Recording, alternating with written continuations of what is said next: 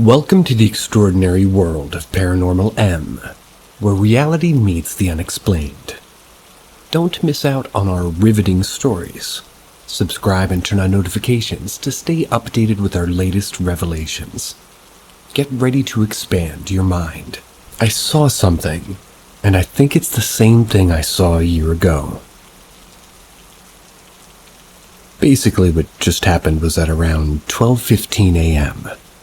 I was in my kitchen, and when I was leaving, I turned off the lights, opened the door, and left. I felt a bit weird, almost like I was being watched, and then I was in my hallway, and I turned up to go up the stairs, and I saw a bright white thing through the window in my front door. Almost like it was glowing white. I ran up the stairs and just went straight into my room. And then just now, about 10 minutes later, I'm hearing music playing. But both my parents are asleep, and I stuck my head out the window, and it was dead of night. It was just totally silent. That's the main story, but the reason why I think it's the same thing I saw a year ago is because back at the time when the first encounter happened, it was the exact same thing. The same bright white thing that I had seen. Only that time it was in the mirror in front of me, and I wasn't. I saw its face, and it was just terrifying. I don't even know how to describe it, but the face is just burned into my memory. A better way to explain it would be as if I was looking at myself in the mirror. But instead of me being there, it was whatever that thing is. There's a bit more to the story, but I don't want this to be longer than it already is. And another reason why I think it's the same thing is that weird being watched feeling I felt in the kitchen is the same feeling I felt at the time right before when I first saw it in the mirror. I don't have experience with the paranormal, like literally the only experience I have is watching a Ghost Hunters on YouTube. I really just don't know what to think about this. Each and every way I've thought about it, what it could have been just hasn't worked out in my head. Let's see if I can turn down the cicadas outside.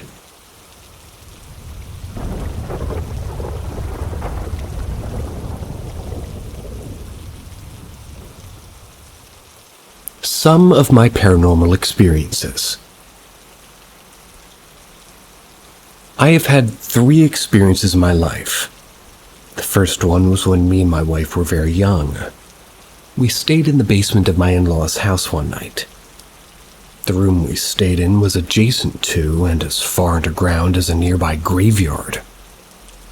I think that it's worth mentioning. We were asleep and alone down there when we were both awoken by a very loud whistle in our bedroom. The door was locked and it was pitch dark. It sounded like it was right in our faces. I turned the light on, checked the room out, and found nothing that could have made that noise. Years later, I was working a second shift, and one night I was driving home on a rural road and I saw a vague image of a man walking. The closer I got, the more vague and wispy the silhouette was. When I got close, it darted in front of my vehicle and I slammed on my brakes, thinking I nearly hit someone. I looked around and saw nothing, so I started driving again. My heart was pounding. My last experience was only a year ago. I'm a bit of a history buff, so I frequently visit historic sites and graveyards as a hobby. I was walking around in a very old graveyard near my house one day, reading the names and dates of the tombstones, and I was reading them in my notebook one day. This graveyard is way out in the woods near the Daniel Boone National Forest. I kneeled down to read a very old weathered headstone when I heard someone talking right beside me. I looked up to see who it was and quickly realized I was alone. It sounded like a deep Appalachian accent, but I didn't understand the words. I wasn't scared because it sounded like somebody was trying to start a conversation with me. I waited a few minutes to see if maybe it was a nearby hiker or something, but no. I was out there, totally by myself.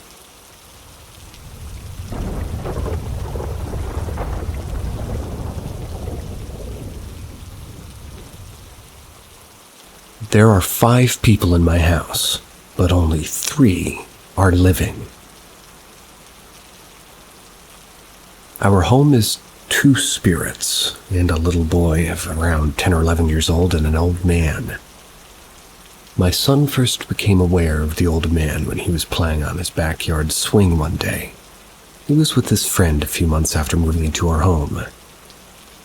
My son and his friend were sitting on the swing together, one of those big saucer ones. His friend got up. My son stayed seated playing with his toy when he felt the weight of somebody sit down on the swing next to him. Thinking it was his friend, he began talking. From across the yard, his friend asked who he was talking to. My son looked up to where his friend stood on the other side of the yard and realized that somebody was still sitting next to him, but he was too afraid to look over all the way. The boys told me this story afterwards, and my son claims that the person next to him was an older man, about his grandfather's age, 65. And looking back on it after that initial shock, he said the man felt friendly. I believe the old man looks out for us. I've had things go missing only for them to end up in odd but helpful places, like someone's moving them for us to help us out later. For example, a necklace I wore for years broke the first night we moved in. Upset because it was sentimental to me, I set it on a living room table, and when I went back for the next day it was gone. I figured it had just got moved by my husband, but he swore he hadn't touched it, and the last place that he saw it was the table. My friend had no idea it was missing at all until I told him. I found that necklace a year later in my bedside table drawer. It was buried under papers and junk. Tonight, I lit a candle. I set my lighter on the dresser. When I went to grab it again a few minutes later, it wasn't there. I spotted it sitting on the en-suite bathroom windowsill, somewhere I hadn't gone in those few minutes. As I turned to grab it, a spider walked across my bedroom carpet between me and the bathroom. But not just any spider, a brown recluse, and it was heading straight for my bed, and I was about to get into it. If I hadn't been looking for the lighter, I wouldn't have seen it. We've had other things disappear and reappear in this manner many times, and I believe it's that old man trying to help us out.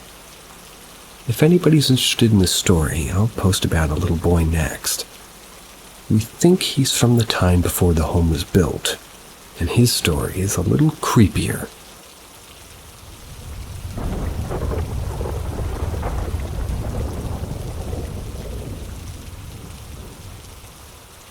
Wingman.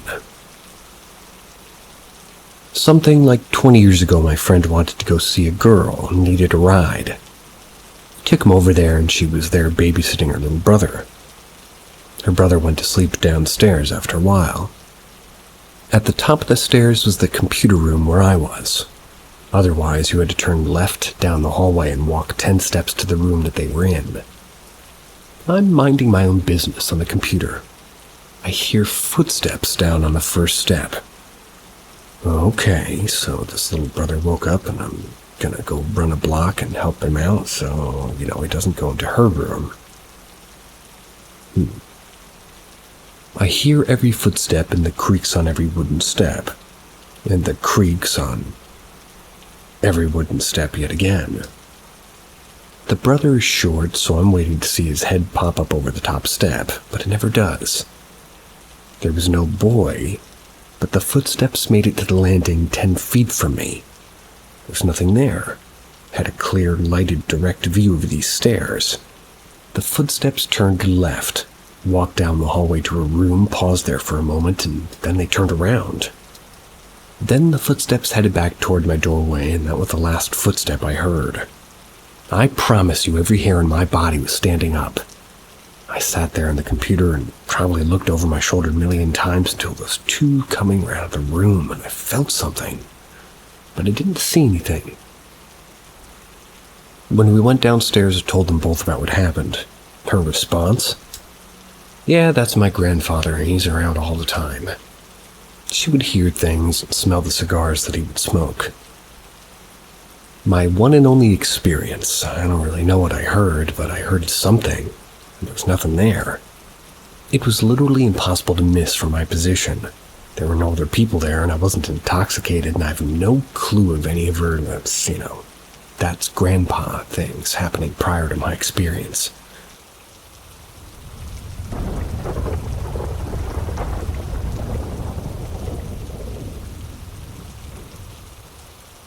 The day I met my papa. I was just a toddler at the time, maybe around 18 months old.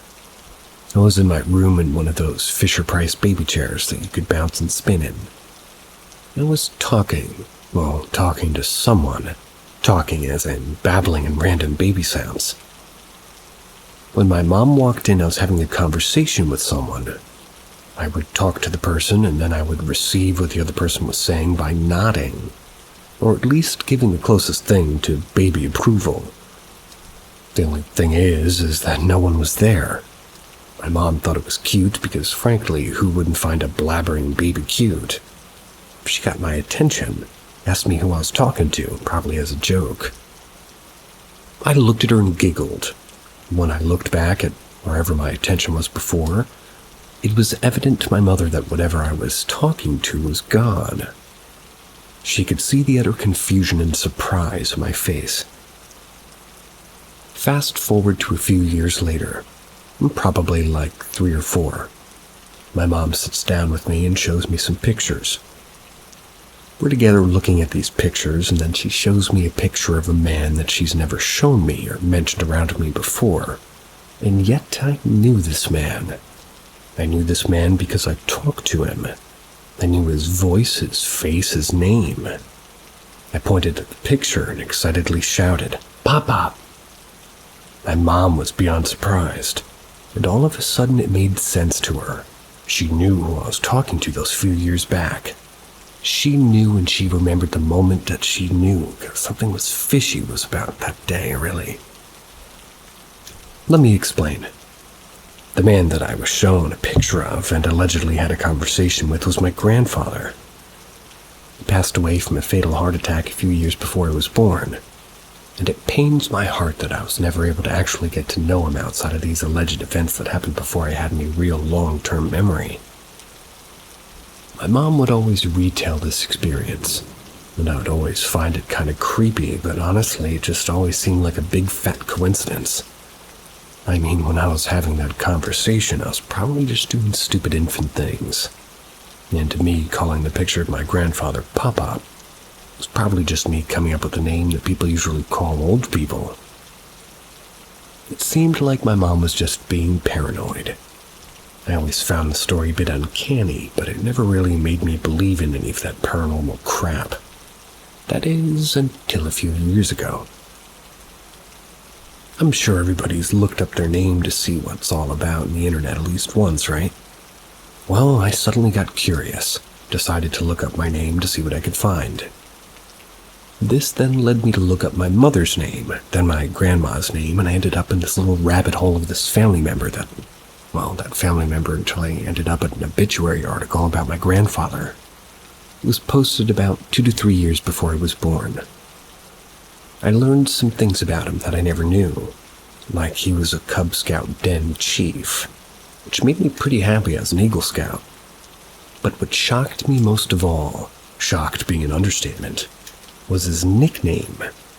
Obviously, I won't reveal my grandfather's name for privacy reasons, but at the top of the article, the first digital print presented his name as first name, Pop Pop, and last name. My mind was blown. His nickname was Pop Pop. I couldn't believe it. All those years ago, me calling my grandfather Pop Pop was not a coincidence. It was his own nickname. And how would I have known that if my mom showing me a picture of him was the first time of me seeing him? This experience frightened me to the core because while you can always watch scary ghost videos on YouTube or listen to scary ghost stories, wink wink, having a personal paranormal experience to where you have no doubt in your mind that the event that you've experienced are 100% true is scarier than any horror movie. While the experience wasn't necessarily scary at all, it was pretty wholesome in a way, because I got to meet my grandfather after all. And the fact that I have personal proof that the paranormal is real kind of scares the crap out of me. I guess we really aren't alone after all.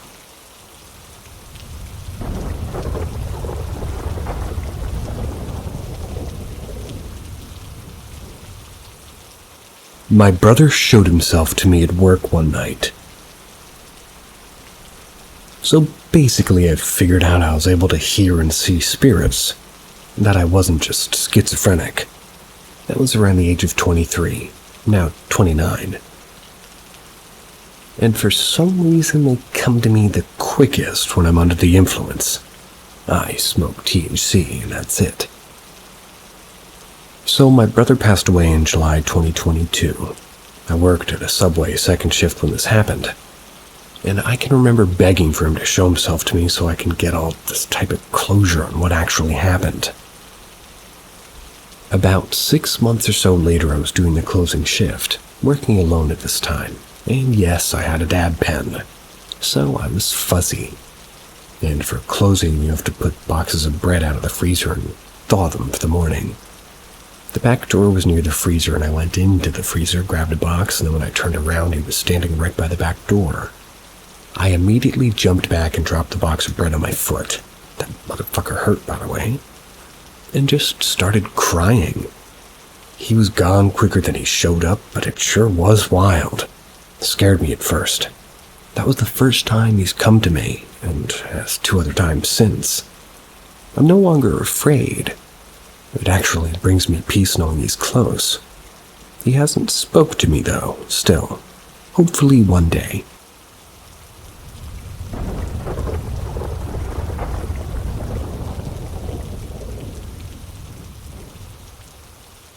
Family ghost.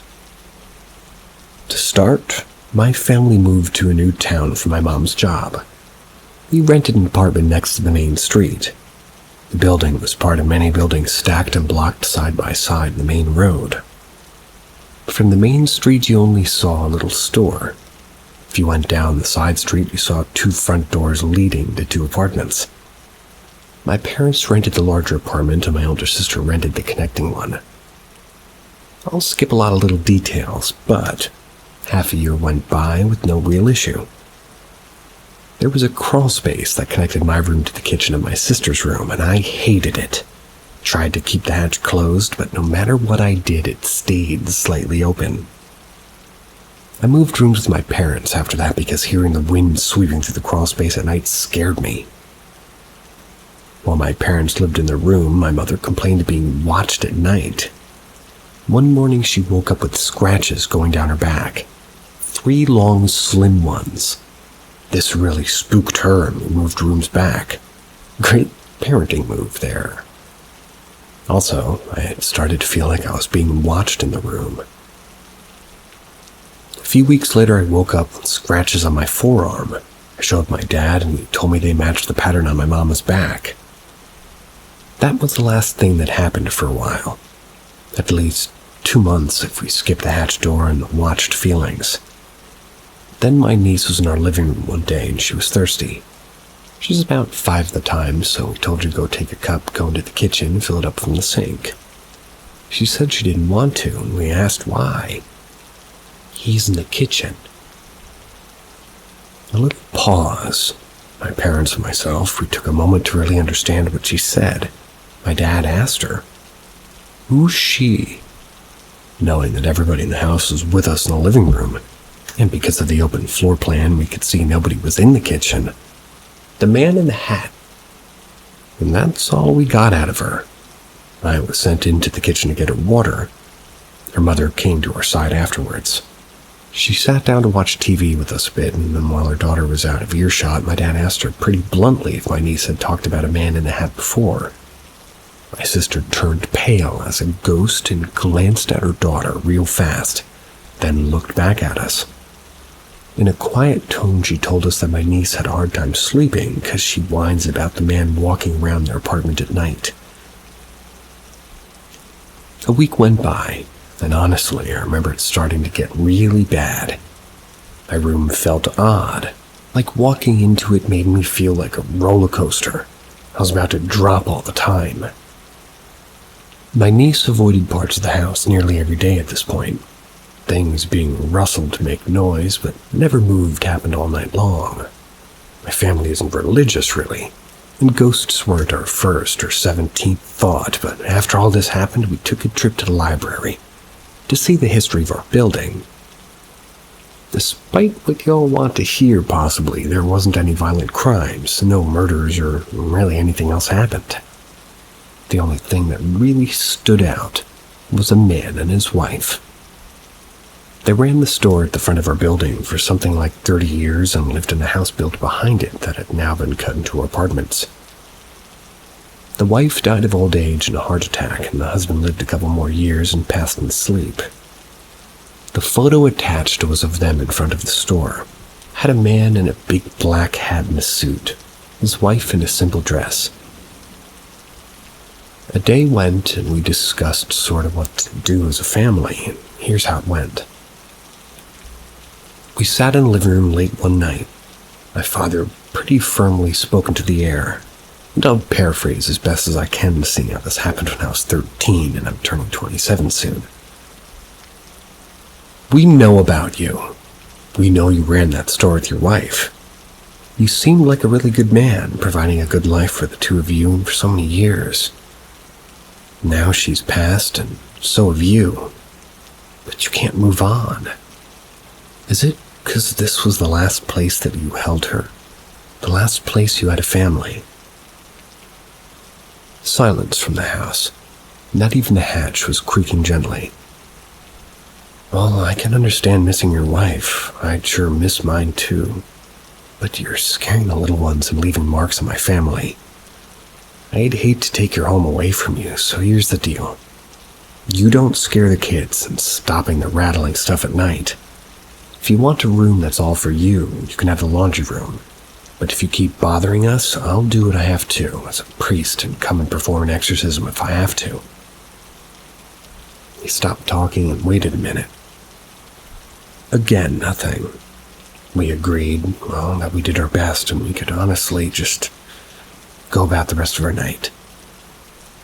That night, the hatch to the crawlspace stayed closed. My room didn't feel weird. Everything felt normal. Which at this point felt weird because we were so used to its presence. It was a week before the next instant, and I was in the laundry room. My dad was watching a show called Fried Tomatoes or something like that. Looked like it was set and filmed in the 50s. And that's when it happened. The pipes in the laundry room rattled. Dad called out, "Did you find that funny?"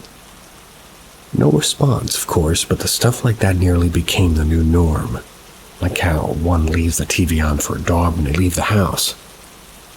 Well, when we left, we'd turn on the free cable channel that only played the old shows. A year went by, and I woke up feeling empty. We sat and had breakfast, and I asked if anybody else felt it. Both my parents agreed that they felt the feeling too, that he was gone. We assumed it was the acceptance of him, that willingness to let him live where his wife lived without having to fight for it, that finally gave him to the peace to just let go. It almost felt then, it does now as I'm writing this, like losing a family member. He'd become such a part of our lives for the worst way for so long, and then as somebody that we grew to care for. Now he was gone. I cried that night thinking of him as I feel like crying now. He was just an old man who missed his wife. He wasn't evil or angry, just alone. I hope he found her. I hope he tells her about us, if he remembers us. Because I remember him and I'll never forget him.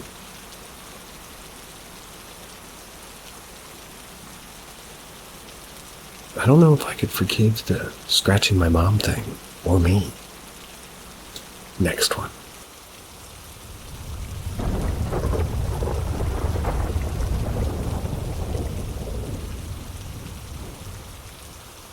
The short man in a trench coat and his tall, lanky friend.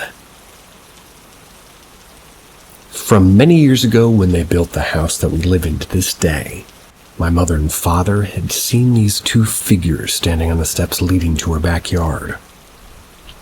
Both times they were home alone when they had seen what could only be described as a very short man in a large brown raincoat or a trench coat. The other man was very tall, but neither can recall what he was wearing. My dad saw him first, but didn't mention it to my mom in fear that it'll scare her.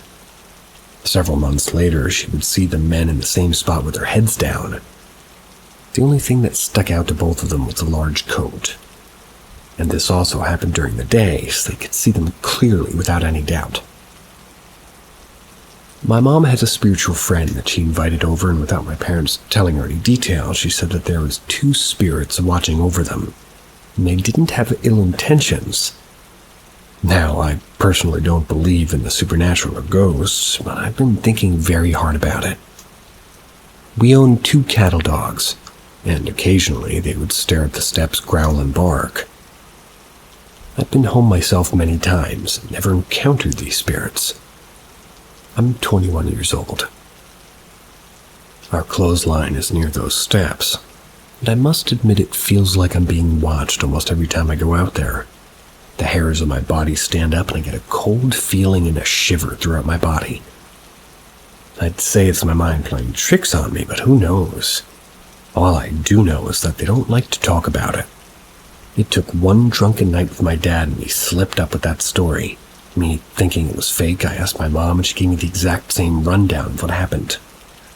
Anyway, just wanted to share my parents' spiritual encounter because I find it extremely unsettling even if the spirits have good intentions.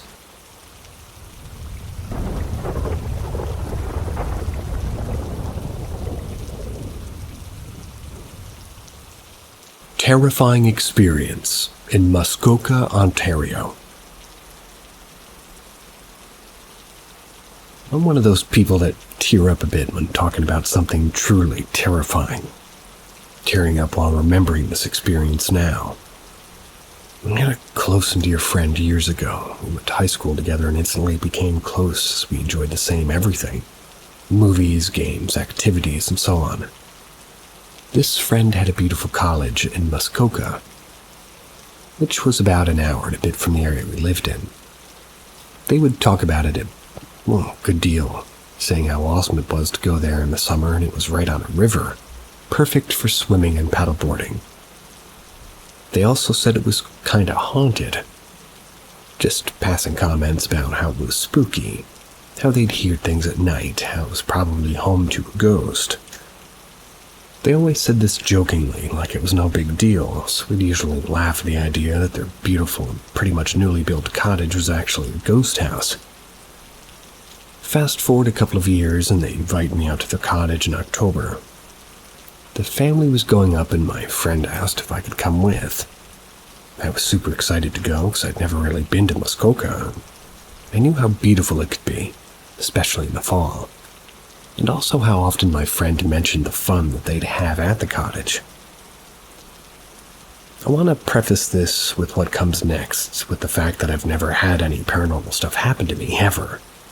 I don't believe in it and I never really have, but I've never been really in a position where I feel like, okay, this is definitely paranormal stuff, until this event. We get to where the cottage is located in the small community called Tycerr. As soon as we enter, I get this weird feeling like a shadow had been cast. It was a beautiful sunny day with good vibes all the way up until we crossed the bridge that led into the community.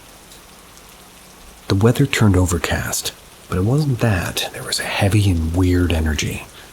We were driving along the riverside for some time. I told my friend about the energy feeling, which they say, "Oh, I know, it's weird, right?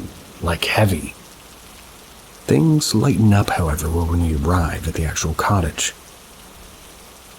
This place is absolutely beautiful. New build, 3 floors, big deck on the second floor, tons of windows that went floor to ceiling. It overlooked the river and it had a forest trail at the back. The trail was way too thick with brush and wood to even try navigating, so we spent a lot of our time out by the water on the big deck chilling. We'd drive into the nearest town, Bracebridge. It was for some outings at night, excuse me, and we dedicated our time to beating the Call of Duty War era campaign, split screen. It was an absolute blast. We went for a long day walk, too. Saw some of the interesting points of Matthiasville. A big dam, and beyond that, a strange and small graveyard that was situated on a slight hill at the very tip end of the community. All the graves were old, and some of them were unmarked. Others you couldn't even really make out what really the stones had written on them. It was eerie, but nothing out of the ordinary happened for the first 2 nights we spent there. On the third and last night, the dad had to head home early for some work stuff, so it was just my friend, their mom, and myself hanging out for the night. The mom was sleeping in the loft way up on the 3rd floor, and we made the basement floor our home for the weekend. We decided to watch a movie and eat snacks. But when that was finished, I suggested that we go out for a night walk. Since it was a clear night, big moon out, and I was a bit of a night owl. I'd loved going for night strolls, plus we hadn't really been out and about after dark, and the place was pretty beautiful at night, too. My friend was really against this. They said the place was spooky enough during the day, let alone at night. I managed to convince them, and out we went. We were walking along the road that went along the river, towards the dam and the end part of the community where the graveyard was. We made it about a quarter of the way when my friends stopped dead in their tracks. I looked back to see what was up, and they were just standing there. They looked defensive. I asked what was up, and they said, "We need to go back, like right now. This feels weird, and I don't like it at all." I asked if they were scared, like if they heard an animal or something. As soon as I asked that, we heard a deep and loud cracking and snapping of wood in the dense forest above us. It was on a rocky ridge that was beside the road opposite side of the river. I looked up to where we had heard it, and it felt like everything hushed. Crickets and all nighttime sounds seemed to have just stopped. My friend quietly said my name. I looked back at them, and then suddenly the bushes and shrubs underneath the river on the ridge side of the road exposed, as if something huge jumped in them and thrashed around. This made us bold, and I remember just saying, "Run," as I followed behind my friend. We ran non-stop straight to the basement door of the cottage. We got there in minutes, but it felt like seconds. We ran straight into the basement bedroom and both hopped into the bed. I remember saying it was likely a coyote or raccoon or something. As soon as I had said those words, a creaking started forming from above us in the living area, the 1st floor. The creaking soon turned into slow, heavy footsteps back and forth, and loud, as if somebody was wearing work boots or something. I remember my friend through tears saying, "Does that sound like a coyote to you?" I can't even describe the absolute feeling of dread that washed over me, like there's something up there taunting us. We lay in complete silence for what felt like hours. Got into the bed at around 3 a.m. after our walk, which turned into a run, and the footsteps didn't stop for an hour or so. I remember finally falling asleep at 6 a.m. When we woke up, the first thing we did, of course, was ask the mom if she had been awake last night around 3. She wasn't. She hadn't even gotten up once to use the bathroom, she said. Even if she did, we would have heard a door open and then the footsteps down the loft stairs. Everything was open concept on the 1st floor, so it was easy to hear things going on. We packed up and left. My friend's parents sold the cottage a couple years later. I don't think any of them went back once after that weekend. I was curious about the area afterwards, so I did some Googling. Learned that there was once a sawmill or something like that, and a tragic accident happened. I believe the owner's son drowned or had a bad accident in the mill. Something tragic like that. I want to say that, could be a factor here, but really who knows? All I know is that night I heard heavy, clear, and loud footsteps pacing around above us on the 1st floor.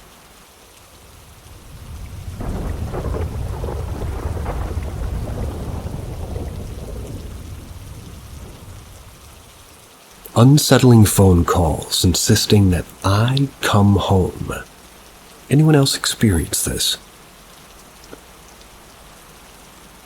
When I first got my new phone number, I started receiving calls asking for Adam. Since that's my name, but I don't know them, I figured they must be looking for some other Adam. I told them that they had the wrong number and I hung up. These calls continued intermittently, and each time the caller insisted that I needed to come home because everybody was upset and they knew it was me. I would respond, "I am Adam, but you have the wrong number. I just got this number." Then I would hang up. And here's where it gets creepy. I have a distinctive voice. It's not particularly odd, but it's unique enough that you'd recognize it if you knew me. Despite that, these callers seemed to recognize my voice and were adamant that I come home, repeatedly assuring me that everything was fine and I just needed to come home. I've always been the kind of person who moves around a lot. I used to ride the bus frequently, travel all around the US, and visit various places. This made the calls even more unsettling somehow, because I left my family at 16. I've been in touch with a few of them since then, and they said that they never really called me. Unfortunately, I didn't save any of the numbers, messages, or call logs because at the time I didn't think much of it. But as I've gotten older, I've started to think back on it and realizing just how weird the whole situation was. I started wishing that I had asked them to meet me somewhere, tell me where to go, and instead I just ignored it all. How did they recognize my voice, and how did they know my first name? Why were they so insistent that I come home? It's been bothering me more and more as I think about all the strange aspects of those calls.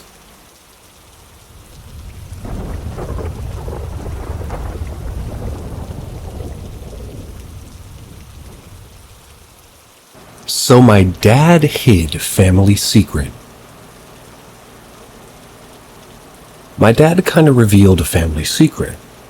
His health is deteriorating before my eyes, and I'm seeing his once strong and wide physique shrink, and him becoming frail. It hurts to see. He sat down in his chair and said he thought he was having a stroke. He kept talking to himself, talking about death, about how he wasn't afraid to die and how he was practically dueling death before my eyes. He said, "You don't scare me, you son of a bitch," to open air in front of us. We were none the wiser about what was happening. He then said something I'd never thought he would say. He said that he felt euphoric. He started talking about altered states and how sometimes when he was doing his work as a doctor, he would go into these states. Then he felt things. He tried to tell my mom, but she just didn't understand. She was completely speechless. It was like she was too afraid to talk. All this was just terrifying her. But I was right there with him the entire time. He asked my brother if he had any intellectual interests. My brother replied that he liked video games. My dad cursed under his breath, disappointed. Then my mom said, "Ask her." My father never really looks at me. We never talk, and he turned to look at me and I told him that I understood. Relief washed over his face. We talked about individuation, Jung versus Freud. We talked about quantum physics and the physical world versus the spiritual world. It felt like he'd heard me for the first time in my entire life, and I heard him. Politically, we're very different. He's a Southern conservative man raised Baptist, turned Catholic, and his dedication to Jesus and politics take a turn to the fanatical at times, and it's caused a lot of arguments with him and my mom, bad ones, almost physical. He was an alcoholic, which, especially when I was small, that left me deeply traumatized. I thought he would kill us. I thought he would kill everyone. His hulking physique and alcohol were a lethal pairing. He even admitted to hiring someone to kill his ex-girlfriend when he was drunk, but thank God it fell through. So there's a lot between us. I feel like we had no understanding of each other whatsoever. We lived in different planets, different universes even. Parallel, but never truly touching. Never once seeing. This was probably the first proper conversation I've had with him in years. We go weeks without saying a word or even looking up when we enter the room, nothing.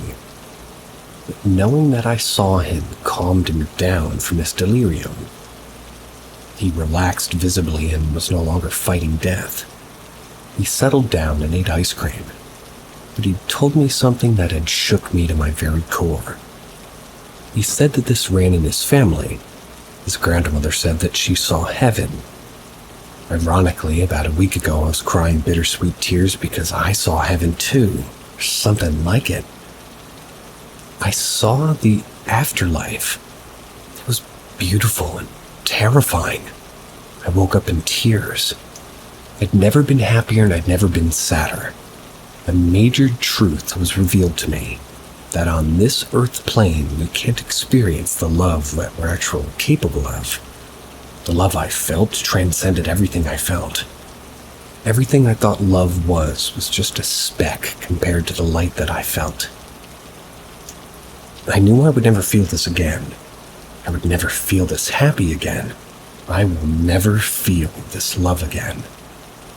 And maybe if we remembered, we could feel it. That hit me hard. My entire life I thought I was the freak in the family, that I was alone, that no one could possibly feel what I felt. Especially within my own family, they'd never understand me. So that door was blown wide open for me. It was living under my nose the entire time. The entire time there were two mystics under one house and we were too afraid to see it in one another. Too stubborn, too stuck in old stories.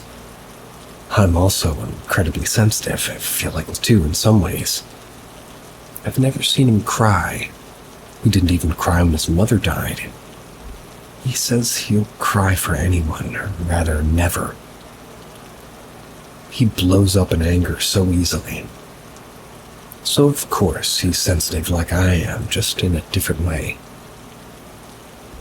I'm also on the autism spectrum, so that adds another layer of alienation. I just know that my dad is autistic too. That day I shoved it all beneath me. My mother was terrified. She was looking to me for answers. Is he crazy? She asked. No, I answered honestly. He wasn't crazy, because if he was crazy, then I was crazy. But I know what I feel is real. She kind of brushed it off and called him schizophrenic, and it hurt. But I pushed it down anyway. The next day I woke up terrified. I didn't know why. I just felt so anxious. I tried breathing exercises, everything, but the sense of dread was still there. I'd seen my father around all my life, miserable, angry, and getting sick. If that's what hiding your radiance and gifts does to you, then I don't want it. I don't want to die when I barely turned 60. I don't want to gray and limp and fall in the bathroom, busting my head open and then doing nothing about it. It was like he was letting himself die. He wanted to. He said he wanted to. I saw a part of me in that. The part that was scared, that felt judged, that hid. That felt like such a weirdo. Watching my dad made me realize that it would slowly kill me like a slow-acting venom. I was seeing it before my eyes. He didn't have anybody to understand him all these years. Probably in his home life too, and look what it had done. He was a big angry man hiding gifts in altered states and possibly even God inside of him, and so was I. We were both hiding. I couldn't live like that. I went to the bathroom and cried by myself for a while, and no one knew. I didn't know what to do with this information, and I still don't. But it's there, the story's there, and it's a bittersweet story. I don't know what I'm going to do with these gifts, and I hope I can make us proud one day. I'll put my money on it.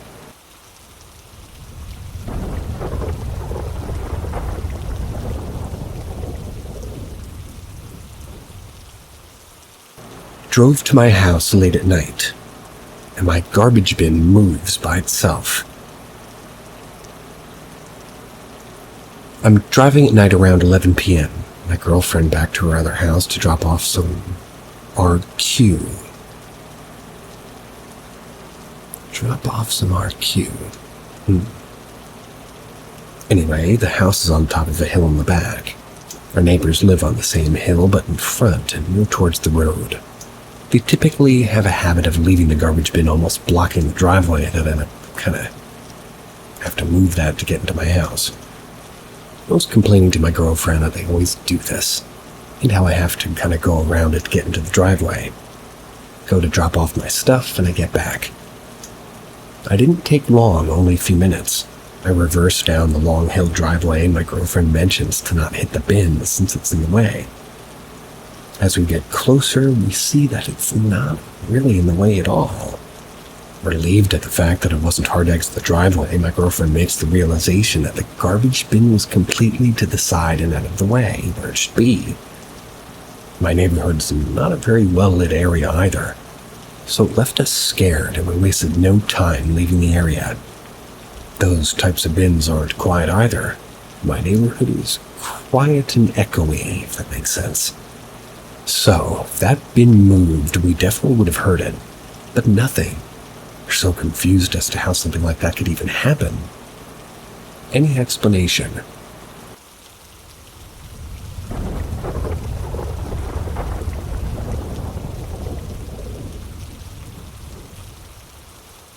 My ghost encounters at my grandma's house. So my first stories when I was really, really little, and I don't really remember this, but I was playing in the backyard when I said, "Look, it's my uncle." My grandparents and mother who were with me at the time were obviously quite confused and said, "What does he look like?" I assumed this was out of pure curiosity since nobody was there. Well, I wound up saying, "Well, he can walk normal," which my uncle has committed suicide before this incident, and he had something wrong with his foot. It made it hard to walk. Sorry if this one is bad, I don't remember the specific details. My second story is when I was 8. I was talking to my grandma about something I don't really remember, and I followed her out onto the porch to keep her talking to her, and I sit down and I hear a whisper in my ear that said, "Mary." I was young, so I obviously got freaked out and paranoid, and I started crying.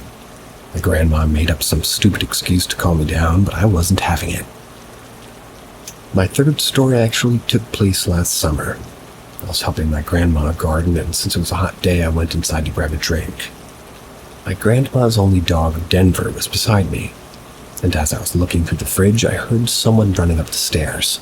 I was freaked out and quickly went outside, not really saying a word because I was so freaked out. And this year I started to become very interested in the paranormal, so I downloaded some app called GhostTube. I started talking, and one of the first things I said was, "Where are you?" A minute later it said, "Over here in the dark," which I'm assuming was the stairs since every light was turned on except the lights for the stairs.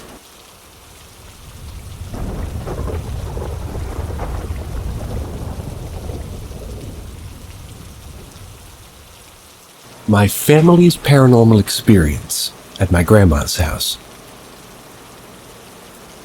None of these stories come from me, but my other family. I'm going to start off with my dad's. There isn't much to this story, but when he lived at my grandma's house for a little bit, he claimed to hear footsteps upstairs sometimes. Same with my mom when she stayed there before. This next story comes from my grandpa. He told me about 11 years ago when he went up to bed before my grandma, he laid down on the bed, and after a few minutes he felt someone get in bed with him. He said to my grandma, "You finally came up?" No response. He said he was too scared to turn around. He claimed he also heard no breathing and felt nothing after. About 5 months ago, I was screwing around with the ghost app, got some responses, and I left. My grandpa went to bed, and the same thing happened to him. He thinks I awakened the spirit because, keep in mind, last time that happened, it was 11 years ago.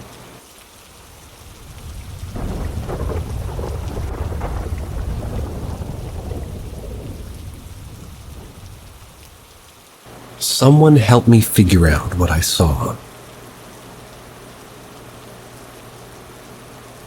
11 years ago, I was living in my grandmother's big house in the middle of the woods. It's in Ohio, where my grandmother had passed away a year prior to the incident I'm about to explain. It was just me and my dad now living there. My dad lived in the upstairs portion of the house. I lived in the downstairs part, which was essentially its own apartment. One late May evening around 8:20 p.m., it was raining, and just after dusk there was light still in the clouds as the sun had already set.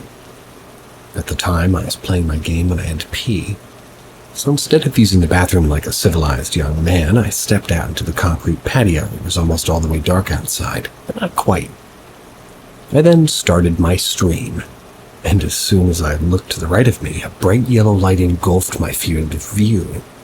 It was like a cop shining his flashlight in my face, but it was a deep yellow instead of a bright white.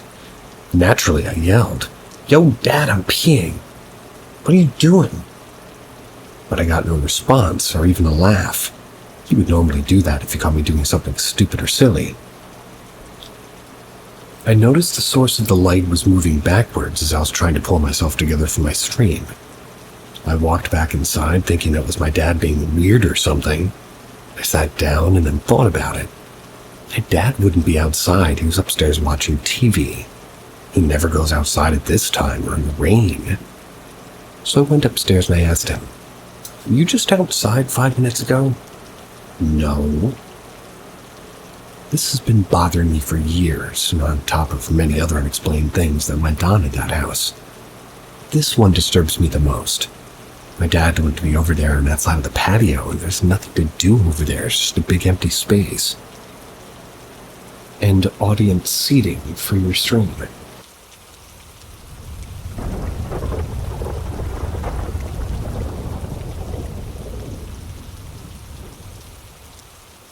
Banshee Skinwalker Hybrid. Camping in the woods off the AT. Pogo Memorial Campground. The minute I laid down in my tent after hiking all day, an elk bugle rang out. Thought, that's odd, elk don't live around here. And that's when the sound changed. It started becoming louder, like a lot louder. It also turned more human sounding, like a woman. It was a full-on scream. Then it changed again. Went from a banshee scream to a low, guttural demon sound. This would have been enough to make me feel pretty scared, but it didn't stop. It kept changing from a high-pitched, shrill scream to a low, guttural roar and back over and over again for at least 10 seconds. I would have panicked and left if it didn't just get done hiking for like 12 or so miles with heavy bag. I would have had to hike another 6 or so miles to get to the car. I also had a friend with me, so I had a shred of sanity left. We just sat there in the dark after it ended, and we were just stunned. We decided to stay, chalked up to an elk fighting a bobcat or something. I still think the scream was way too human and otherworldly sounding. It was too loud to make any sense, and we would have at least heard the brush moving around and the animals making some shuffling noises before and after the scream. But nope, it was dead quiet. There's more details that add to the eeriness. Hikers arrived a few minutes later, shined their lights directly at my tent for an uncomfortable amount of time. I was staring directly at the light through my tent vents, and they weren't doing anything. They were just standing there, the light unwavering at my tent and face. Last detail is that the area is close to a burned-down hotel owned by an Irish woman. The whole family perished. I will say I never believed in paranormal stuff until that night. I think it was a Banshee Skinwalker hybrid. I try to bring the story up with my friend, but he's always just changing the subject.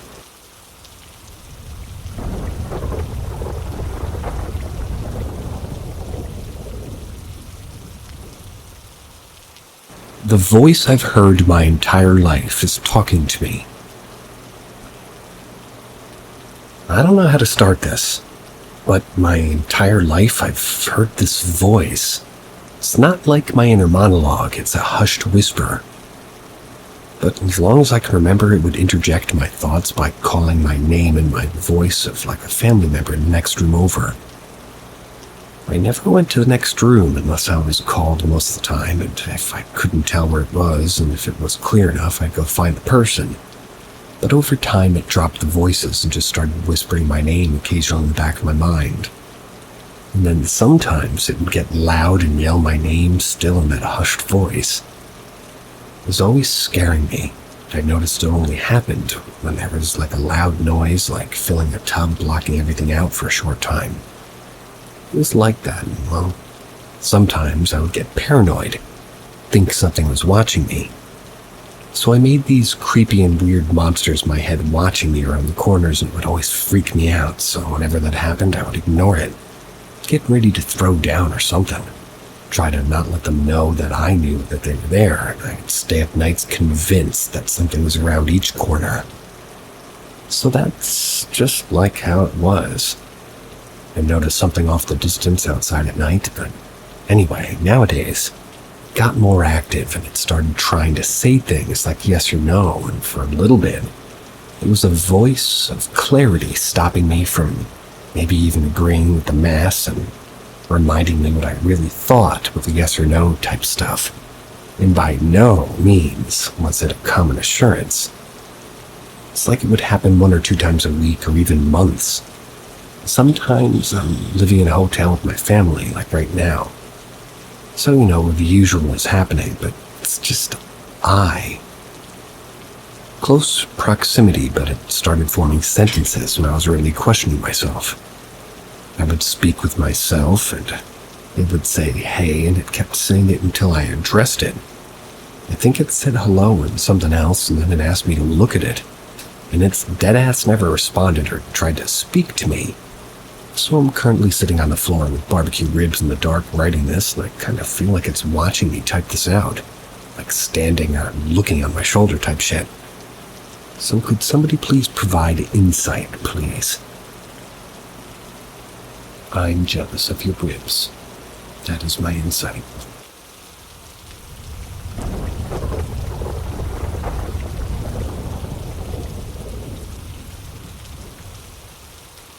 A number changed right in front of my eyes. This story happened when I was around 10 or 13 years old. I don't remember exactly how old I was. 24 years old now. It was so weird that it stuck with me. I was sitting on a train station with my mom. We were waiting for a train. Nothing unusual. I was reading. I loved H2O, just to add water when I was little. A magazine about H2O, or one that had information about H2O. Is that something that's not water? Somebody tell me in the comments what they mean by that. If it's just water, this is weird. Water magazine. I remember reading about how long their tail was. This is getting weirder. It was about 16 centimeters long. Then I gave that magazine to my mom. She read it, gave it back to me, and then this is where it gets weird. That number, the length of their tail, changed in front of my eyes. Now it was 14 centimeters long. I literally saw it change in front of my eyes. The original number was there, then it got blurry, and then it was a smaller number. I asked my mom because she looked at it literally seconds before where the number was, and she said it was 16 centimeters. The original number. I showed her that now it was different. She also thought it said 16, and it was 11 or 14 years ago. I don't even remember what I ate on breakfast a few days ago. Why would I remember a specific number that I saw that long ago? The only reason why I remember it is because of that weird situation with the number changing in front of my eyes. I only told one person about it, other than my mom, and of course he looked like he didn't believe me and just didn't even say anything. Just changed the topic. I mentioned it when we were very close to that train station. I don't care if you don't believe me. I know what I saw. I just wonder if any of you had similar experiences. I also don't believe in the simulation theory, but that was weird. What magazine were you reading? And what has a 16 or 14 centimeter tail? Driving me nuts.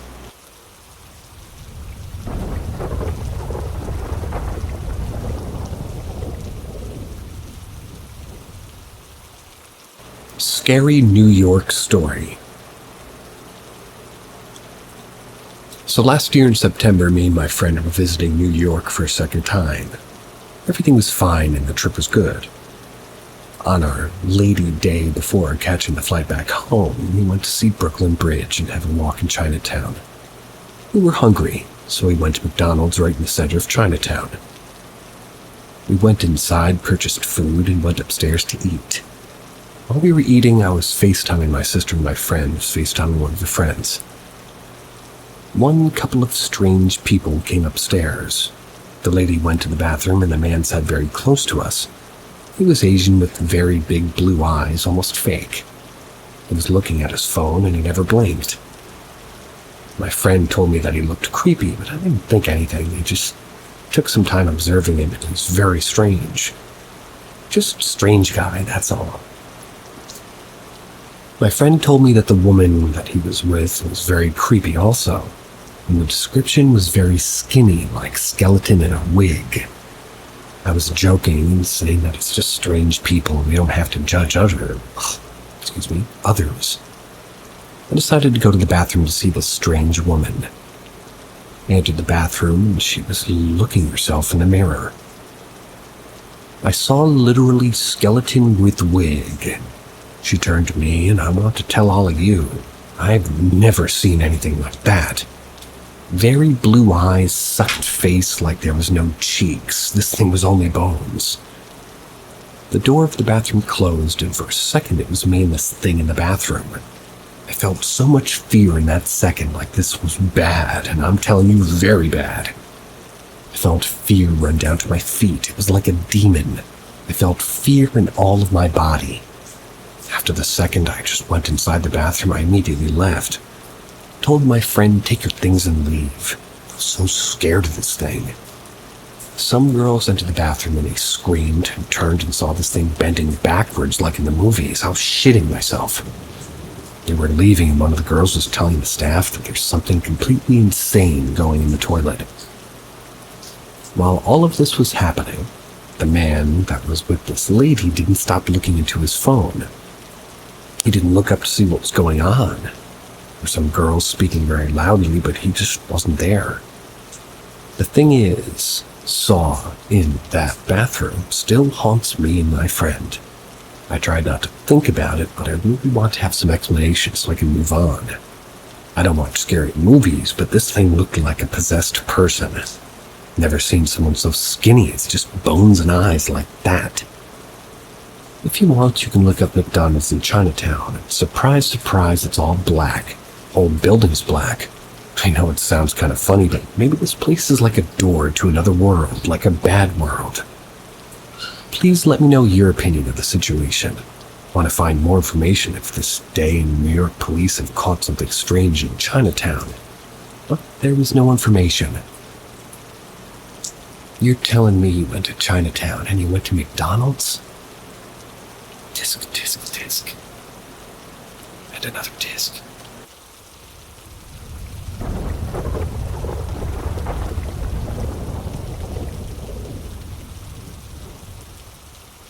Wendigo encounter. When I was younger, around 13 or so, me and my older brother, who at the time were 16, were walking home from kind of a youth center, where basically you do a bunch of activities. This was in October or so. It was around 10 p.m. And since the youth center wasn't far away from home, we decided to just walk instead of catching the bus. If we were to catch the bus, we would have to wait for about an hour. We live kind of far away from the city on a farm with 3 to 4 neighbors. So to get home, we have to walk on a big road, but since it's pretty late, we figured no cars would be out. This night, we had like a horror night at the youth center. Basically, we played horror games and watched scary movies. Skip the boring shit. When we were at the bus stop outside our farm, around 200 meters or so from our house, we heard footsteps. Mind you, this bus stop is surrounded by fields where during the fall they grow corn. My brother stopped and turned around. I noticed he stopped walking, so I turned around to ask him where he'd stopped. I looked at my brother, who was standing completely still with his back against me.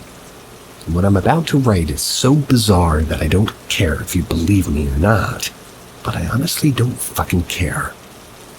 Look over my brother's shoulder, and what I see still horrifies me to this day.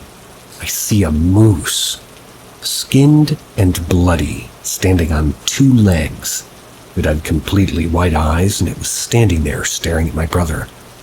I can't hear my brother whispering a name, and I just tell him to run around at his command, and I didn't say anything. I just stood there. I was horrified and paralyzed from fear. I don't remember what my brother said, but we all just turned around, grabbed my arm, and started running. I've never run that fast in my entire life. Never seen my brother that scared either. We ran all the way back home, and all the time I could hear quick footsteps behind us. But I knew better than to look back. When we got home, my brother was crying, and he was crying hysterically, and he told my mom what had happened. At that time, me and my brother shared a room. My bed was at the window while his closer to the door. We didn't sleep that much that night, and there's 2 reasons. Reason 1, we had seen a fucking moose standing on 2 legs chasing us. Number 2, that whole night we could hear scratching on the wall to our bedroom from outside, and footsteps as if a dog was running around. Our neighbors don't have any animals. We live on the 2nd floor. To this day, my brother has never been willing to talk about what happened that night. Nothing scarier than a moose. See ya.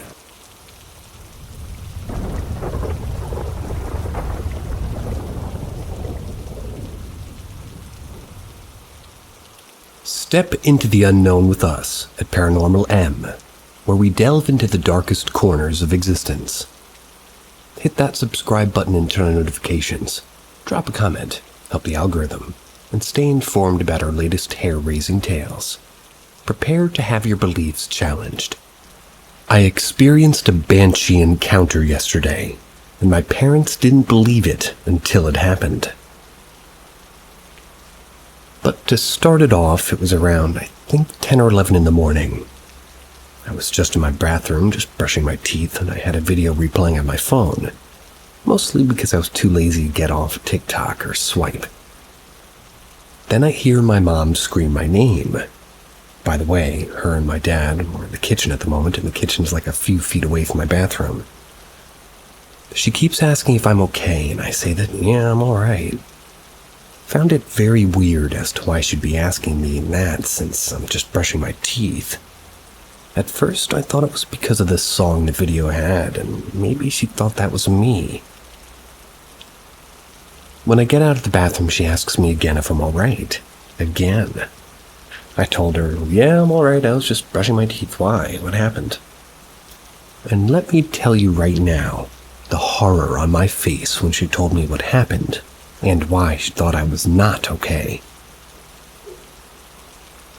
She told me that she heard my exact voice screaming.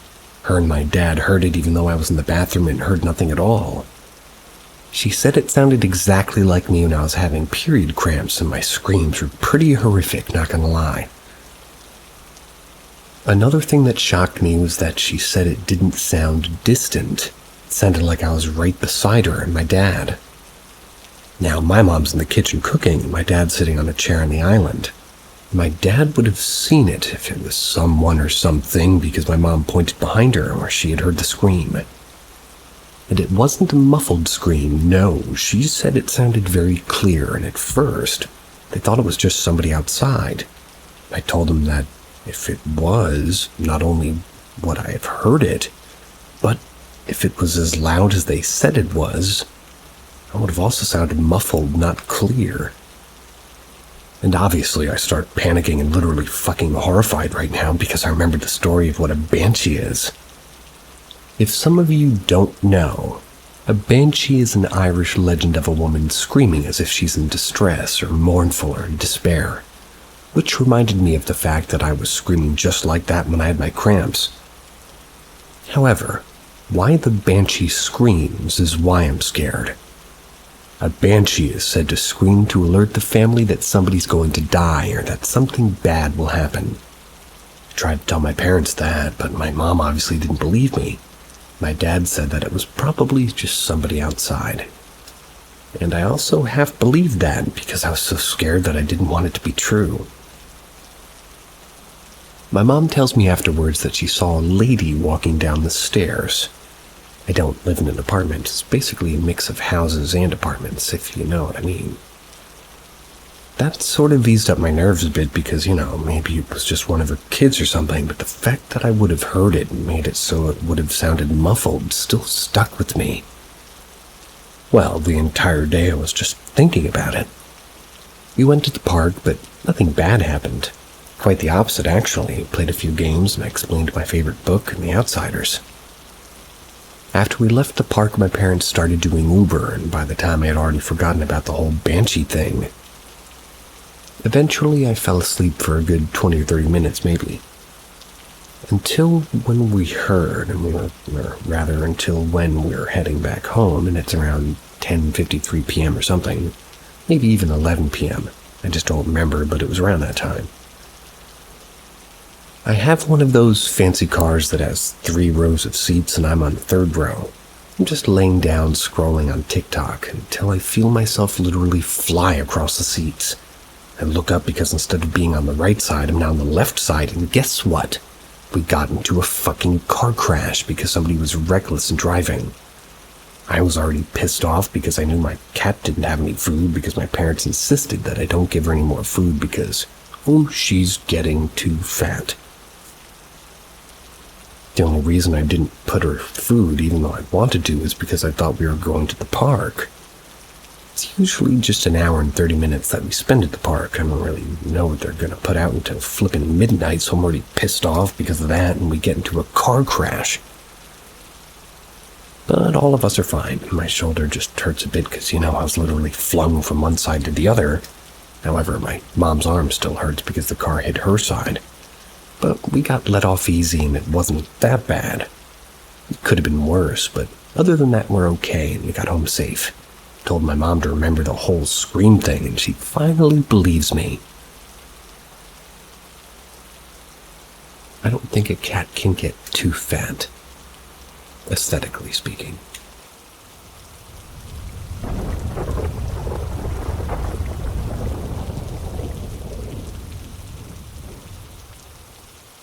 German Roadrunner encounter.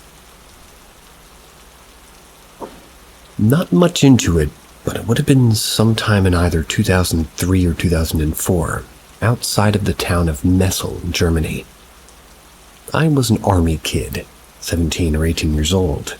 My parents were stationed nearby in Darmstadt, but we live off-post. There were a couple of other American kids I went to high school with who also lived in this town, and this story involved me and one of those other kids, a friend I'll just call Jimmy. The town had maybe 3 wooded roads you drive to get into it. It's also like a World Heritage Site because dinosaur bones were found in the area a while back. Jimmy had a car and a license to drive in Germany. Most American kids don't, and drove us everywhere. It was raining heavily late at night as we drive through the winding wooded road back home from being out doing whatever. No drugs, no alcohol. This road isn't a residential area. It has no development whatsoever. Just miles and miles of pine woods leading into town. Out of nowhere, this white figure darted out of the woods from the right side passenger side of the car, ran right in front of the car to the other side of the woods, then it was gone. I would say the hood of the car was maybe 5 feet from it. This thing was not a solid object. It was sort of opaque and foggy and left streaks behind it, something like you'd see in a cartoon when something's supposed to be running really fast. Electric streaks. This whole thing lasted maybe 2 seconds before it vanished into the other side of the dark woods. It felt like looking into a foggy mirror. Yet this entire thing struck me as moving with the movement of a running human, not drifting or floating, or running. Maybe 6 feet off the ground. It's so bizarre to try to explain it, as it didn't quite have the full form of a person, yet it was moving with purpose to the other side of the woods.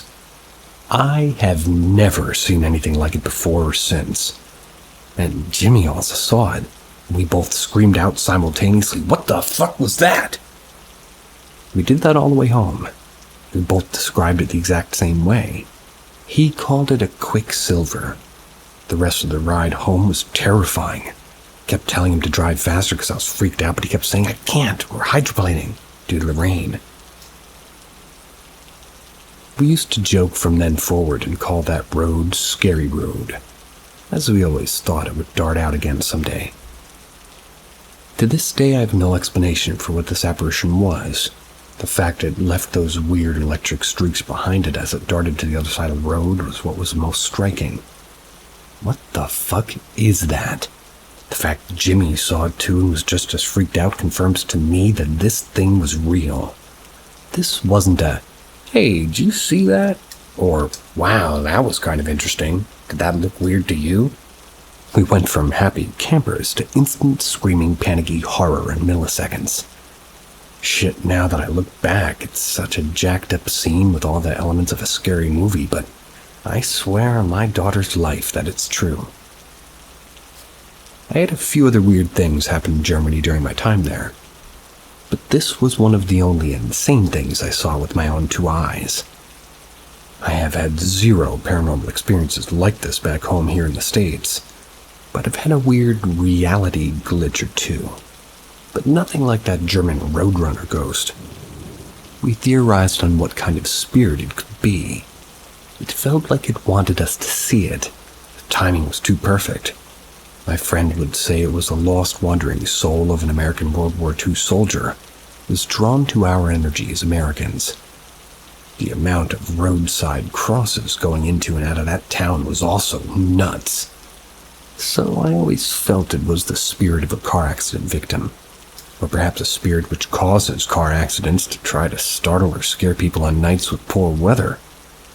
Scary to consider if we had swerved violently and hit a tree. This was a quiet, tame little back road like traffic, not a highway or an autobahn speed. Never understood how so many deaths occurred leading out of that town.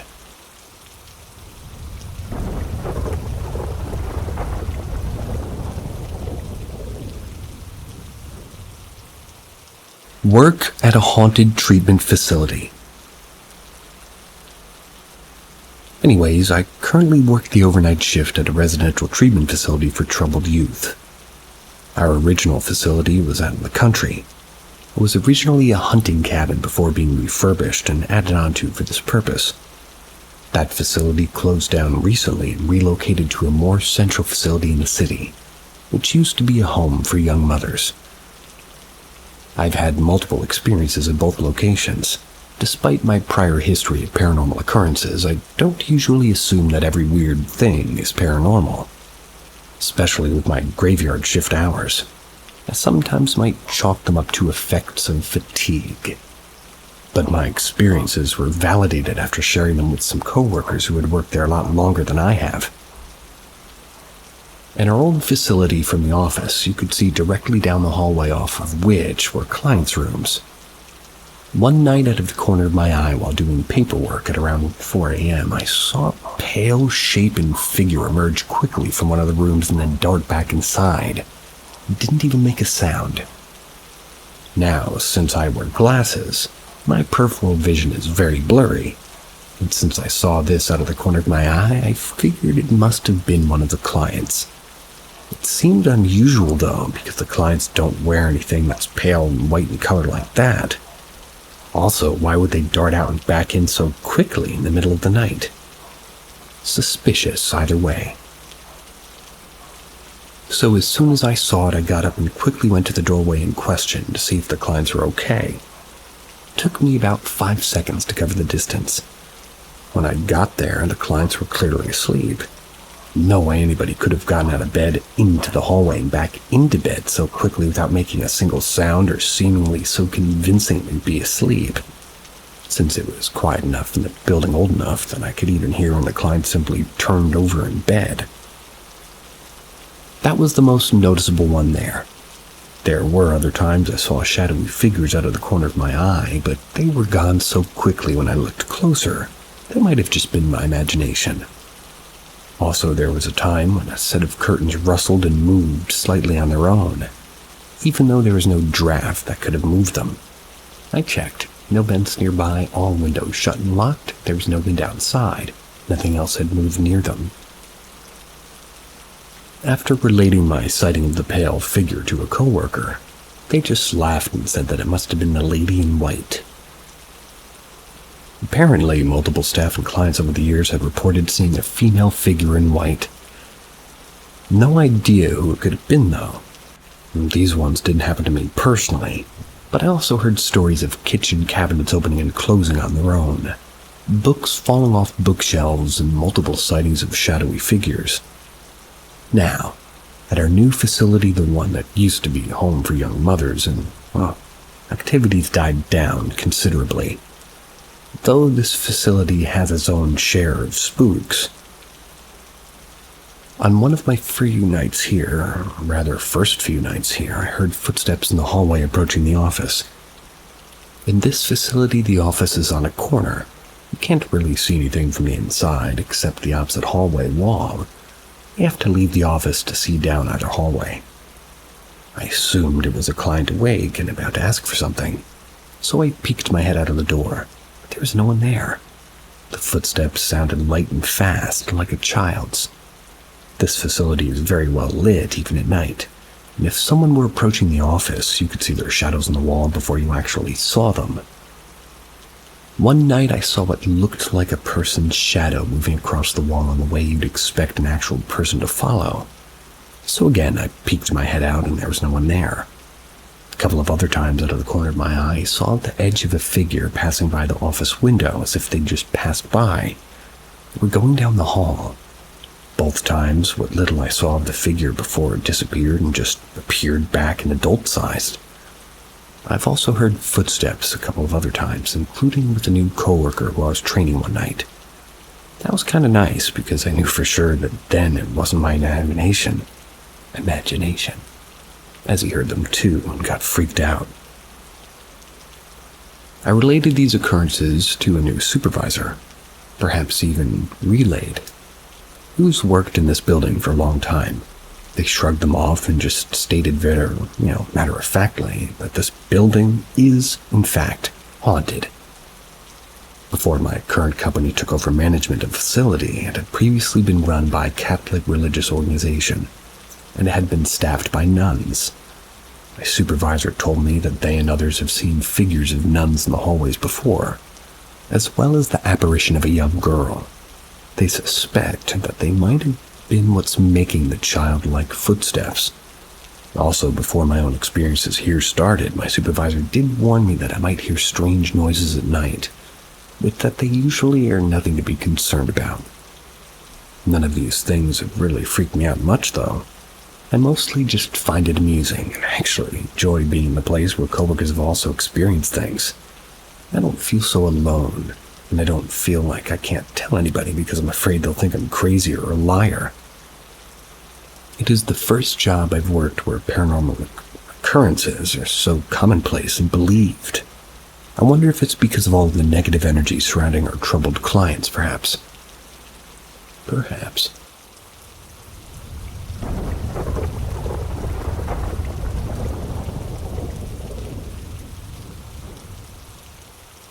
That old man I met in the woods. A few days ago I was listening to some music. I decided to check out Daft Punk's new album. Then I checked out some older albums. I just got stuck on one song and it made me feel so weird. It's like I just got things stuck in my head. Memories of my childhood floating in my mind. It was the track One More Time. I've heard it a lot of times before, but it just didn't have the effect it had on me when I heard it now.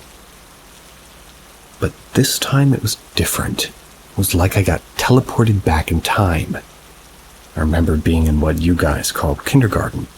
I don't know if it's really the same thing here in Sweden. And I was like 6 or 7. That song was on a radio, and I was on a swing outside listening to the song and thinking how cool it was. Got off the swing and went over to one of the adults and told them that I really liked that song, and how it made me think of space and how it made me want to dance. The lady I was telling this to looked at me. She smiled and she said that it was her favorite song. I took a seat on a bench next to the radio, which was standing on the ground just outside the wide-open door. The lady took a seat next to me. We just sat there listening to the song and watching the other kids playing in the sandbox like 10 meters away from us, kids swinging in the swing next to it. The kindergarten was a long rectangular building with a big forest behind it, and a whole playground was sort of situated in front of this. The whole playground and sides of the house were fenced off, so the kids wouldn't wander off in the streets in front of it. But the stupid shit was that the whole backside wasn't fenced, so every little kid could wander off into the forest. But the forest was strictly off limits, so there was always an adult watching over us if we were ever out back. But whenever I got a chance, I went out there just to piss him off. As we were sitting there, I see a man coming over to the fence and lean against it. Well, I saw his face and I got really confused. I had not seen that man before, but he looked really familiar. He was watching the kids play. Then he slowly looked around the whole place with a kind of comfortable smile, like he felt really good about something. The lady said something to me, but I don't remember what exactly it was that she said. Then she looked at me and saw that I was staring at him. "Is that your daddy?" I said no. She really thought it must have been my dad, so she got up and walked up to my teacher. I followed her. She asked her if my dad was going to pick me up early, and she said that my mom was going to pick me up when she got off work. "Then who is that?" Pointed at the spot where he was standing, but he was gone. I don't know why, but she got really upset about it, asking if I was sure that he wasn't my dad. She explained to the others about it, and she asked me tons of questions about it and if I saw him walk away or anything. Then it just gets black. Then the other memory. It must have been like a day or something after the first memory, but I can't really remember. I was in the kindergarten playing with Lego and some other kids were there. I saw some of the teachers get into another room, like an office, so I decided to sneak out. I ran out, but I closed the door gently while shushing the other kids so they didn't tell. I ran out back and ran into the forest. There was a steep hill just when you got in there, so I started climbing up.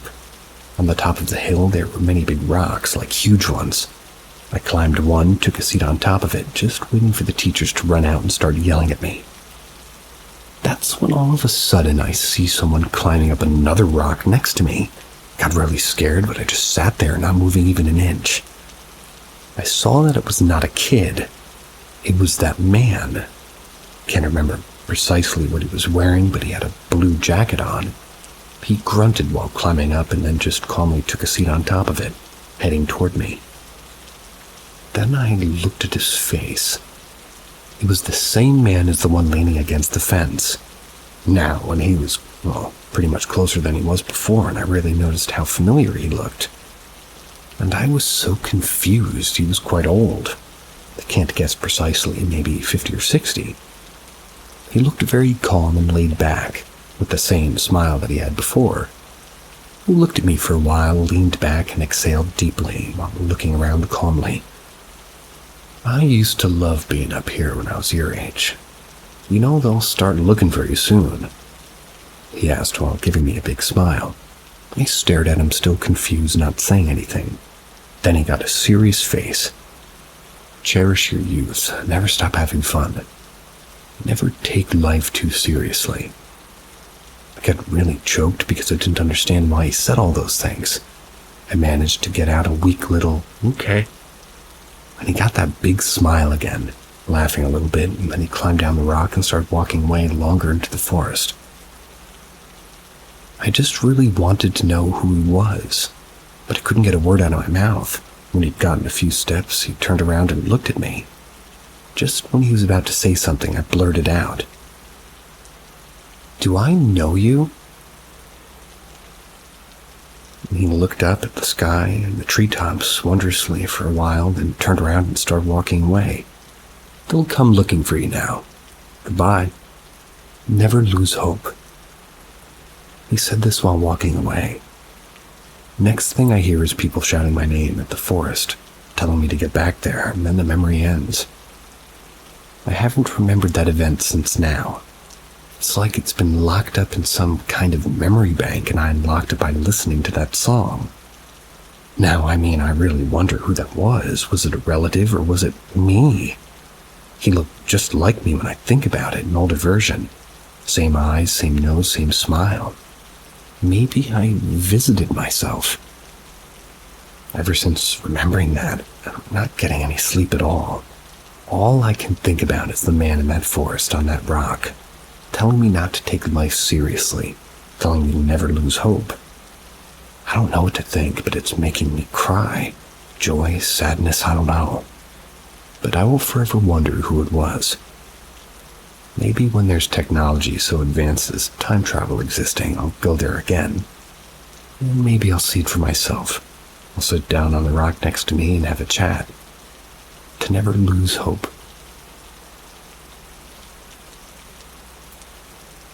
That was a better story.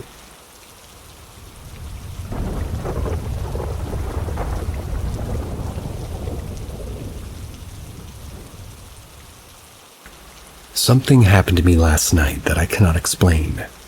Some unknown force commanded me to write, and it honestly scares me. So a little bit of backstory. I'm a regular guy in my late 20s from Europe.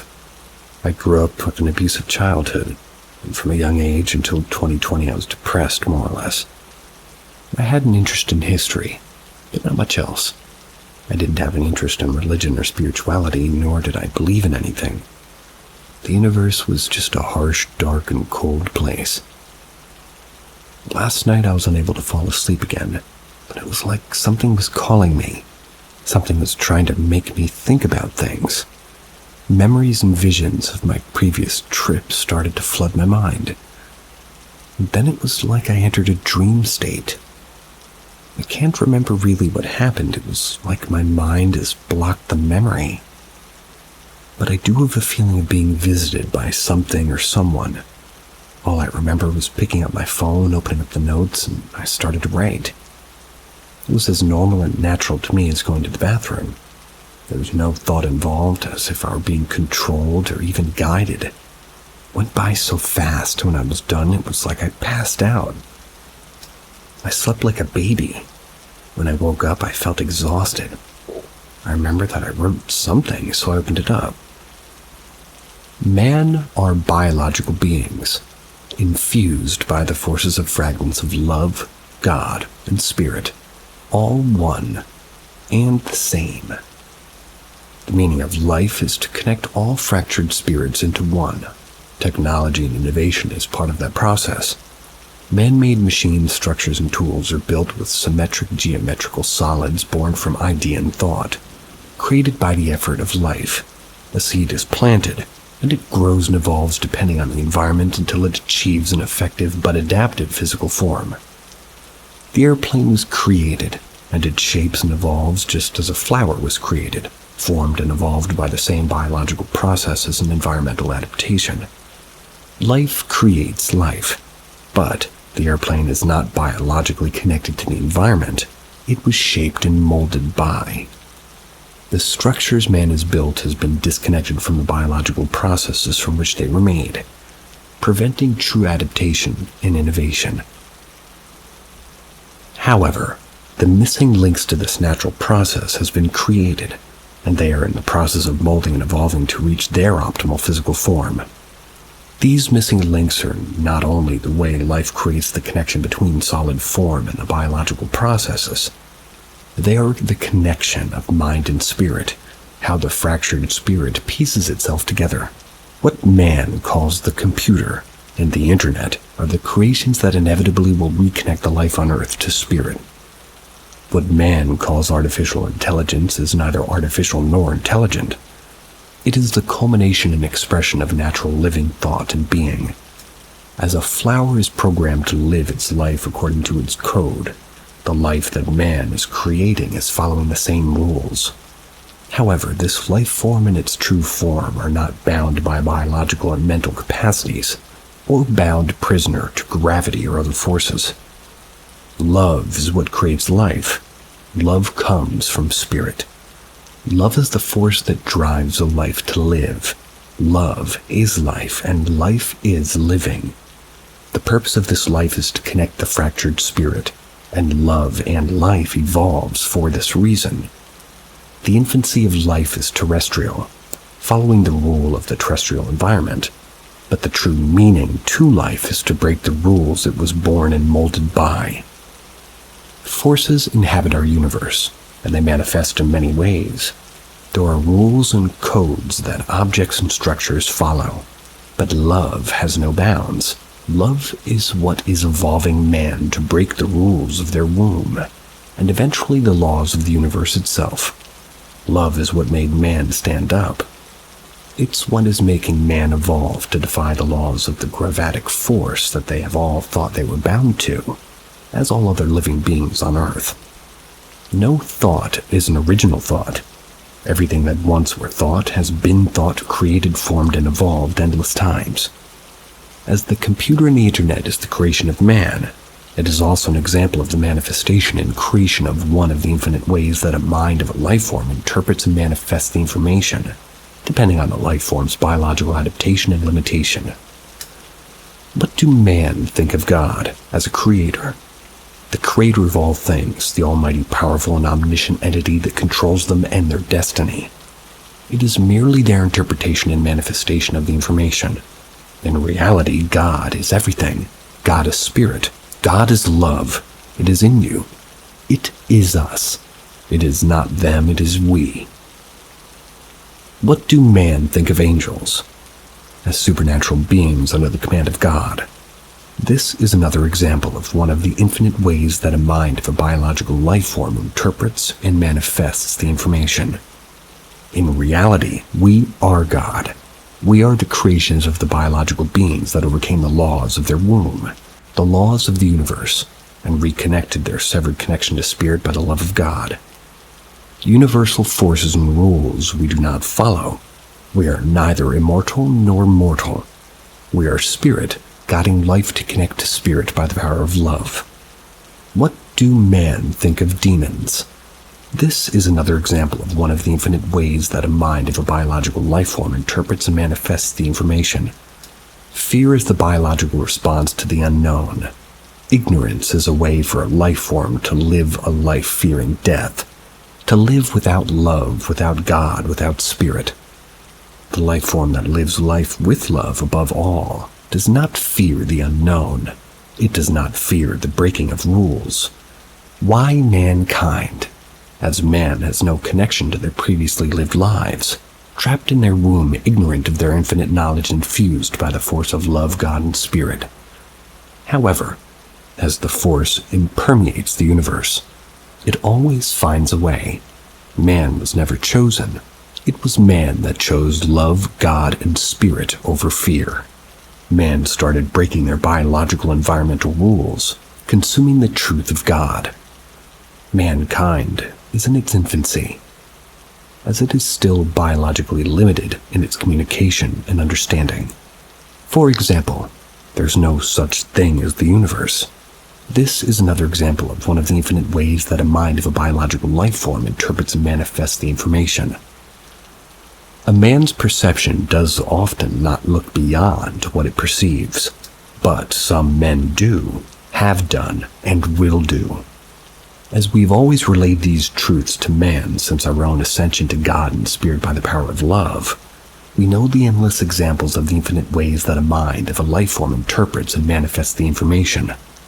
But the power of love in some individuals of man gives them the potential to interpret our information without fear from the biological processes trying to overtake control. Linear progress of a life form is not biologically possible. However, by the love of God and spirit, everything is possible. This is our message to man.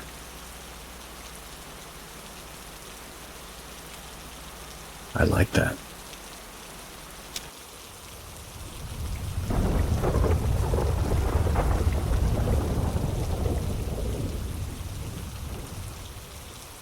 Clock started spinning. I wanted to share one of the most unforgettable experiences of my life. This incident, which took place around 2017 in Columbus, Ohio, It solidified my belief that there is something beyond our understanding. It happened in the ER of a hospital. I can't recall the exact name, but I could easily find it if needed. I was there with my now ex-girlfriend and her mom. I was feeling pretty sick at the time. We were waiting in one of the hospital rooms. As ERs tend to be, it was busy, and we had been sitting there for a while waiting for the nurse to return. To pass the time, we were chatting and joking around. I can't remember if we were discussing the paranormal, but I decided to jokingly challenge whatever might be out there. Loudly and clearly, I said out loud to the room, "If there's anyone else in here besides my girlfriend, me, and her mom, make the clock land on the 12. There was an analog clock on the wall, and after I said that, all the hands on the clock started rapidly spinning and then abruptly stopped at 12. As if that wasn't strange enough, the paper towel dispenser above the sink suddenly started dispensing a bunch of paper towels. Kept going for about 10 seconds before it finally stopped. I yelled out loud, as anybody would when something like that happens. My ex and her mom saw the whole thing, and we were just as shocked, trying to keep me quiet. I'm surprised the nurses didn't come running with how loud I yelled.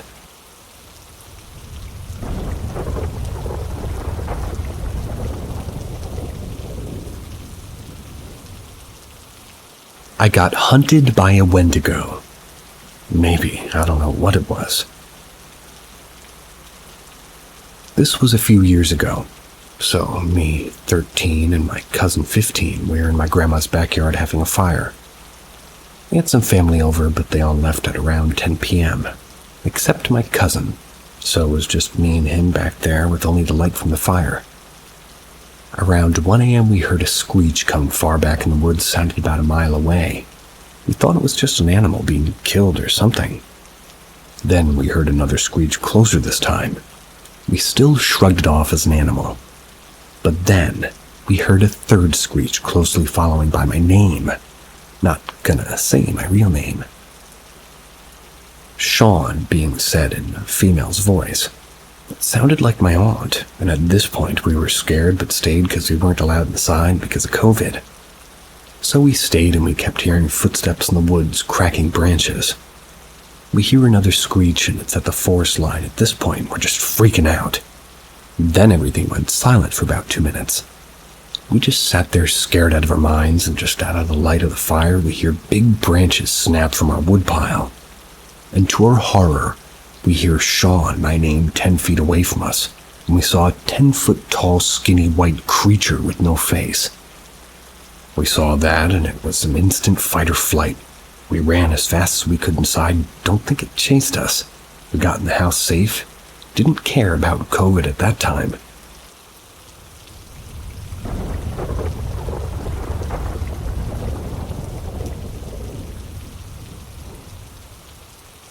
A German Shepherd with a humanoid body. When I was around 6 or 7 years old, we moved into the countryside. I went through many weird events that I can't explain or that I barely remember, but one of these weird moments stuck to me and I still remember it clearly until this day. I'm now 29. I had a bunk bed and I was always sleeping on top. I had a small squared TV in my room, and every night I was watching it before falling asleep. One of those nights I was looking at the TV, but something weird happened. The TV was on the right corner of my room, and my door was on the left corner of my room. I then saw a humanoid shape in the left corner of my eye. Thought it was my parents checking on me. I then looked at what it was. My door was halfway open, and then I saw it. A German Shepherd who was of human size and height, with a humanoid body. He was wearing a black suit with a tie. He was looking at me without moving. When I started staring back at it, I felt weaker and weaker, and the room started spinning around me. Everything then went black. I think I might have fallen asleep, but I'll always remember the dream I did have that night. I found myself in my sister's room. I then saw my dad enter the room. I don't remember what he told me, but when he got close to me, he started tickling me nonstop. I was laughing at first, but soon after I asked him to stop, but then something happens. It was not my dad that was tickling me anymore, but that humanoid German Shepherd. It would tickle me nonstop at points where I started to hurt. It then switched back to my dad still tickling me and then to it again.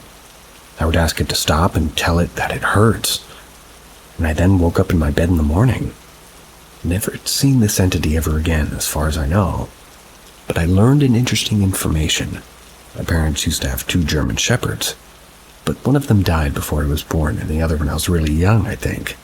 No idea what the connection is about this weird entity. I can't get the image of a dapper, humanoid German shepherd out of my head with a suit and tie. Can't help but like it. Sorry for the tickles.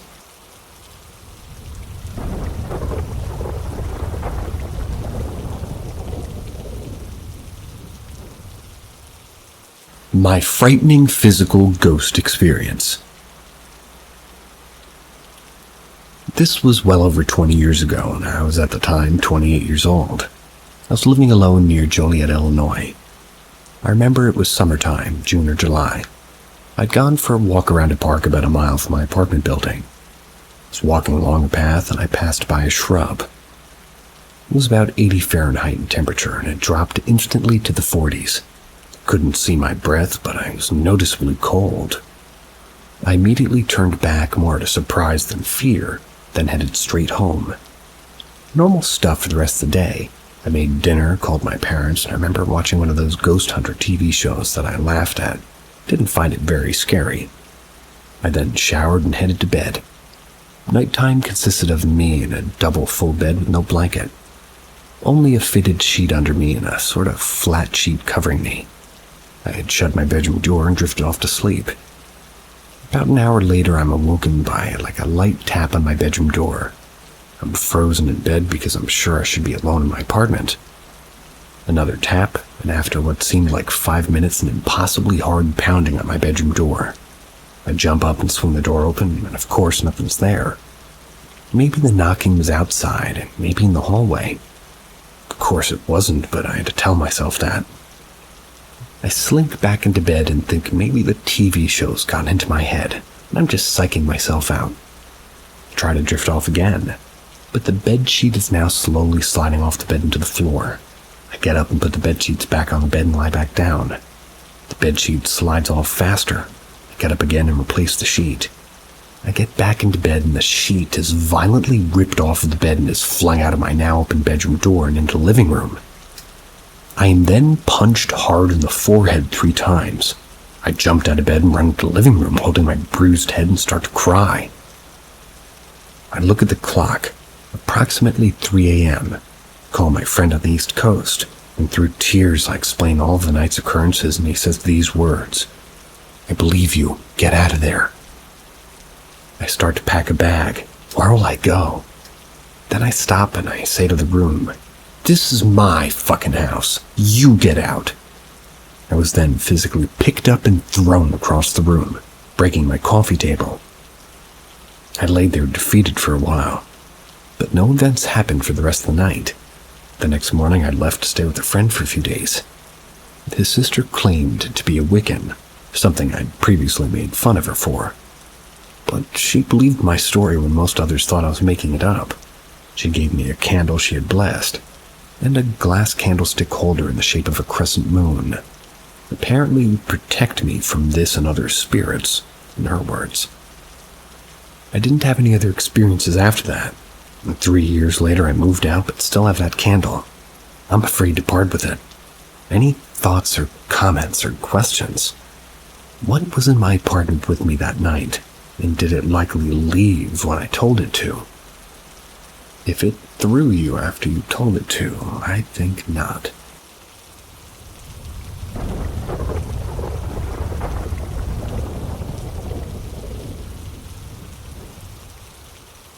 A kind and helpful ghost. I was in college, at a Jesuit university, and I've just been tasked with writing a very extensive essay on Barabbas. For those unfamiliar, Barabbas was the criminal who was released instead of Jesus, facilitating the death of Christ. I was a lazy college student and had procrastinated, squandered my time until my paper was due the next day. I went to the college library to find anything I could in order to complete my essay. I made my way into the basement of the library where a lot of the religious encyclopedias were kept. And after a few hours of research, I found myself studying alone, quiet and peaceful. Just the sound of my pencil on my paper. Eventually, I heard the door open from the upstairs and one of the Jesuit priests came down to check in on me. This was not a strange occurrence since there were dozens of Jesuits living on campus. Most of them were teachers or retired. This was clearly one of the retired priests. "What are you studying?" he asked. "I'm wrong about the life of Barabbas," I responded. "Ah, the zealot," he mused. "You want this one?" He pulled a large book from a shelf. Barabbas was just like Christ. His name meant Son of God, but his life took a different turn. He helped me finish my essay, gave me lots of tips and pointers, and taught me more than anybody ever taught me. We sat and talked for hours. His name was Father Joshua, and he told me I could use him as a reference for any of the facts that my teacher questioned. I bade him a thankful farewell and left to finalize my essay. The next day I turned in my paper and admitted to my teacher, another Jesuit, that Father Joshua had helped me out. He smiled at me and told me that Father Joshua had been helping students for a long time. He told me how Father Joshua had helped him in his own studies to become a priest, when Father Joshua was still alive. And after his battle with cancer, Father Joshua seemed to have made it his mission in the afterlife to help wherever he could. I went looking for Father Joshua a few times afterwards, but never saw him. I hope he's helping somebody else now, and I hope he knows that he changed my life. I know there's an afterlife, and I know there's a goodness and light there.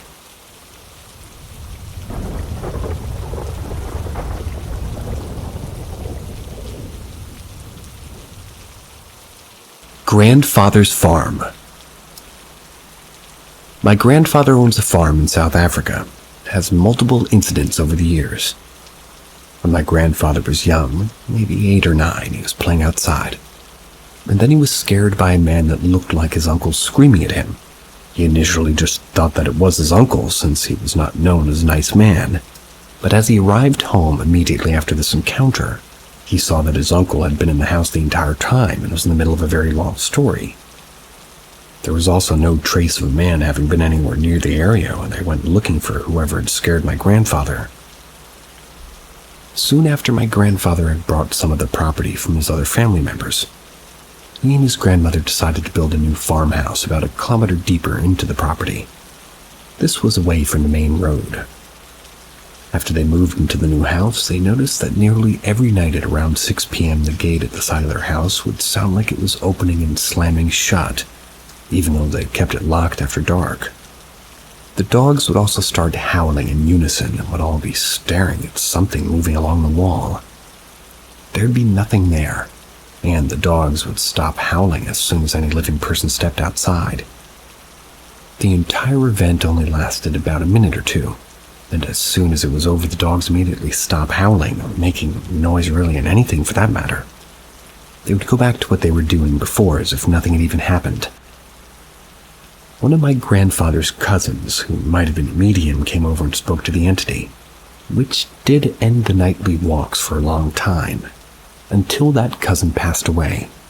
Now the entity is a lot less predictable, walking any time between 4 p.m. and 1 a.m., sometimes multiple times a night, sometimes not at all. My grandfather's family has a history of supernatural gifts. The cousin mentioned above was not the only one who was sensitive to spirits or able to communicate with them. My grandfather himself is actually a diviner, not only with divining rods, but also just using a bottle of water. He, with 100% accuracy, is able to find groundwater for boreholes, wells, and not only tell you exactly how deep it is, but how much water is present and the exact day it will run dry.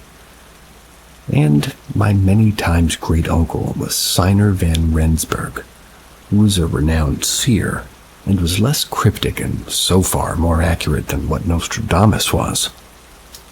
That is a bold claim, sir, or ma'am.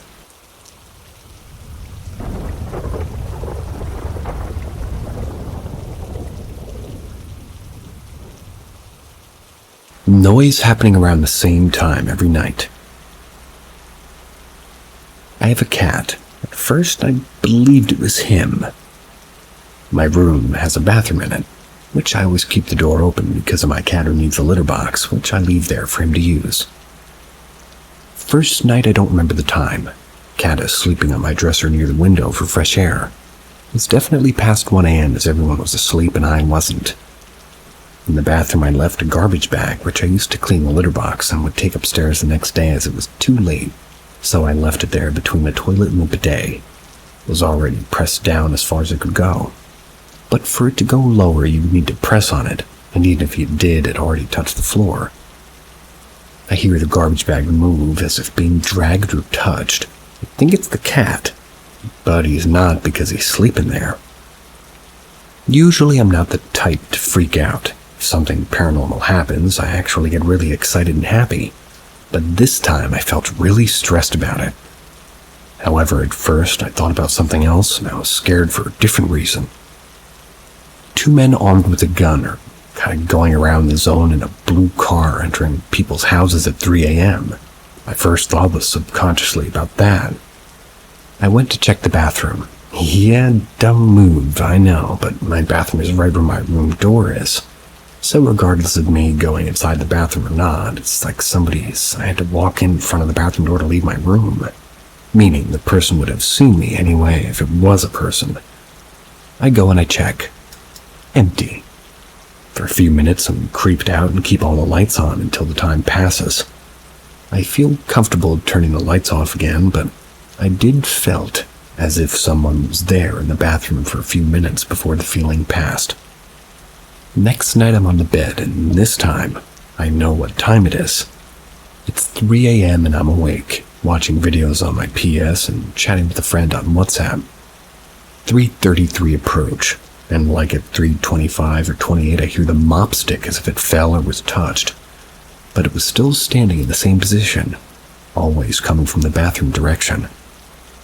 I go check, nothing. Turn on the lights again and tell about my friend how creeped out I am that my cat once again was sleeping and, well, this time right next to me on the bed. I also forgot to point out that the house is a villa, not a big one. It was actually 2 separated houses with 2 floors. The people who bought it united the first and second floor, turning it into a single house. So there's no one attached to us on either side of the house. It's like separated by a garden with walls around it. I feel again as if there's a person in the bathroom, or in general, and this time checked the whole room and bathroom like yesterday, but didn't look underneath the bed because I was too scared.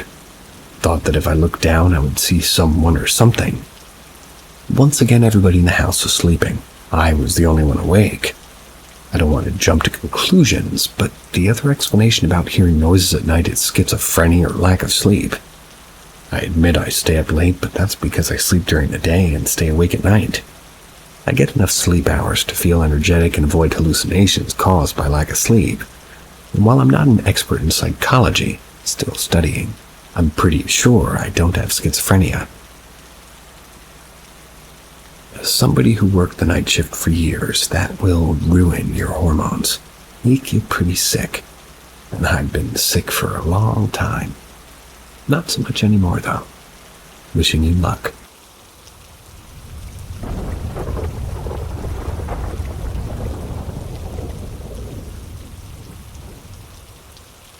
Ex-wife and I saw the exact same non-existent creepy thing, without suggestion from the other. So, a couple of years ago, my ex-wife and I were in bed. I woke up. It was semi-dark. I freaked out for a second because I saw what appeared to be a softball-sized spider. It looked like a giant daddy longlegs, but with a few hundred legs that were flying all over the place as it ran over my wife.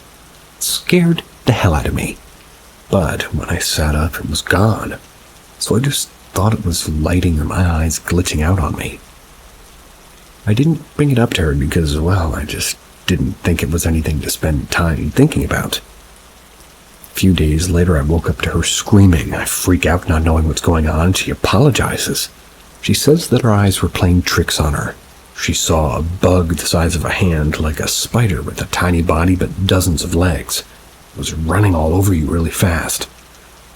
Weird. And I had almost forgotten about it until I woke up in the middle of the night last night. Saw the same thing, but on my dog.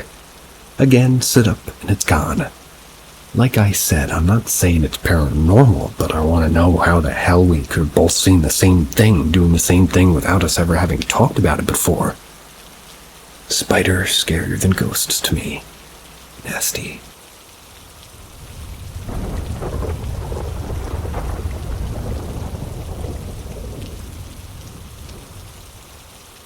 My mother and I experienced a very strange thing.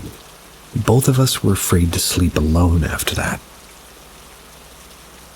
I was 18 years old and I was alone at home with my mother, since my dad worked abroad. One night I told my mom I'm going to go take a shower. She was sitting in the living room watching the TV. As I'm showering, I hear a loud knock on the door, so I asked, "Yeah?" Thinking my mother wants to fetch something from the bathroom, but no answer came. Then a couple of seconds later came another 4 knocks, this time quieter. I again asked what's up, but nothing. Put a towel on me, unlocked the door, and opened it. There was no one there. Suddenly, my mom comes from the living room and asks, "What's the problem?" I asked her, "Why were you knocking?" She said, "Me? I came here because you were knocking at the door and shouting. Thought that you got stuck inside." I looked at her dead serious in the eye and said that I wasn't knocking. We stood there confused and told each other what we had heard and how we experienced it. We both experienced the same, a very loud and clean knock at first and a quieter one after that. One other thing that was pretty interesting was that the lights in the hall that joins the living room and the bathroom were off, whereas I clearly didn't turn them off because the switch is closer to the living room. I wouldn't be able to see if I were to leave it off on my way to the bathroom. We were both very terrified and decided to sleep together for the night. And that actually stayed that way for a week. Before we went to sleep, we even agreed that sometimes during the night we can hear garbage noises in the hall, like someone is crossing there with socks. To this day I get chills thinking about it, and I'm so happy none of us lives in that house anymore.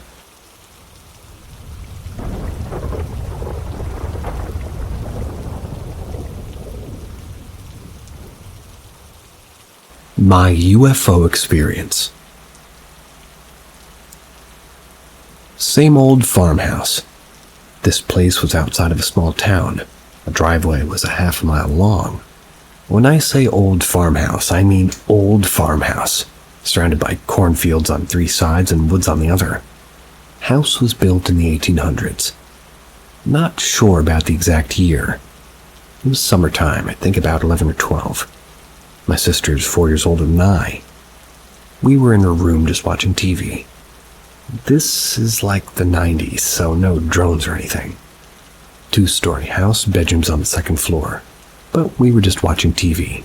Crappy 12-inch TV and sitting on our bed eating popcorn. It's like 10 at night, so pitch blackout. And again, we didn't live in the town.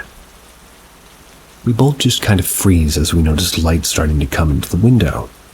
These windows do not face the driveway or anywhere a car would be, so we're both confused and just kind of sitting there like, what the hell? They get brighter and brighter. They get brighter even so, until the whole room is so bright it's kind of hard to see, like trying to stare into the sun bright. I'm not moving or saying anything because in my head, for whatever reason, I thought, if I don't acknowledge it, it's not real. So I just kind of froze, telling myself that this wasn't happening. My sister decides that she wants to have a look. As soon as her foot leaves the bed and hits the floor, pitch black again. Just the light from the TV. But it wasn't like a light turned off, it was like a very fast fade to black. We both jumped out of the bed and looked out the window. Nothing. We're looking for any explanation, planes, helicopters, cars driving in the field, but there's just nothing outside. Nothing giving any kind of light. None of that would have explained how bright it was, but we looked for any explanations. Our parents, whose room was on the other side of the house, so windows faced the opposite direction, saw no light whatsoever. So whatever it was right outside my sister's bedroom window. Our only theory to this day is UFO, and we're in our 40s now.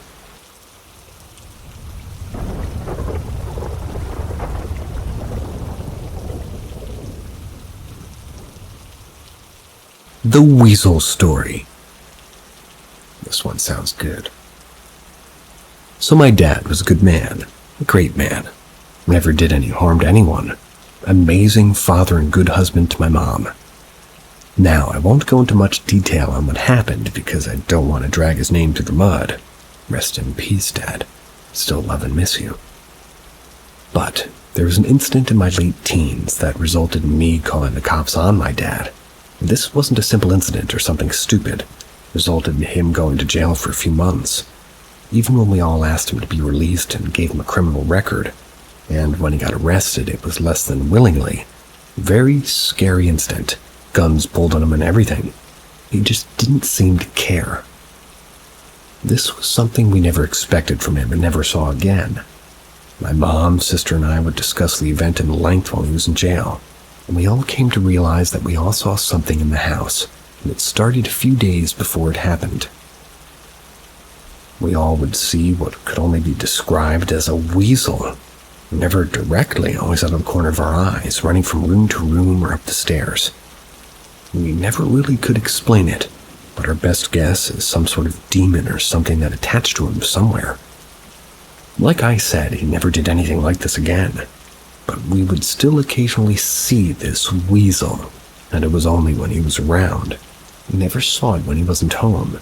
When I moved out, I never saw it, but when I or my sister would visit, even after they moved to a new house, we would occasionally see this weasel. My sister and I haven't seen it since he passed, and I live in his house now.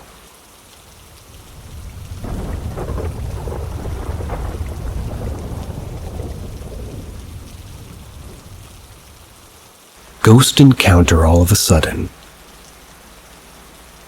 Basically, today my girlfriend and I were in bed. For context, she rents a room by USC, and we both for sure felt a presence there. Basically, tonight we were laying in bed in the dark and she was asking me, "Do you think the presence in my place is evil?" And I told her how I would get woken up there, and I would have horrible nightmares there, which I don't really have, only in really dark times in my life, which I am not experiencing. I asked her what was really bothering her. She told me basically she felt like there was a presence here in my room now. Maybe something following her, but why all of a sudden? And I right away started giving heavy goosebumps, brushed it off and dozed off a bit.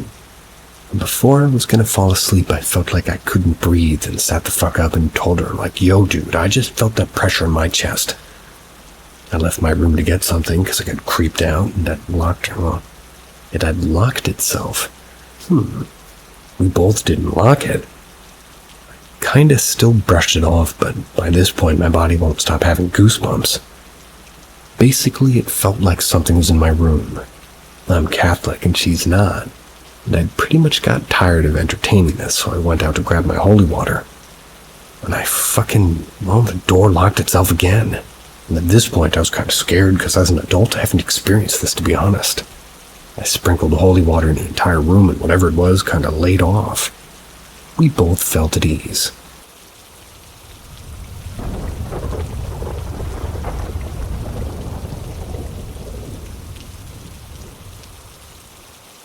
Paranormal Story, first post. I was 12 years old, almost 13. I recall this perfectly because the movie 666 was about to debut in movie theaters. That night I felt so scared because I actually went to the movies to watch 666 film. I remember my auntie saying that demons would come out that day, take siblings' appearances to trick and haunt people. Nevertheless, I felt so scared that I went to sleep in my parents' room, took my mattress and brought it to theirs. As it was expected, at 3:30 a.m., we heard this acute noise, a glass-like breaking noise. We checked the whole first floor and we found that this literally had been someone, threw a hard bun, like a bread, through the window. 3 to 5 days after, we all left home around 6 p.m. We went to the nearest mall that was 20 minutes away in a car. We went to just kind of spend the day and see stuff. Regular Sunday-like day. When we came back, we noticed that every single door at the first floor was locked up from the inside. This was an old house. We didn't have the keys for each door, so we had to break the knobs of each door. Later that night, I remember I was watching South Park on MTV. Well, this was not a proper show for a 13-year-old kid, so I had to watch it the lowest bright, the lowest sound, and a bed position like if I were sleeping already. I felt someone was looking through the hole in the door after my dad removed the knob with a hammer, so I felt very anxious and desperate this time. It was my mom. She entered the room and grounded me and forced me to turn the TV off.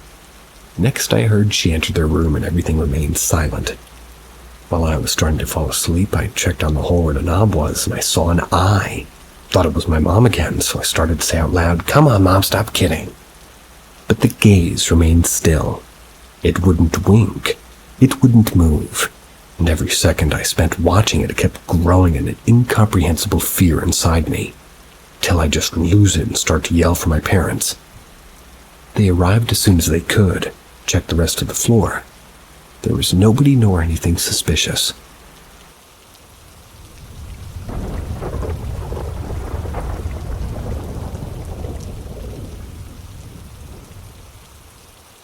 Greetings, truth seekers, and welcome to Paranormal M, your passport to the extraordinary. Subscribe now and enable notifications to join us on our quest to uncover the secrets of the universe. Get ready for a journey beyond imagination. My mom's condo was haunted. My mom had a condo in Tennis Brook. It's a condominium community located just west of Portland, Oregon. My sister lived there with her.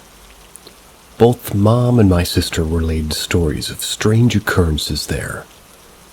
Both of them apparitions of an old lady in the condo. But apparently, Mom's place wasn't the only condo with the paranormal activity, as the community newsletter at one point instructed the residents to not talk about any unusual activity. It was making it difficult for people to sell their condos.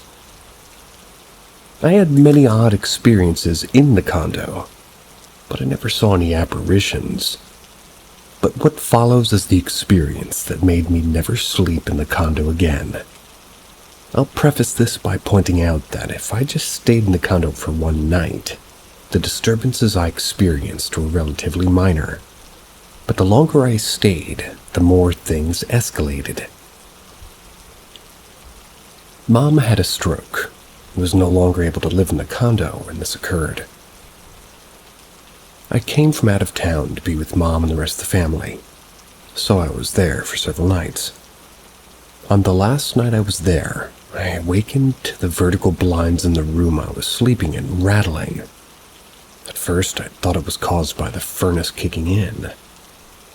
I was sleeping on the couch in that room. It served both as my mom's office and the TV room. My head was at the end of the couch by the sliding door, which was where the blinds were rattling. Put my hand over my heater register only to find that there was no air coming out. I put my hands on the blinds, they stopped rattling. But as soon as I removed my hands, they started back up again. Mom never closed the door into this room, and she had a hook hanging over the door that had about 6 hangers on it. The hook was on the wall side of the door, so that when the door was closed, the hangers would be in the hallway. After the incident with the vertical blinds rattling, I was wide awake and pretty shook up. And then suddenly I felt a huge whoosh through the room. It felt as if a huge wind blew through the condo. I could hear the hangers on the hook and the door swinging back and forth. I was too disturbed by what happened to go out and investigate further, but in the morning I explained the experience. Told my sister that I'd be staying in a hotel for subsequent visits. I never spent the night there again. We ended up selling the condo, and I don't know whether the new owners have experienced anything out of the ordinary.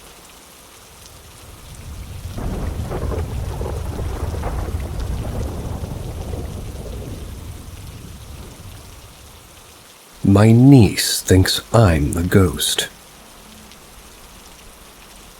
Okay, so I moved in with my sister and her family in February after a long jail sentence. Moved home to get my life together. So ever since I moved in here, I've felt the normal stuff. I hear noises and I feel like somebody's staring at me, things like that. I've been telling my sister about it. Kind of joke too. Well, one night I was babysitting while my sister and her husband got out for the night. It was bedtime and I was carrying my niece upstairs. She's 2. Well, she looked upstairs and got a terrified look on her face. She grabbed my shirt tight, didn't want to go to bed. I calmed her down and I was able to put her down. That's the last night she slept upstairs. She was absolutely terrified of whatever she saw. I felt uneasy about that, but life continued. I should probably mention that since I've been out of jail, I've been sick, like ridiculously sick. Can't get better. Been to the doctor, got antibiotics, rested a whole bunch, over-the-counter meds, you name it, I've tried it. As of right now, my ears are clogged to the point I can barely hear. But anyways, one night I wake up and I'm sitting on the edge of my bed, but my head's covered. I was so taken aback by it that I text my sister and I was like, dude, this is weird. She said, shut up, my daughter said you're the ghost up there. Wait, what? My niece said one night I was sleepwalking in her room and I played with her feet. That's not all. One night I woke up and thought I saw myself standing by the bedroom door. I thought it was like a fever dream or something, but now I don't think so. I'm pretty scared, and I want to get better. Any advice?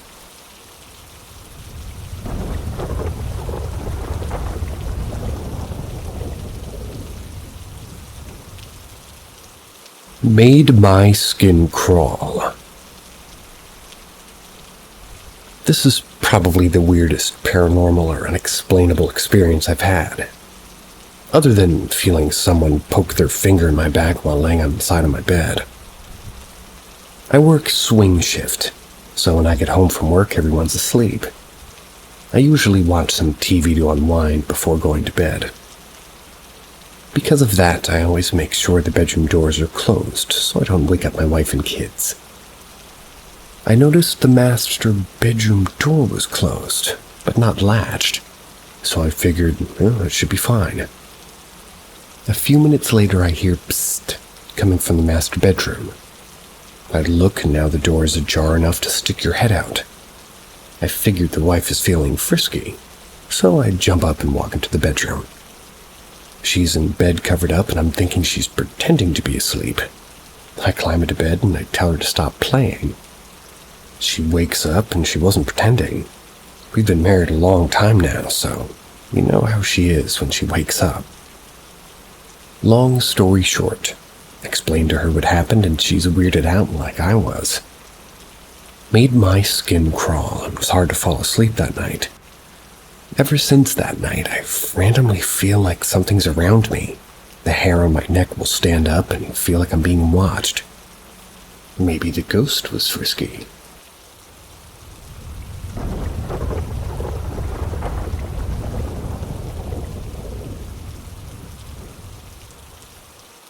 I saw my dad after he passed.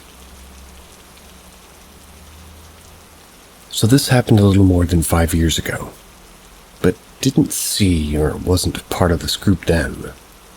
Just saw the group tonight in my feed as recommended, and it brought this memory to the fore.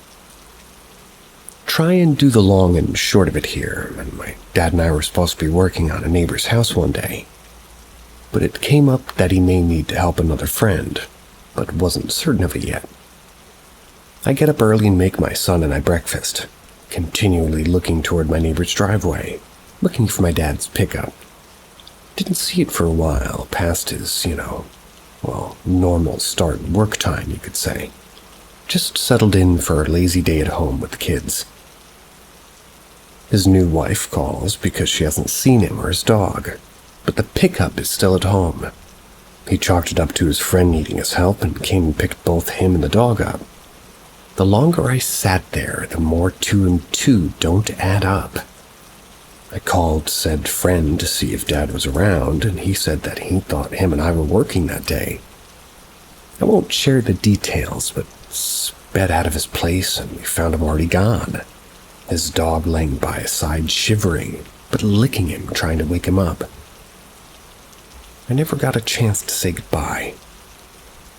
Fast forward a few days, and the fact that I didn't get to tell him goodbye or that I loved him one last time was really hurting. I fell asleep one night and had a dream. Dad was there, greeted me with the same old, "Hey, kiddo." I'm in tears, and I mentioned to him how I didn't get to say goodbye. And, well, that I loved him. He gave his bearded smile with rosy cheeks that would rival St. Nick's and told me that he knew, that it was okay, and that he loved me too. I kept trying to talk to him, but I awoke, also in tears in real life, knowing that I just actually saw my dad again, got to say what I felt needed to be said, but hadn't been possible due to the circumstance. I'm sure somebody will see the way of this and, creating closure for myself in a subconscious thing while asleep. And maybe they're right, but you'll never convince me that I didn't get to see him one last time after he left.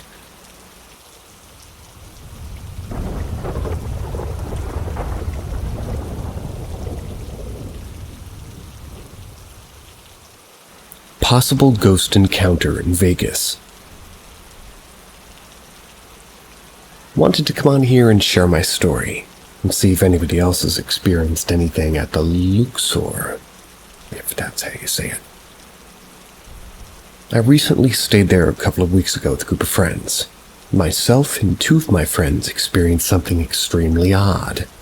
It's around 1 a.m. and we decided to head upstairs after gambling. We get to the elevator lobby and we notice that there was a worker just standing there with a broom. He wasn't sweeping or anything, he just was standing there in a daze. We said hello and waited for the elevator. Now, if you've been to the Luxor or any other resort, they have elevators that are designated for particular floors. We were staying on the 22nd floor. We get on the elevator, I swipe my room key and press 22. The first odd thing I notice is that the worker doesn't press any number. As we begin to ascend, my friend makes the comment about being tired. The worker softly laughs and says that he's also tired, that he's been there for a long time, and that he has to be there tomorrow and the next day. The second odd thing, the elevator opens but on the wrong floor. Somehow we end up on the 23rd floor. We all look at each other confused, because I vividly remember pressing 22 and my friends all saw me press it. And strangely, the worker doesn't get off. I press the 22 button again and we finally get to the 22nd floor. We say goodnight to the worker and get off the elevator and start heading towards the room. Here comes the creepy part. From my peripherals, I saw the worker get out of the elevator behind us. I can tell you with absolute certainty he got out of the elevator. I heard the elevator doors close in a matter of 4 seconds. I turned to face my friends who were behind me. The worker was nowhere to be seen. I tell my friends to turn around, and I can see in both their faces confusion. I ask him, "You guys saw him get out with us, right?" We all sort of froze for a second, trying to make sense of what we had witnessed. I've been trying to figure out a logical answer to what we experienced, but I just can't. 3 different people witnessed this event. When we got back into our room to tell the rest of the group, one of my friends went into a deep dive on the Luxor, and apparently it's said to be one of the most haunted locations on the Vegas Strip. I honestly wanted to share my story, see if anyone else has experienced anything at the Luxor or any of the resorts in Vegas.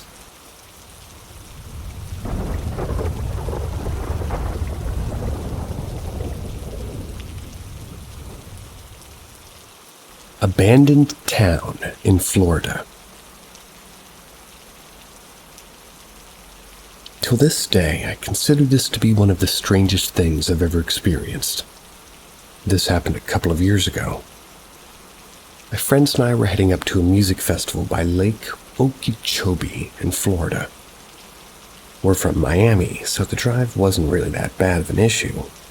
and we thought we'd drive through Central Florida, which for the most part is secluded towns and swamp-like areas. Maybe an hour into the drive, my friend who's in charge of the GPS tells us that there was an accident up ahead. It's going to add time to the drive. But there's actually another route which is a little more secluded, but we wouldn't be stuck in traffic at least. We all agreed to take this secluded route, since we didn't want to get to the festival grounds too late. So, we could set up our campsite. Once on this road, everything felt off about it. Like if we had stepped into another time period or something like that. Really felt like we were in the middle of nowhere. Not a single car in sight, no landmarks, no mile indicators. Just road, miles and miles of darkness surrounding us. Then up ahead, we finally started to see buildings. All four of us in the car sighed with relief. Nobody had said anything in the car, but I could tell that we've been tensed and worried. We were worried about the road that we were on. We entered this town which I could only describe as a town straight out of a 1950s movie. It seemed like a movie set or like an actual town. Here's the worst part. Everything was turned off. Mind you, it's not like we were passing by late the night. It must have been 9-ish latest. But every single light in this town was turned off. There were cars unparked everywhere, but not a single person out and about. That's when the driver asked out loud, "Yo, what the fuck's happening right now? Is this really happening? Where is everyone?" I'm so glad that I wasn't alone when this happened, because I've had other people that experienced this with me, because I can't explain it to this day. I wish I could have taken pictures of this place, because I promise you guys, it all seemed fake. We got to this part of town that I guess was the town square. There's an old-timey police car, but nobody inside. We could see where the town ended, so we hauled ass out of there. I've looked for abandoned towns in Florida, but I can't find anything that resembles this town. I know it's nothing paranormal, but it's definitely creepy.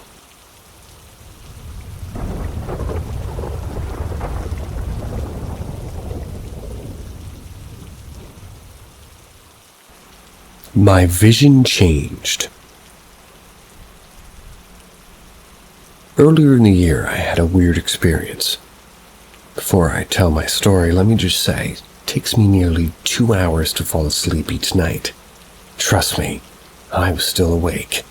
I don't have any sleeping issues or conditios. Besides, it takes me a long time to fall asleep. As we all know, once we turn off all the lights in our bedroom, it's total darkness. Then after 5 or 10 minutes, our eyes adjust and it's no longer total darkness. When my experience occurred, it wasn't total darkness. Here's my story. As I'm lying down staring at the ceiling, my vision suddenly changed. I saw total darkness. The darkest black you can possibly see in special white lights. The lights were white, the same color as a flashlight. Best way I can describe it is it was like looking up in a dark sky and watching fireworks go off, except the lights were white. Honestly, it was a beautiful sight that lasted about 5 seconds. After about 2 seconds of witnessing this out loud, I said, "What the fuck?" Then in my head, I asked myself, what just happened? I honestly wasn't scared, I was just confused. I could attempt to draw what I saw to show you guys, but it would come out looking horrible.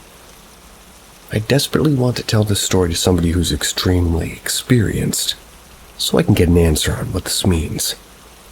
I'm no stranger to unexplained paranormal experiences.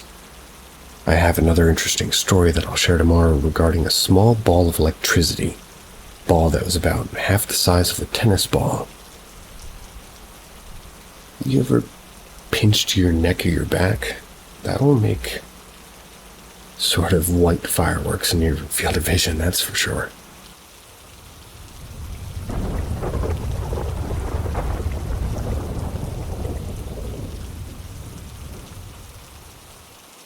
An electric ball that hit my bare foot.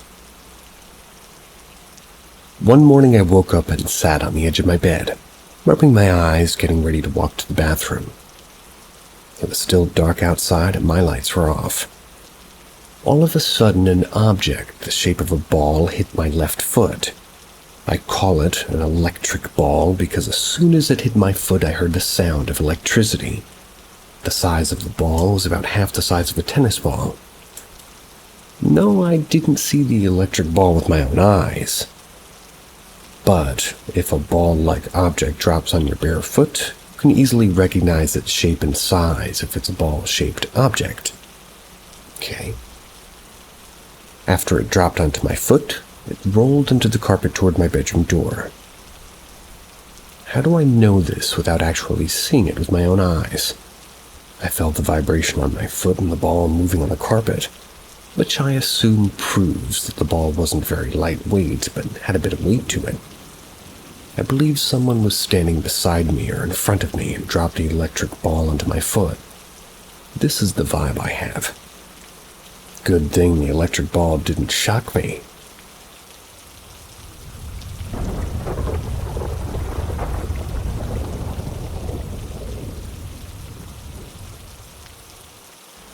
I lost a key at work, found it 3 weeks later at home.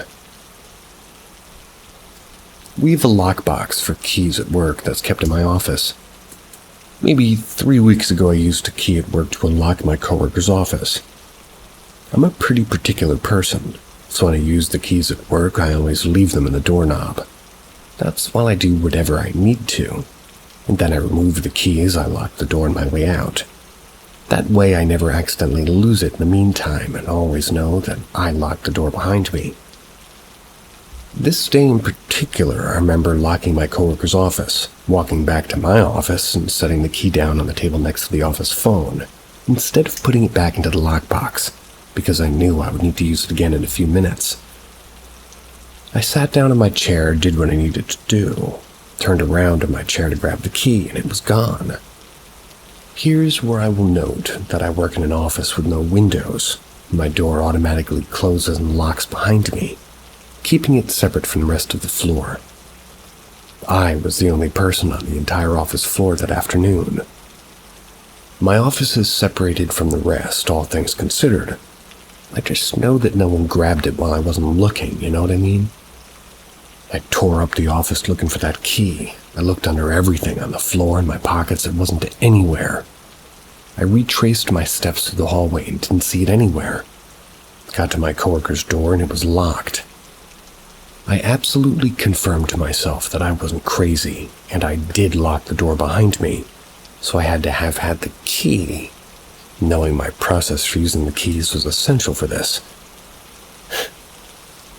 I was obviously confused, but I continued looking for the key for a while, and then eventually had to get back to my work. I still needed to get back into my coworker's office, so at the end of the day I used the spare key from the lockbox to open the door. Looked around their office in case maybe I didn't leave the key in the door the first time I went in there, but wasn't anywhere to be found. I went home that day without ever knowing what happened to it. I didn't tell anybody that I lost this key, and to be very honest, this is an important key that if lost, not only would I obviously be in a little bit of trouble for losing it, it would also have monetary consequences as we'd have to re-key the door. I didn't want to have it to come to that. I continued looking for the key every time I was at work and I just never found it. No one noticed it was missing, and no one else ever found it. So it's just been this mystery that only I knew about. 4 days ago I was cleaning off the shelf next to my bed. On the top shelf I have a collection of the smaller sized Squishmallow plushies. They keep getting bigger every time I buy a new one. I hadn't dusted in a while, so I was moving things around to clean, and I picked up a Halloween bat Squishmallow. It's been probably sitting there since October 2023 when I bought it. It's underneath the bat, the lost key I lost at work. When I tell you I froze, I couldn't believe it. I'd been looking for that key for weeks, checked all my pockets the day I lost it, and it was not on my person. I don't carry you back to work, so it's impossible that I would have fallen into it and somehow ended up at my house. I showed the key to my boyfriend, who, well, I knew wouldn't be able to recognize it as it belongs at work, and I've never brought it home. But he said he'd never seen it. I then explained to him that I lost the key at work and I had no idea how it was in our house.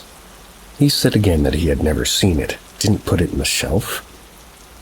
I do believe him. There's really no reason to lie. If he found it in my pocket and put it on the shelf, then, well, that'd be that. Problem solved, crisis averted.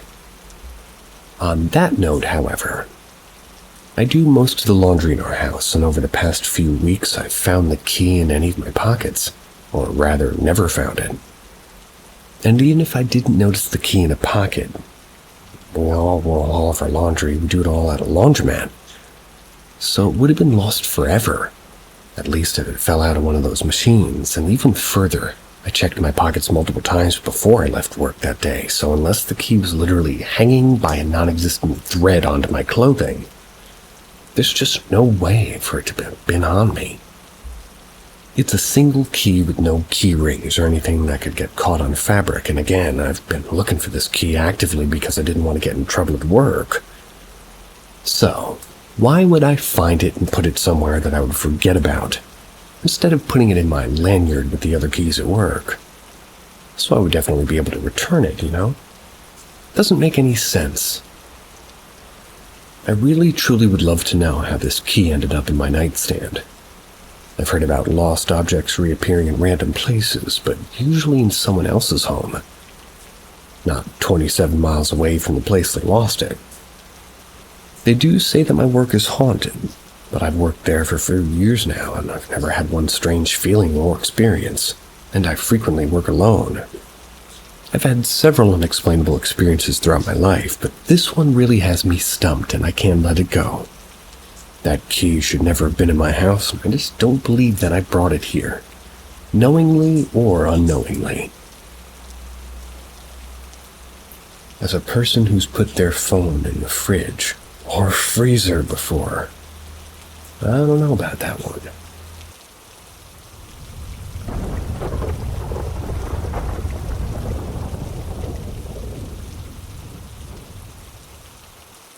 Fun times with mirrors.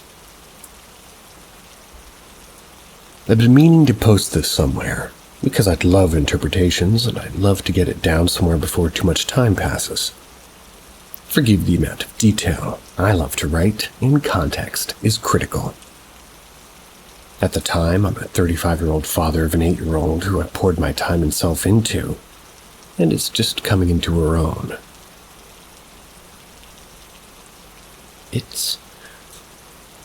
So, dual income, busy, stable, suburban family. I'm very rational-minded and evidence-based, purpose-driven. My friends would say I'm pretty blunt, but an honest kind.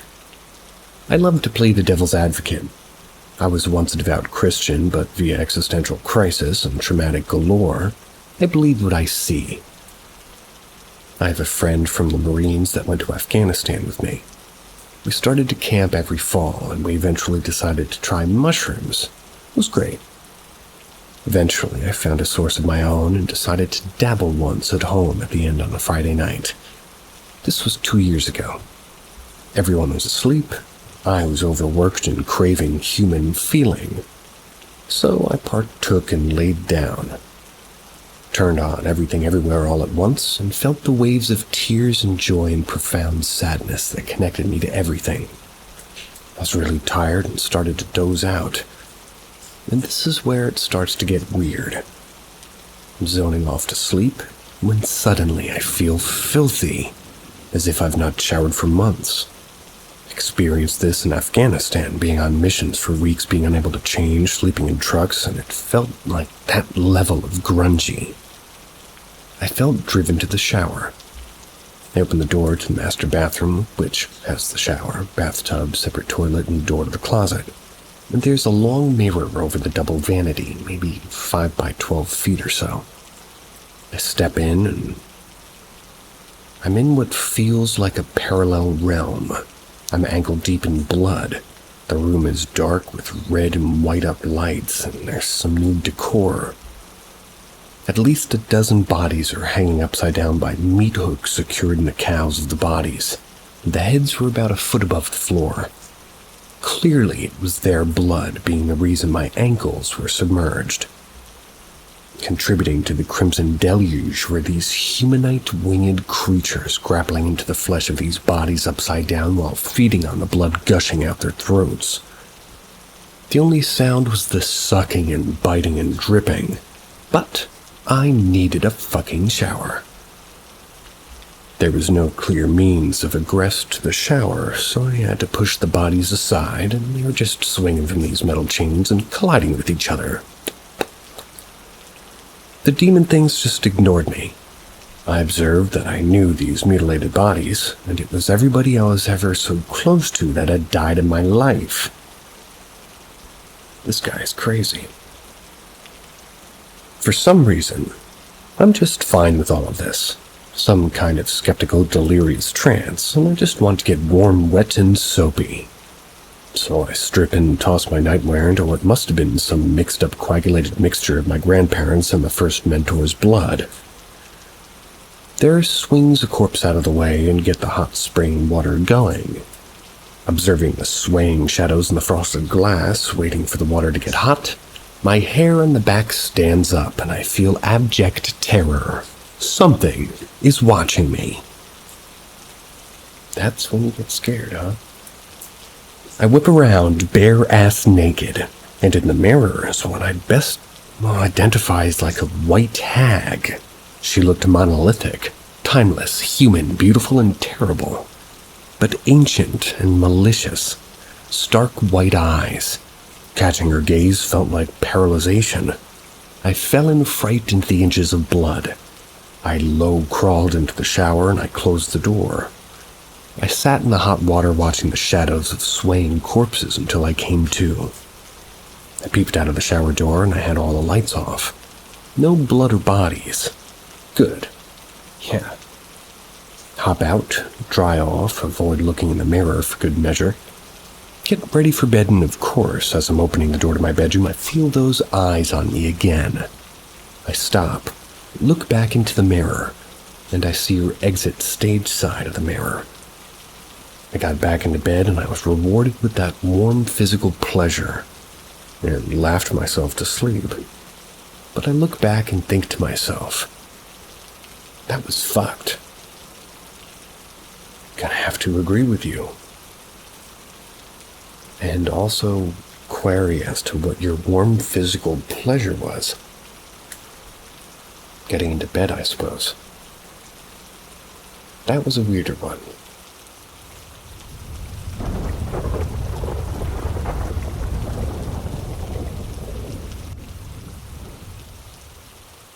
Veronica kept him company.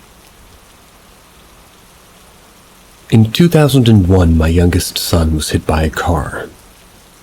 He was only 4 years old. It was very bad.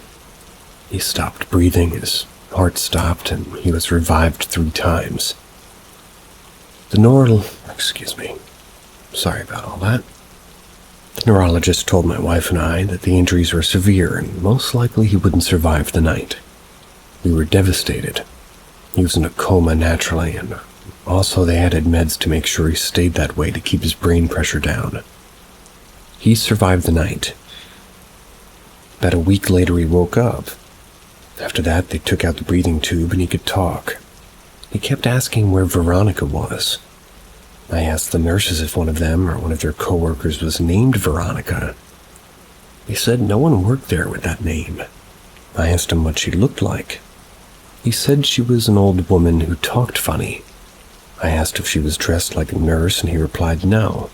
She always wore the same clothes, the blue dress with yellow flowers. I asked what she said to him. He told me that she would come stand by his bed, hold his hand, and tell him that she loved him and everything would be okay. A few hours later, my in-laws showed up. I told my father-in-law about what my son was saying. He turned white. He said he knew who it was. It was his mother, Veronica. She was from Slovakia and had a heavy accent, and she was buried in a blue dress with yellow flowers. Our son is named Joseph Michael. We found out that after he was born from my father-in-law's older sister, that they had an older brother named Joseph Michael who died in Slovakia around 4 years ago. My father-in-law was the only one who was born in the U.S. I wouldn't have experienced it if I would not have experienced it, I would not have believed it. But my son's great-grandmother reached out from across the grave to comfort her son's namesake. I also believed that she helped to make sure that he would not relive the tragedy she went through. Pure love is the most powerful force in the universe. It can break time and space boundaries. Joseph is doing fine. He has issues from brain injury, but he's an intelligent 21-year-old now. He still lives with us. Ever since he came home from the hospital all those years ago, we've had many experiences with things paranormal happening to us. I wonder if since he died and was revived, he's closer to that side and attracts ghosts. But those events I will write about later. Happy to hear that.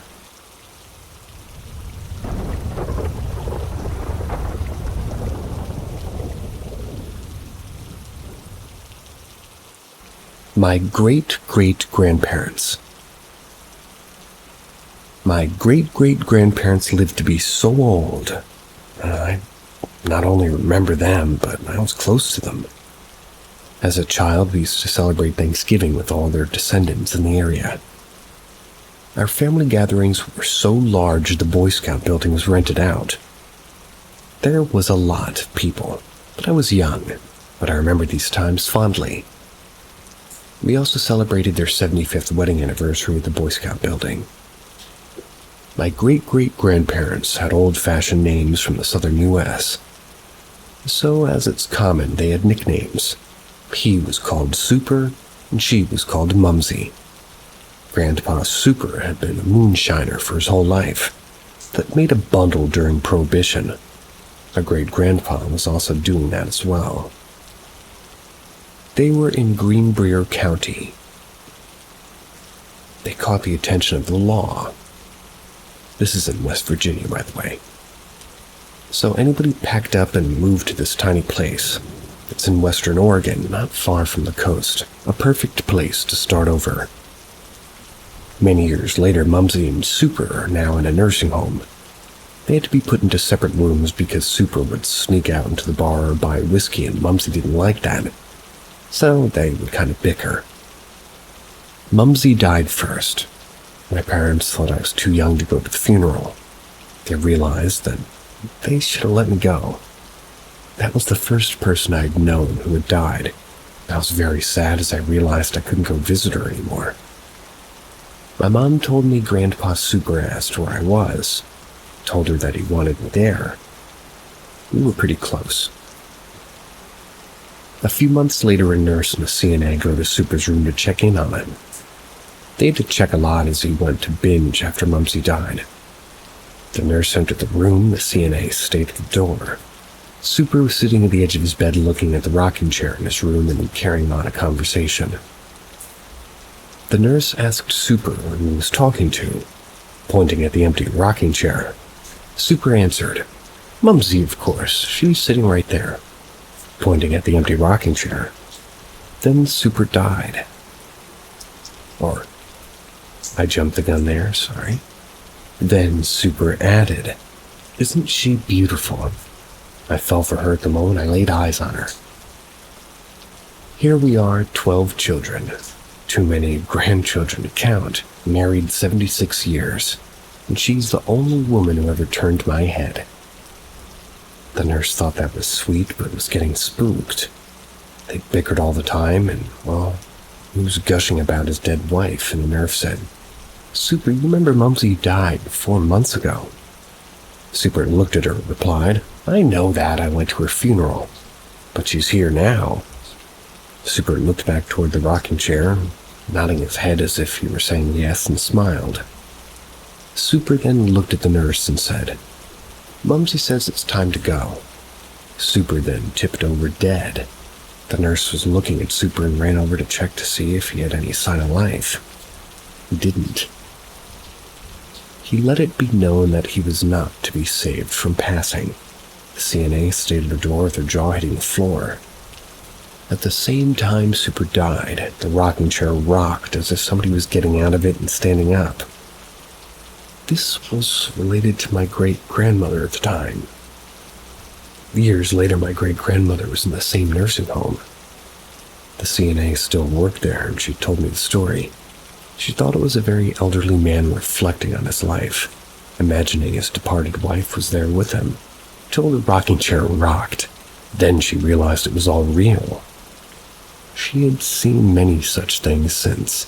At the time, she was new, and it was just kind of a first.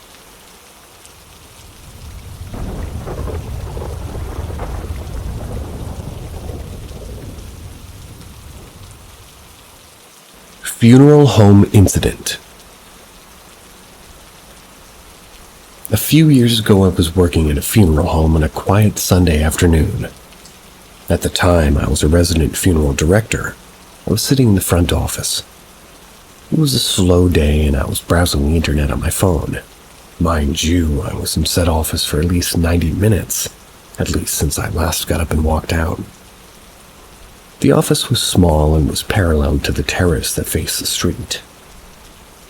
Once exiting the office, you can either make a left and walk out the front door, or make a slight kind of a right and walk down the long hallway to the chapel entrance on your left, or to the other chapel straight ahead. Right above the chapel at the end of the hall is a security camera. Me and my boss were the only ones on the property, and he was in his office, which was next door. As I'm sitting there, he calls me on the landline phone, and these are his exact words. "Hey, did you just walk down the hallway toward the office? I saw someone on the camera." I told him it wasn't me. He was kind of puzzled and hung up. I get it, it's a funeral home, so this may not be surprising to some. This was the only odd occurrence I've had there, but have moved on to another funeral home since, and I'm now fully licensed. Of all the years I spent working in this business, this was my only odd encounter. I've heard doors shut when I was the only one in the building, but this occurrence is the only one that really got to me.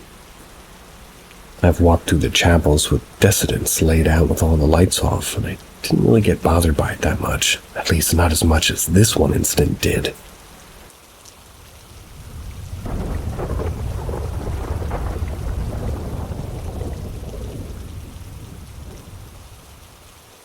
Another ghost little girl in polka dot dress in Manila. I wasn't raised in Manila, but I lived with my grandmother when I worked there. I'm the very youngest in the family, so I'm the shobe, or shobe. I didn't actually get to meet her until I was in my early 20s, and she was in her late 90s. We have Chinese heritage through her. She came to the Philippine Islands and then the USA. That's as an infant in the early 1920s with her family from mainland China. We're a huge family, but we splintered. We lived in different parts of the world. Mostly Hong Kong, the USA, and Canada, and some in Australia and the UK. So I didn't have anybody else to live with but her, but that's when I decided to experience Manila.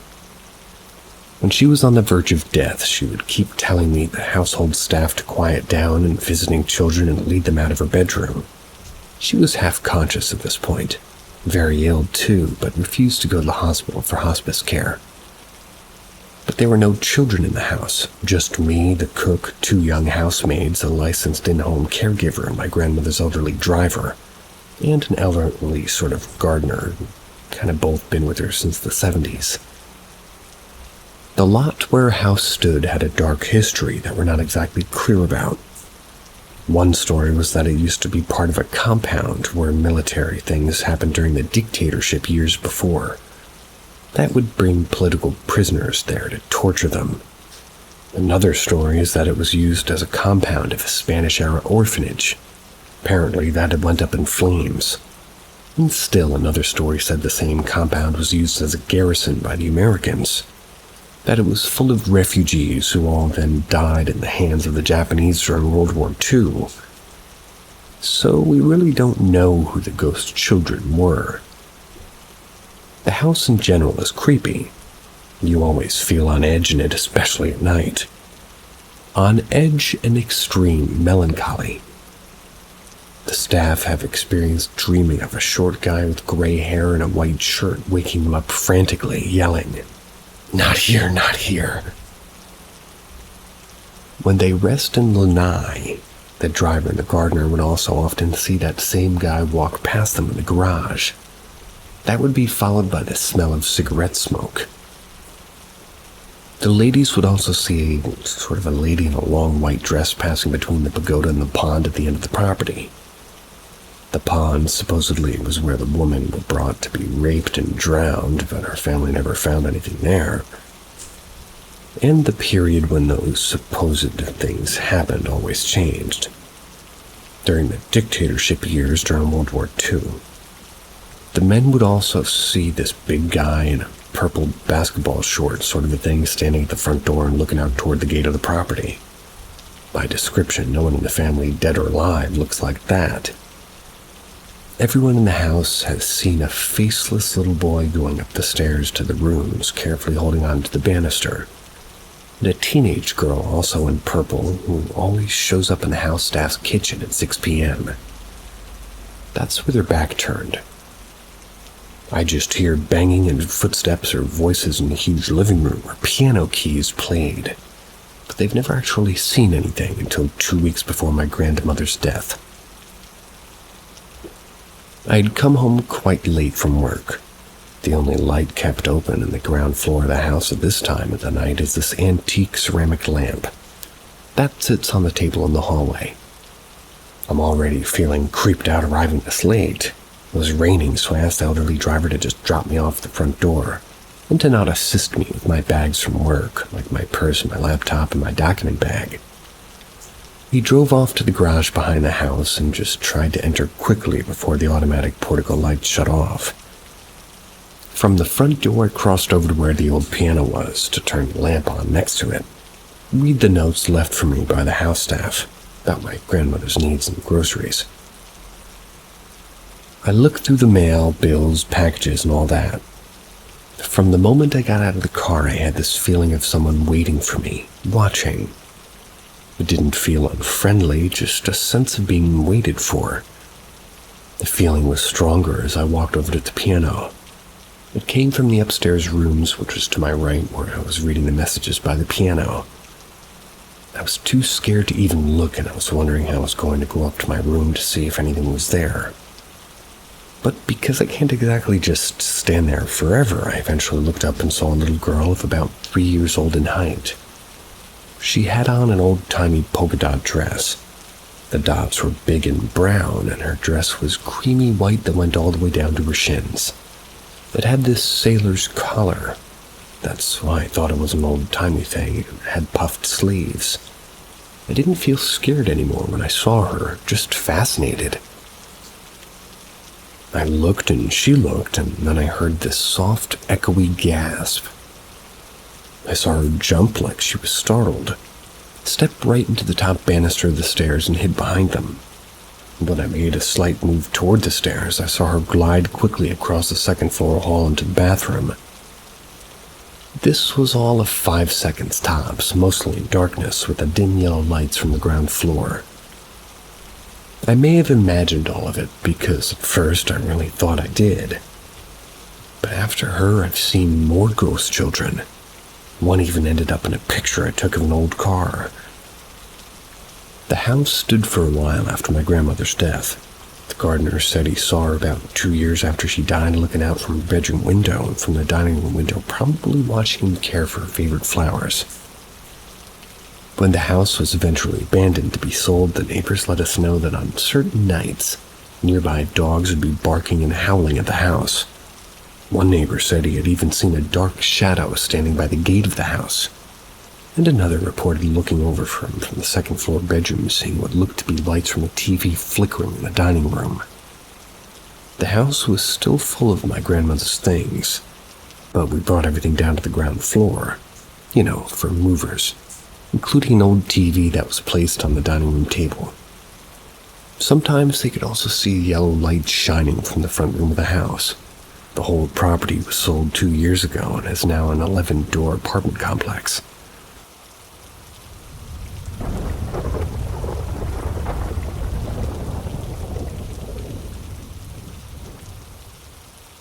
Three knocks from inside the wall. It was 2012 and I was 19, living with my parents in their trailer. It was right around 3 or 4 a.m. Always been a bit of an insomniac. Anyways, I was in my bedroom, mindlessly surfing the internet and watching TV. I heard light scratches seemingly coming from inside the wall at about my height. I thought, ugh, I hope we don't have mice. I ignored the scratching until I heard a distinct knock from the wall. It wasn't the TV, the volume was really low. I turned off the TV and walked up to the wall. Out of curiosity, I lightly knocked back, just once. I expected nothing, but a few seconds later another knock rang from inside the wall. I was spooked, yes, but more fascinated than anything. I had to test it. Slowly and deliberately, I knocked 3 times and waited. About 10 seconds later, it just answered with 3 knocks exactly like the ones I just did. I didn't sleep that night. I turned on all the lights and stayed in the living room till the morning. I'm a healthy skeptic, but I simply can't explain this rationally. Rodents don't knock like that, and I checked through the windows to make sure somebody wasn't outside messing with me. Besides, the scratching and knocks were distinctly coming from inside the wall. I've heard 3 knocks indicates demonic activity, and yet I've had no ill effects and nothing's ever happened like that afterwards to this day.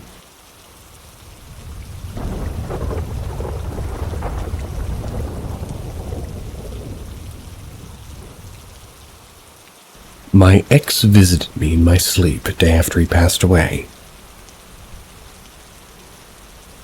My high school sweetheart passed away suddenly in 2017. Foul play, they believe. He kept on telling his mom that he sees his grave and knows where he's going to die. They found him right outside of his apartment building with a large rock and blood next to him. Where I'm from, funerals happen the same day you die. I had to break the news to his mom, and I was completely shattered. The next day I got on a plane to visit my mom in the U.S. I smoked a lot of weed and slept for the whole day almost. I was in my mom's bed next to her. I had a dream where I woke up and saw him standing right next to the bed, staring at me with sad eyes. I cried myself to sleep without saying anything. The next morning over breakfast, I told my mom about my dream. That was before I could finish saying that I had a dream, and she interrupted me and told me. I saw him too. It broke me. She described the exact thing I saw before I could tell her. She told me he looked like he was sad, seeing me sad. Years later, I still think about him. I'm torn between, was that true, or was my mom trying to comfort me? Although moms do want to comfort, they rarely lie, unless you're a kid. So go with the former.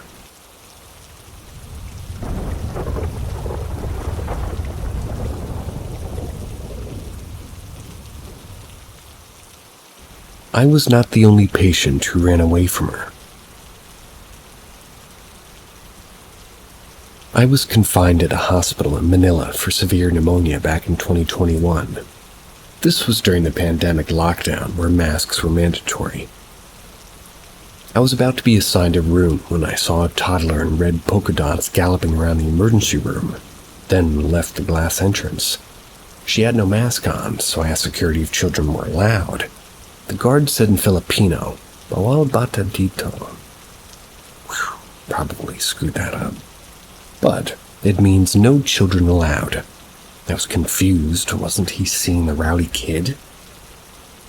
After I was confined on the 5th floor, I fell asleep and had a weird dream. I went downstairs and saw the young girl outside the emergency room, only that she was weeping in anger and holding a hammer. That's when she looked up and she screamed. I can't scream in this language. But what she screamed and what it translates into is, "Pa, why did you leave me?" Scared of being hit with the hammer, I ran up the dim stairwell back to the 5th floor. All I remember was that I was slowly losing breath. When I looked back, I saw her after me, only that she looked to be like floating up the staircase. It felt like I ascended over 20 floors because I just went on and on without pleading, this voice screaming, "Pa." By the time I reached my bed, I was physically out of breath. That's when I woke up to a dangerously low oxygen level and gasping for air, already surrounded by 2 attending nurses. I was intubated for a few days after that. When I regained my consciousness, I narrated my dream to my attending nurse. She froze in shock before asking, "Naka polka dot dress ba?" I asked how she knew. Apparently, my dream was ominously similar for over 10 anecdotes from different patients throughout the decades. And that's this girl in a polka dot dress showing up in the emergency area first, then in their dreams. And that's where they would be chased until they got jolted awake. Apparently, the existence of this girl has been an open book among the hospital staff during back to the 70s, passed down among workers. The backstory goes like this. More than 40 years ago, there was a small dengue fever-infected kid who was brought to the hospital by a young Chinese dad in the 20s. For reasons unknown, perhaps an illegitimate child not recognized by the dad's parents, the dad left her kid in the hospital to die, never to return again. The hospital recorded no proper identity to the little girl, and she eventually died alone. She was buried in the cemetery right across the hospital. A group of nurses helped bury the girl, and they named her Shobi, which is a Chinese Filipino name for the youngest daughter. She wore a polka dot dress. The nurse did tell me that they've never actually seen the ghost. They only know of its existence. What they do know, however, is that the ghost really only shows herself to certain people. Eerily, me and the other patients have the same physical attributes. East Asian looking, otherwise known as Chinese, and in our 20s, average build and around 5'8" and on the brink of death. Many patients who resembled her dad, and did I remind her of her dad? I figured the ghost of the girl was still in search for her father. Not gonna lie, it felt like I was running away from death catching up to me, but in hindsight, I realized maybe the girl only wanted dad. What if she wanted to bring a dad with her in the afterlife? By some miracle, I survived the whole ordeal. Went back to that hospital last year for a routine checkup, but I never saw that girl again. Call it a blessing or a curse dreaming about her. But for what it's worth, the chase woke me up to a second life. I hope you find peace wherever you are, little girl. Me too, and also, dengue fever is horrible. Sometimes I think my throat hurts from using it a whole lot, and, well, dengue fever feels like razor blades. Like, take that little picture of your vocal cords, replace those 2 little flaps with razor blades, and you got dengue fever. Ow.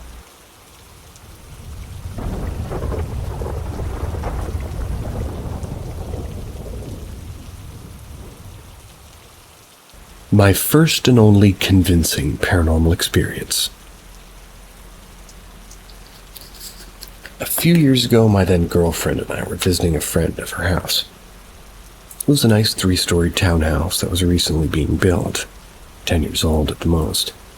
It was a group of us, about 6 of us total. It was a tradition for all of us to meet every once in a while, have food and play games. It had gotten late and we had all planned to stay the night there. Each couple had their own space and room, and we were given blankets and pillows and told our space in the basement. I'm normally a night owl, so it takes me a bit to fall asleep, compared to my then girlfriend who can shut down fairly quickly. The basement was completely finished and fully furnished, mostly without workout equipment, a large flat-screen TV on the wall, and a small bathroom with no bed. So we made a makeshift bed on the floor in the middle of the room. I remember it being around 2 a.m. when it suddenly became very cold. And I should add that, here that my girlfriend and I, we brought with us a heated blanket, since we knew it would get pretty cold. But this was a different type of cold, and that blanket didn't help despite me cranking it up to its highest level. I also knew that the AC sounded like when it ran, it didn't cut on or run at all that whole night, and this was during the summer. Not long after, I remember feeling this presence suddenly come over me. I can only describe it as the sensation you feel when another person comes into close proximity to you. But this presence was felt above me since I was laying on my back. So imagine feeling the presence of something hovering over you while lying on your back. The hairs on my neck just began to raise. My ears perked as everything felt wrong about my surroundings. Also, all the sound was completely sucked out of the room. Every abstract and benign sound, like you were in a soundproof room when you walk outside after snowfall. I remember shifting back to look over at my girlfriend to check on her and see if she was awake, but she was lying on her side facing away from me, appearing to be asleep. The weirdest part was nothing visually seemed out of the ordinary. It was very dark, but I couldn't visually see anything that would explain all my other senses and instincts heightening. I don't even remember falling asleep that night.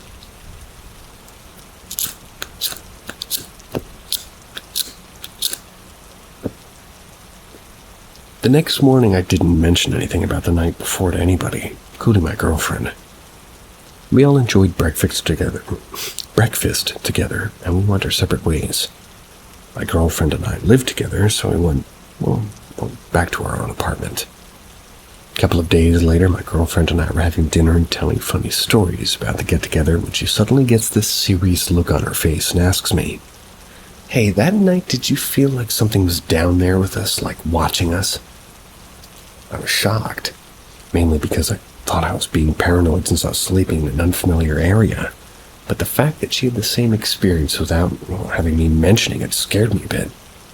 I then told her about what I felt, and asked if maybe her friend came down in the middle of the night to check on us, or any other logical explanation for it. We agreed on my girlfriend asking her about her friend about it the next time that she saw her. When her friend told my girlfriend she didn't come down that night, my girlfriend began to explain what happened.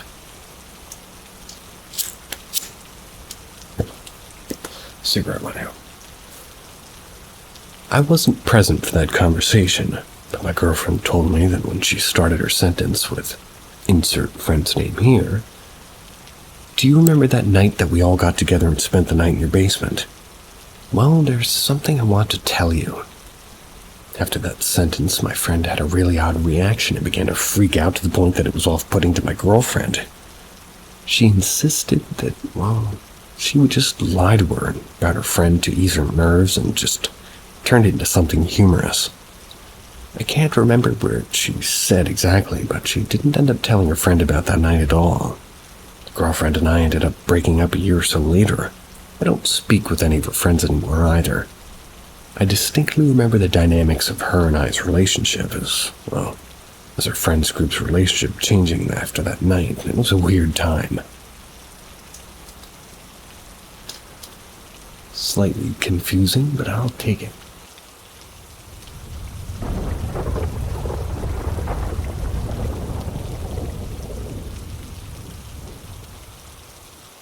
My trip through the screaming woods. So yesterday, me and my mates decided to go to Pluckley, most haunted village in England, supposedly.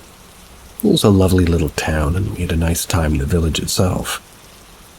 After which we made our way to Daring Woods, nicknamed the Screaming Woods. And I will say, as far as forests go, it was a beautiful place with lush green fauna and a dense landscape, but beyond the beauty of the forest lied a darker and more sinister look to us. In 1948, 20 dead bodies were discovered in these woods, making it very haunted, supposedly. We pulled up outside in the car parking lot, got out and walked around the gates to the entrance, and a man with a dog walked past us. but my friend Kian is convinced that he saw a woman walking the way that we would soon go. No one else saw her. Keeping in mind my friend Kian is a very honest and trustworthy guy, we kept walking deeper and deeper into the woods till the path that we were on became overgrown. Signs of human activity seemed to dwindle faster and faster. We then kept hearing what was a woman mumbling off in the distance. Weird, but not paranormal.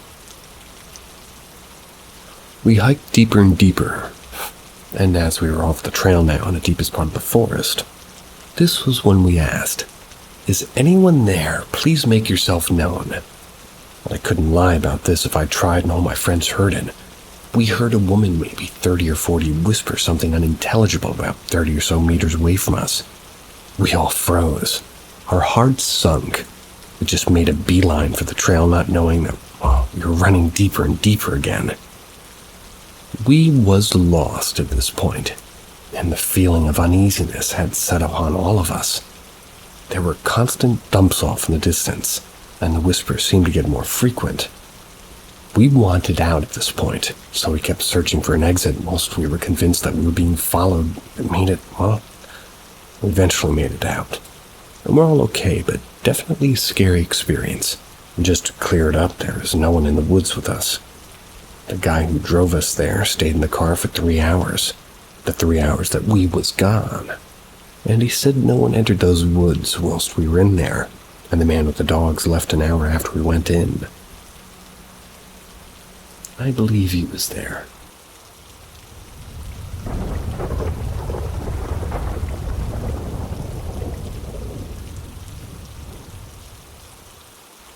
Welcome to the world of Paranormal M, where reality is just the beginning. Subscribe and turn on notifications to explore the mysteries of the unknown with us. Prepare to have your mind blown by our latest mind-bending tales. Creepy occurrence, or something more. Okay, for context, I've lived in this house for about 5 years. At first, everything was fine. Nothing out of the ordinary was happening. Recently, me and my fiancé of 2 years now live in the same house. The way the house is set up is as you enter the living room. On the left, we have the kitchen, the backyard, and the laundry room. On the right, there's a hallway that leads to the master and guest bedroom, which is our office, and the only bathroom. The hall also has a closet inside of it for towels and stuff. My fiancé likes to stay in either the living room or the office to do schoolwork. It has a pretty big desk and multiple monitors, a bed and a closet in there. My fiancé says that he's been seeing some black shadows roaming in the hallways at night, but it's only in the corner of his eyes. None of the doors open except the one going to the living room from the hallway, but I think it's from a draft in the house. I sometimes do notice some shadows going in the hall when it's dark, and I am the only one home when that happens. This has been a small occurrence for about 3 years now, but I've just told myself that I was just imagining things. Up until recently, I was home alone. My fiancé was in Orlando, Florida. That's when I was sitting at the desk playing some video games and watching YouTube. I noticed that there would be a black shadow in the hallway going back and forth in the corner of my eye in the hall. Not like a pacing motion, but as if it was going from my bedroom to the bathroom. I ignored the activity and returned to my video game. That's when I physically watched my half-empty soda can move across my desk. This never happened before, and it caught me off guard, and ever since that instance, when I'm home alone, the house is very loud. I've been noticing noises more often. What do you think? Am I just imagining something, or is there something in this house? Certainly you are.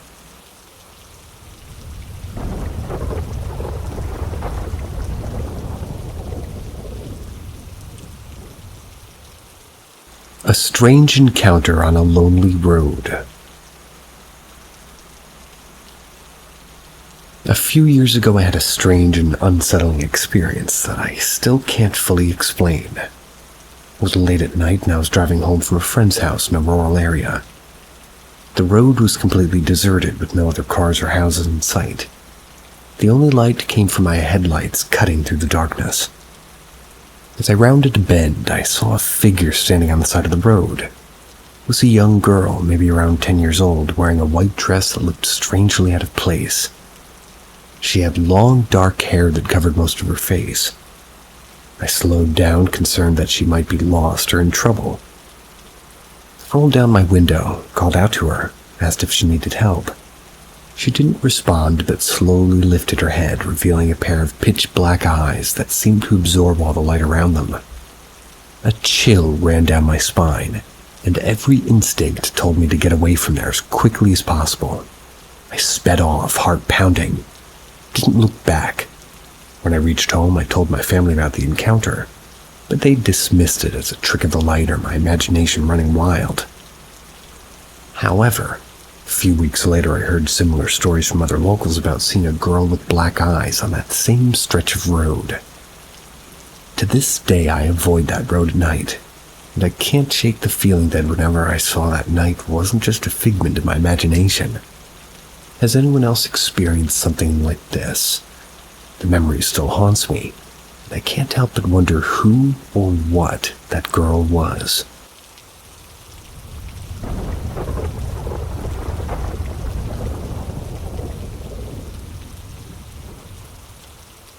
Dream connection. Has anyone ever experienced, or is able to explain, having the same dreams as someone else multiple times? For me, it happened with my mom as a kid. It's been years, but based on how frequently it happened, I wonder if it still does, and, well, how frequently if so. But being that I'm in my 30s, I don't exactly talk to my mom about dreams. A few of the more explicit examples. Example number 1. There was an old house on a corner in the city I grew up in. Absolutely nothing significant about this house. But I woke up one morning and at breakfast told my mom I had a dream that my grandma, her mom, moved to our city. My mom kind of froze, but carried on with the conversation quickly. Can't remember how it came up, but I mentioned something about the house. She was floored. She told me she had the exact same dream. We kind of went back and forth with random details, and it all lined up. Grandma moving close by is weird to dream about the same night, but not nearly as weird as the details. Mainly being the exact same house that's no more significant to us than any other of the 100 houses in our city, as well as some of the details of how she moved. 2. Another one, we were on a big cruise ship that had started to sink as we were pulling into the dock and sunk right before we got there. Had to jump and then swim to shore. Don't remember a lot about the specifics or details other than the situation and circumstances matching exactly. Story number 3. Multiple dreams of going on trips and being on vacation, always in the same places that never made sense. They were never typical places we would talk about or, as a kid would want to even go to. Not like Disneyland or something. It was always places we never talked about or even wanted to visit. We also always have had the same thoughts throughout my life, and that still persists to this day. Stuff like one of us saying something out of the blue and the other responding, "I was just about to say that." Or one of us calling just for the other to have the phone in our hand about to call the other at the same moment. There's something to be said about a bond between a parent and a child. Kinda happens to me too.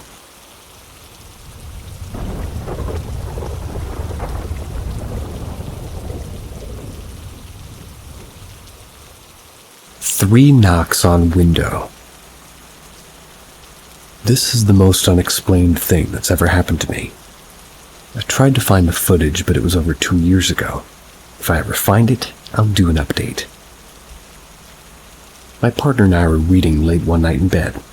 Our bedroom at the time was on the second floor, no trees nearby, and there was a sunroom directly underneath it, so like a small roof. It was fairly close to step on from the window. Not that we ever did. It was a calm summer night. All of a sudden we hear 3 clear knocks on that second-story window. Our dog and cat jumped and just stared. It's like 1 a.m. and it wasn't a quiet knock. It was so casual, like a friend coming to your door. We looked at each other, then looked back at our pets. The hair on our pets' backs are standing up, but our dog isn't barking. I remember the small roof, so I immediately go out from scared to annoyed, thinking it was some kind of prank for TikTok. A teen probably somewhere managed to climb on that tiny addition and lean over to knock. It was that clear and loud of a knock. I open up the app for a security camera. We have one in the front and one in the back side of the house. It has a full view of this window and underneath it. It continuously records. It's not motion activated. I peel back the timeline and wait, and then can't really do anything but stare. It's nothing, literally nothing, but you can hear it through the camera. 3 loud knocks. You can see the glass in the window pane shake a bit as the light casts off. There's no one there. It was so weird. I would rather be a ghost than TikTok people.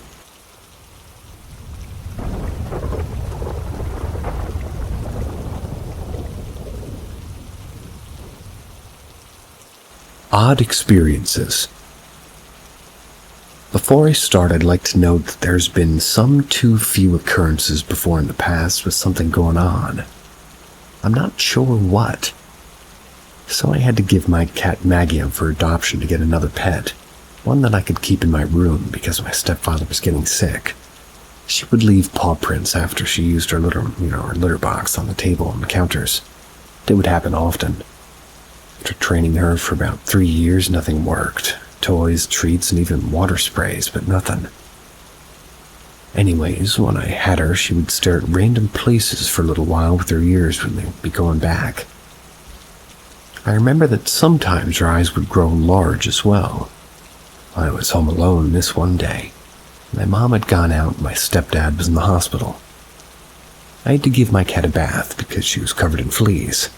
We had tried everything to get rid of them, flea combs, flea medicine, flea protectant collars, but the fleas had infested the majority of our house, especially my bedroom. That's when we had all 3, me and my stepdad and my mom, decided to give up her for adoption and into a place where she could be treated, because we couldn't afford it at the time. We had tried what I'd previously mentioned, and it cost us a lot. Therefore, we couldn't afford another possible failing treatment. Sometimes at night, even today, I still hear noises.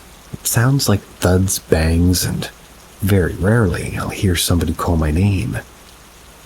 The calling my name part is definitely not my favorite. I'm not encouraging the behavior, I'm just saying this. But I'm a teenager, and as some of us, I let someone in my house. Me and him were making out, and we heard what sounded like a scratch on the wall or something being moved. We both looked at each other and laughed. Fortunately, we aren't together anymore, though. But back in about September or October of 2023, I was downstairs. Yes, Gecko. And I was sitting on the couch. At the time, my stepdad had a functioning electric wheelchair. He definitely thought he was big and strong, and he sure was. But anyways, he was in the hospital and an electric wheelchair was in the garage. The lights were off outside. The outside lights, the garage lights, and even the wheelchair lights. I'm not too sure if all electric wheelchairs have lights on them, but they're definitely so fun to ride. My stepdad let me on it sometimes. I had heard a thud in the kitchen. Literally, it sounded like something banged or a loud-ass noise. I was watching TV and looked to my left. I saw absolutely nothing at all. The lights over the entertainment center and my mom and stepdad's bedroom lights were, they were the only lights on inside of my house. So that's how I saw into this kitchen, with just a little brightness shining, making the lighting very dim in the kitchen. I looked to my right, and I swear to you, bro, oh my fucking word, I saw the tallest thing I'd ever seen. Tall as my glass screen door, almost. I jumped, and I didn't know who or what it was, so I just went and got my mom, because at the time, we didn't have cameras outside to see who or what it was. Guess what? The fucking lights were on the electric wheelchair. Just the back lights, which takes 2 hits to a button. And like I said earlier, no lights were on outside. I remember my heart stopped and the color from my face drained and my heart started racing. What now?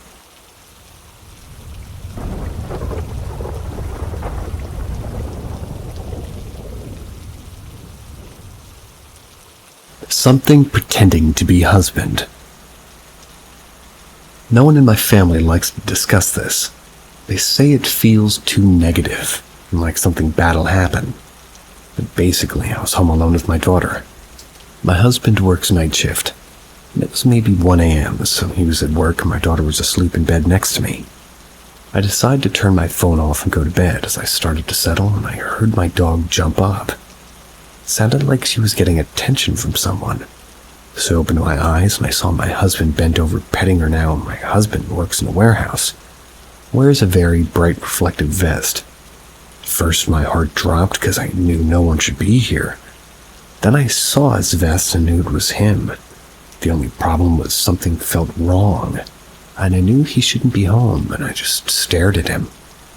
He looked up and smiled at me, and I'm not really sure when I fully realized, but I knew this was not my husband. So I shut my eyes tight and refused to open them. I felt hands moving up my legs. Once it reached my thighs, the hands were gone. My daughter woke up screaming bloody murder. My mom instinct kicked in, and helping my daughter was more important than hiding from whatever this was. So I jumped up, grabbed my phone as fast as I could, and shined the light and tried to console my daughter. All she kept saying was "Daddy" over and over while screaming. This has never happened before or after. I don't know what that thing was or what it wanted. I found this group and I wanted to share my story. I'm also going to add that I've been asked if this could be sleep paralysis, and in my own opinion, I don't think it was, but the timing's questionable. So if it falls under that category, ... Way to leave me hanging.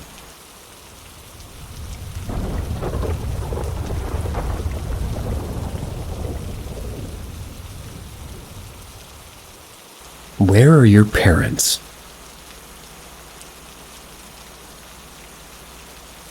This happened in 2005 when I was 16. A few friends and I were out of town, and this was one summer evening. It was probably 5:30 or 6 p.m. We decided we wanted to go ghost hunting at a near cemetery. At the time, I didn't believe at least in ghosts, but they always interested me. Plus, I just liked hanging out with my friends. We were walking around for probably 15 minutes or so when this little girl, probably 5 or 6, comes running out from one of the headstones. She was wearing this little dress with like light blue and white checkered designs. Me and my friends look at each other like, what the fuck is this little girl doing out here? My friend Mark says, maybe she's here with the funeral.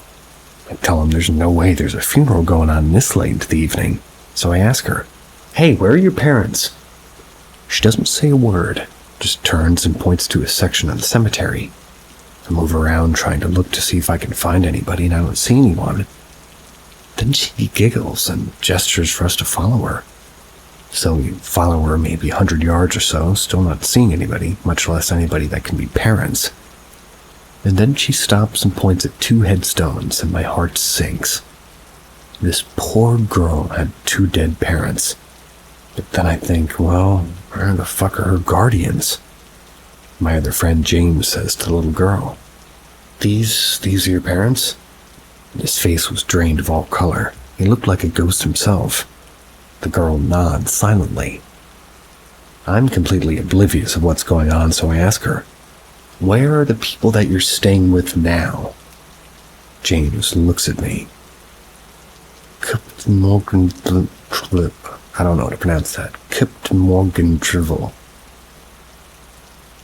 Oh, that's your handle name.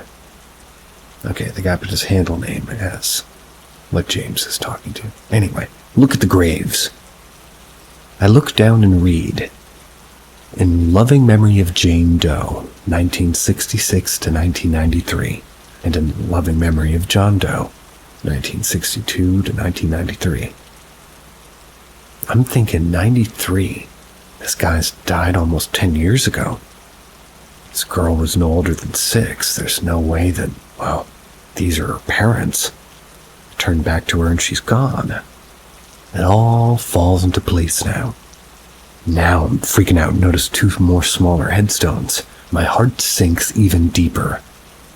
In loving memory of Johnny Doe 1990-93 and in loving memory of Jenny Doe 88-93. On the far end of the 2 there was a plaque that read, "Drinking and driving is never okay." The picture of 4 angels, 2 adults and 2 kids. We all look at each other like, what the fuck just happened? At this point, we're like, okay, enough ghost hunting for everyone this evening. I think it's time to leave. I think about this day from time to time, and especially when I drive my car by, an accident. Rest in peace.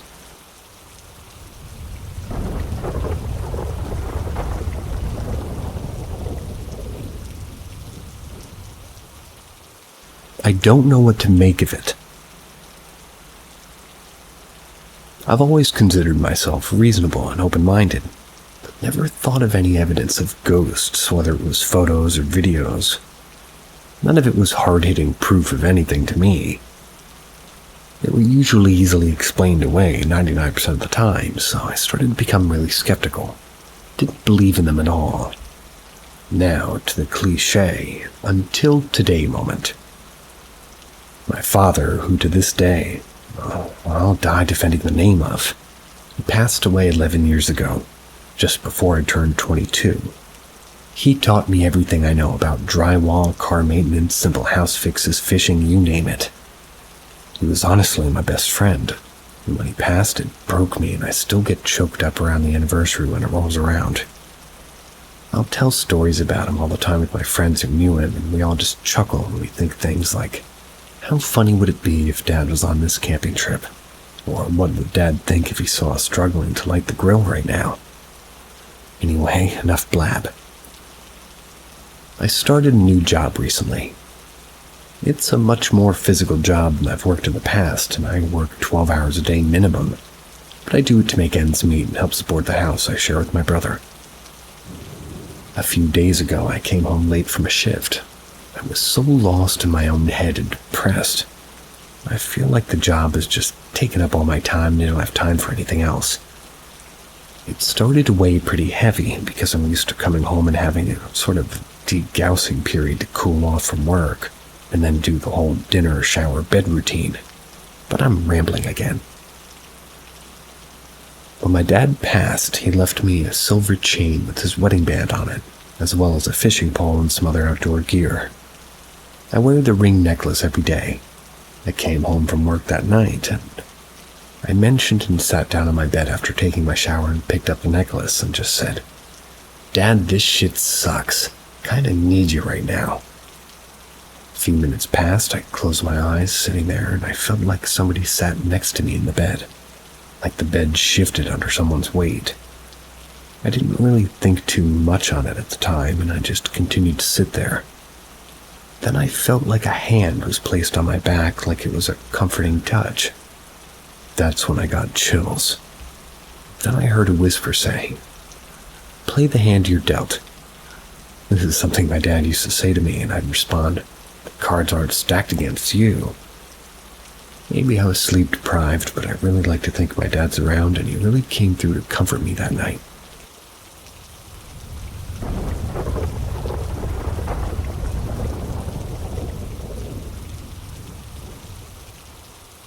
My friend and I saw a UFO.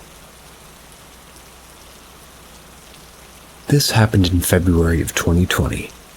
I live in Central Arkansas area for reference.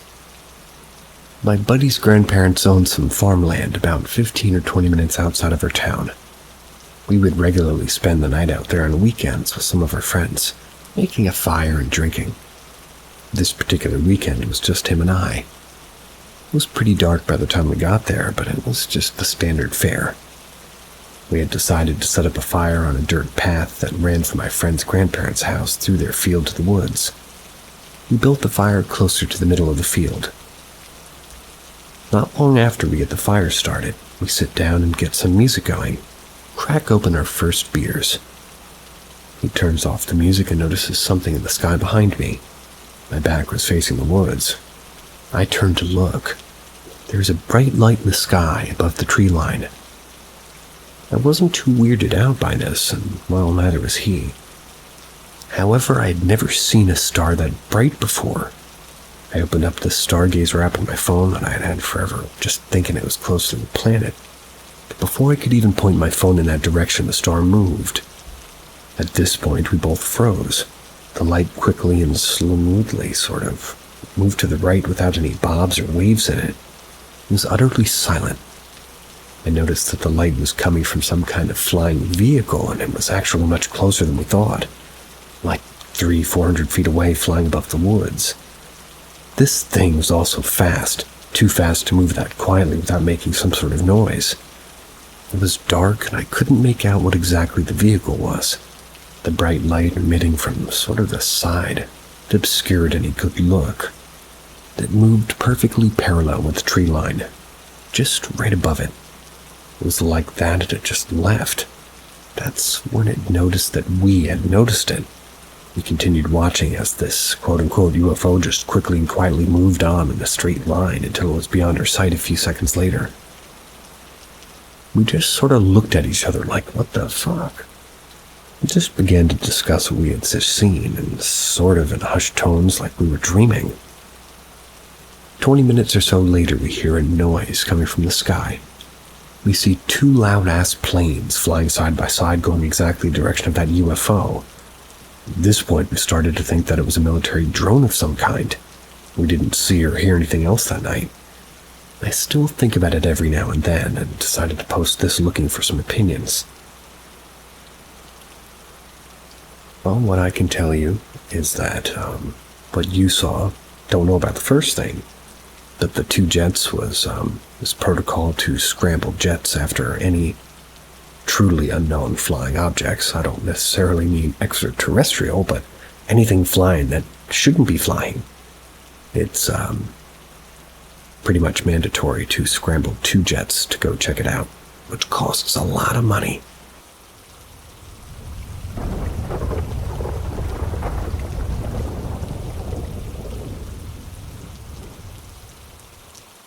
Disturbing random voice message. This happened years ago, but it's still a memory that pops into my head on occasion due to how random it was. I remember I was starting my shift at my local retailer, my place of work at the time. Before going in, I had started to receive a phone call from an unknown number. Normally I ignore these as I don't like picking up unknown numbers at all, and I assume if it's important enough, I'll likely receive a voice message, or maybe an email shortly after, so I let it ring out. After this, I noticed I was left with a voice message, but decided I'll listen to it after my shift. Once my shift had ended, I sat in my car to listen. It was roughly 4 minutes long, and the first 2 minutes I remember mostly being silence with odd rumbling and some mumbling here and there. And then out of nowhere it seemed to shift to some distressing sounds, like vaguely sounded female, maybe like screaming. I remember it being an odd sound, but distressing to hear in a voice message. And this went on for the rest of the voice message. Because of its odd nature, I decided to save the voice message and was planning on showing some friends that I need to get the chance to see what their thoughts were. But for some reason, I went to check my voice messages next. It was just gone. And to this day, I have no idea what it was. But nothing more really ever happened other than that.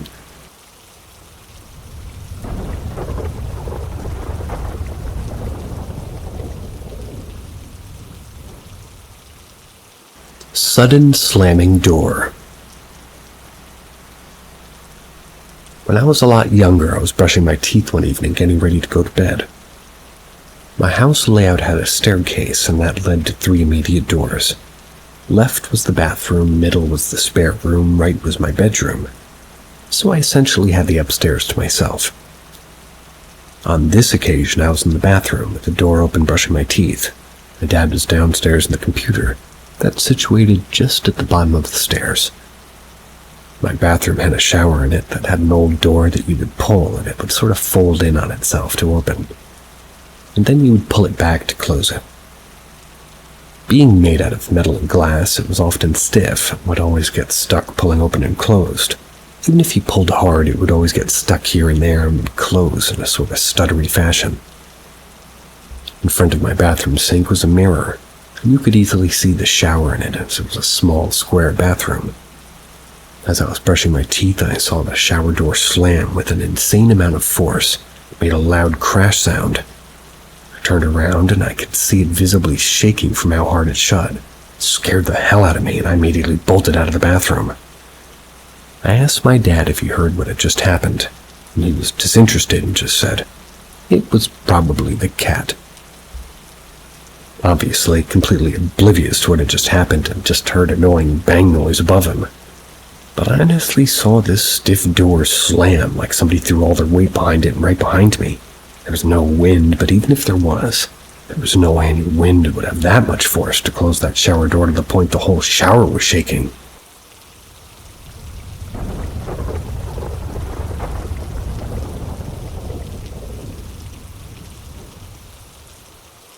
A ghost party at 275 South Plymouth Avenue, Rochester, New York. Back in the late 1980s, I rented a basement apartment. It was at 275 South Plymouth Avenue in Rochester. It's in a building called the Wilmot. The building was a mansion designed in the antebellum style. When it was constructed, it was owned by one of the founders of Western Union. The family was happy there until their eldest son drowned in front of the father's eyes.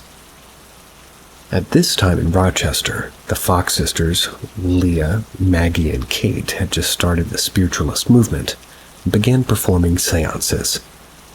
It's rumored that they regularly performed seances and had seance parties at 275 South Plymouth Avenue. Fast forward to 1989.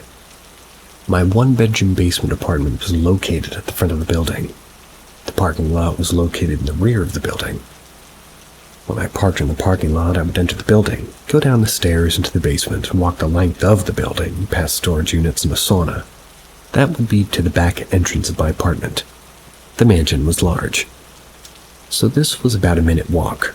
I walked the length of the building every night, and since I always parked in that lot. One night the lights weren't working in the basement. It was spooky, but I didn't really care because, I'd made that walk so many times before. As I walked through the dark basement, I could hear laughter. Thought it was some people using the sauna, but as I got closer to the back door to my apartment, the sound of laughter got louder. It sounded like a party. I could hear glasses clinking and the sound of silverware on china. When I got to the back door of my apartment, it sounded like the party was right inside my apartment. Thought I'd left the TV on. Put the key in the lock, turned the knob, and the noise just stopped. I entered the storage area to my apartment and smelled like roses and lilies. When I walked into my apartment, everything was quiet. I hadn't left the TV or radio on. It was dead silent. I had interrupted the ghost party.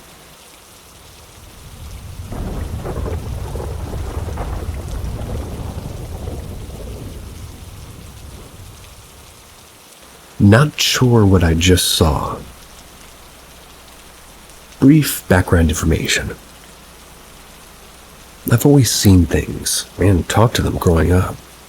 I'm now an adult with a child of her own, but from the time I started talking, I used to tell my parents about demons and past relatives, people who I've never seen or heard about. These things have always seemed to be attracted to me in my mind. So anyways, tonight was a new one. I've dealt with wayward spirits of past people, other entities, and what I've genuinely believed to be something of divine nature. These entities have always presented themselves as human, animal, shadow, or human-like. Tonight I saw something that truly unsettled me for the first time. The last time I cleansed my house was a few weeks ago, and until a few days ago everything was good. I'd started having extremely vivid night terrors. I felt like I was being watched. Being watched is by no means a new feeling. I have a spirit that watches me frequently. but it felt off. This was a different feeling of being watched. Then tonight I'm feeling like I'm being watched again, but needed to clean up in the kitchen to go to bed. I stand up and walk around the kitchen island, looking directly into the laundry room. I saw something that didn't even pretend to be human. It was peeking at me from the door frame. It had very light skin, shaggy light-colored hair on top of its head. Small horns peeking out from its scalp, bulging eyes and odd hands. I didn't get a great look at it, and I definitely got caught off guard. Safe to say it wasn't expecting to be seen, let alone for me to hold eye contact with it. It stayed there frozen and wide-eyed for a second, and when I started walking toward it, poof, disappeared. I told it that I didn't feel like dealing with it tonight and to leave us alone. Which, as odd as it is to say, whenever I've talked to an entity directly, they tend to respect what I say. I don't think it's going to bother me before I ban it from my home, but I've literally never seen anything like it. I wasn't sure what the fellow believers of Reddit think I saw. A quick Google search, of course, told me a demon, but I've never seen one like this. I'm curious as to what specifics, so I can find out why this thing was in my home. 24-year-old female married to 29-year-old with a small child and currently pregnant. Not sure if this information helps anyone determine what type of entity it was.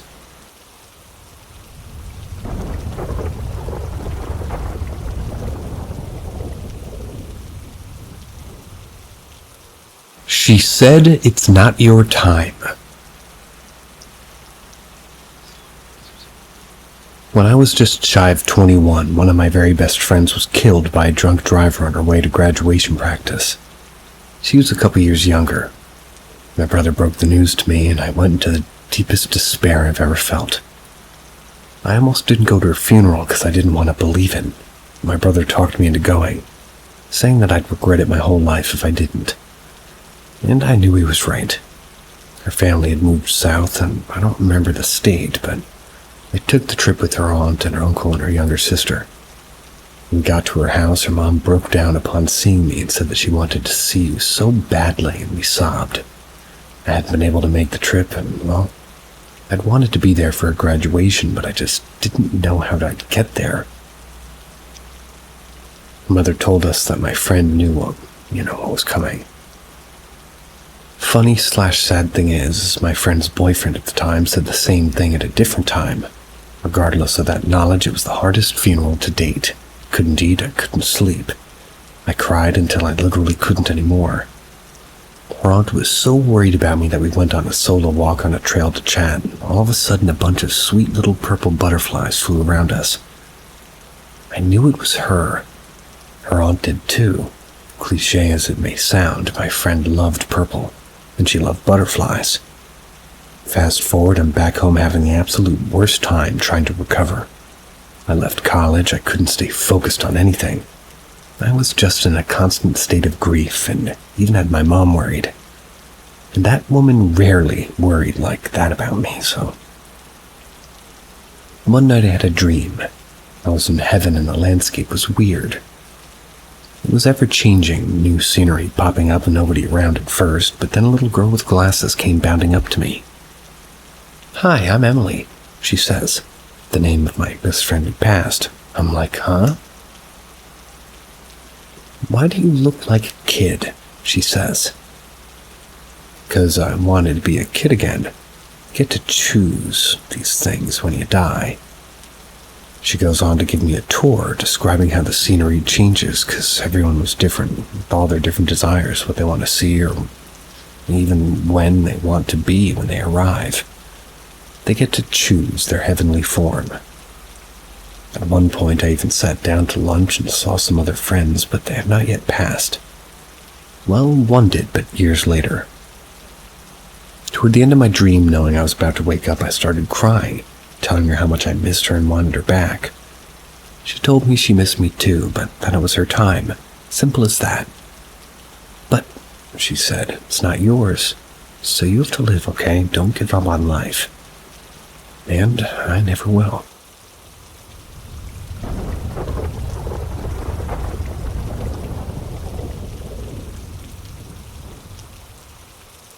1-foot-tall, ovalish-shaped creature on the side of the sidewalk during a late-night walk. Hi, everybody. I was on a walk around at midnight, so like an hour ago from writing this. I was on a bike trail by a highway in Kansas. I saw a funky-ass creature. It was on the side of the sidewalk. I was listening to music and heard some kind of crunch behind me as I was walking. I turned around, and there's this thing about a foot tall staring at me right in this sort of yellow eyes. They were reflecting some light from a car on the highway. I swear it was looking directly at me. Did a U-turn and ran the fuck out of there because, one, I didn't have any clue what it was, and I still have no idea, and two, what the fuck was that crunch? I think it might have come from the woods that were on the opposite side of the highway, but it's late spring, almost summer, so it couldn't have been any dry leaves.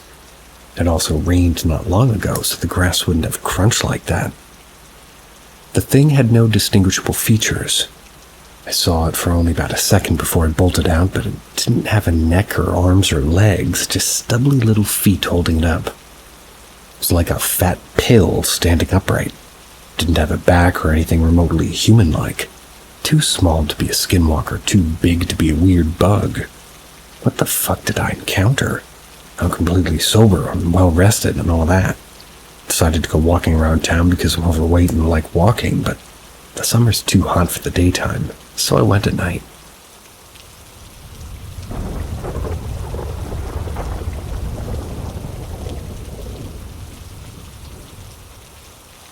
Weird encounter which left me second-guessing. Not terrifying, but just weird. I'm from India, and this happened when I was in 10th standard at that time. For context, I used to live in a colony which is more than 25 kilometers away from the city. I used to go to school by the city by a company-provided bus. There were many schools and colleges, so students were sort of clubbed together and buses were assigned based on the route.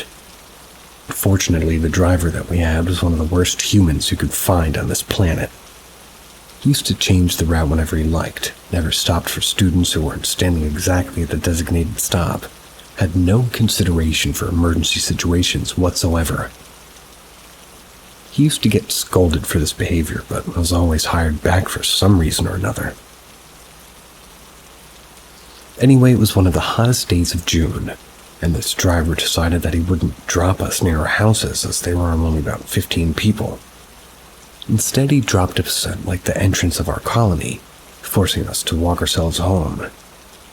I used to live on the opposite end, as officers' quarters were located there, which was a little more than 2 kilometers from the colony gate. I looked at the helpless people walking, seeing that none of them were from the officer side of the colony. I started walking alone in the scorching sun, cursing the driver, thinking about how I was going to complain about him. Suddenly, I had an idea to minimize the distance to my house. The only problem was that I had to choose a desired path.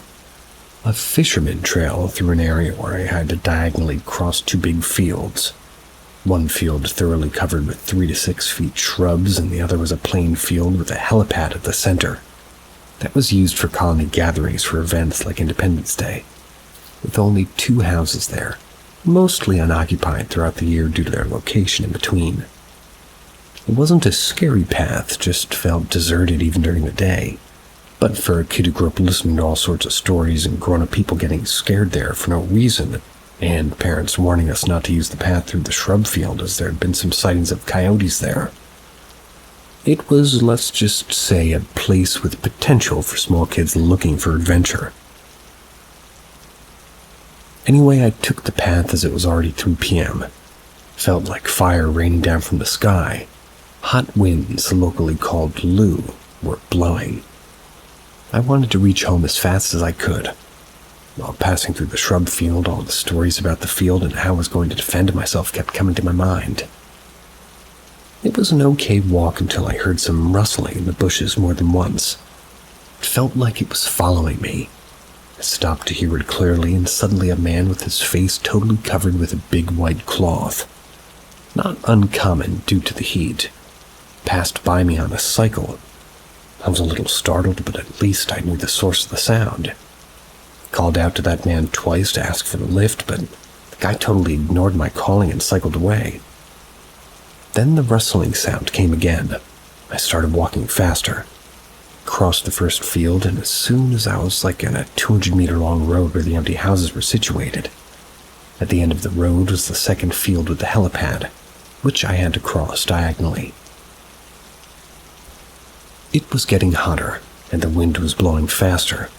While on the second field path, suddenly I heard the sound of a heavy anklet just behind me.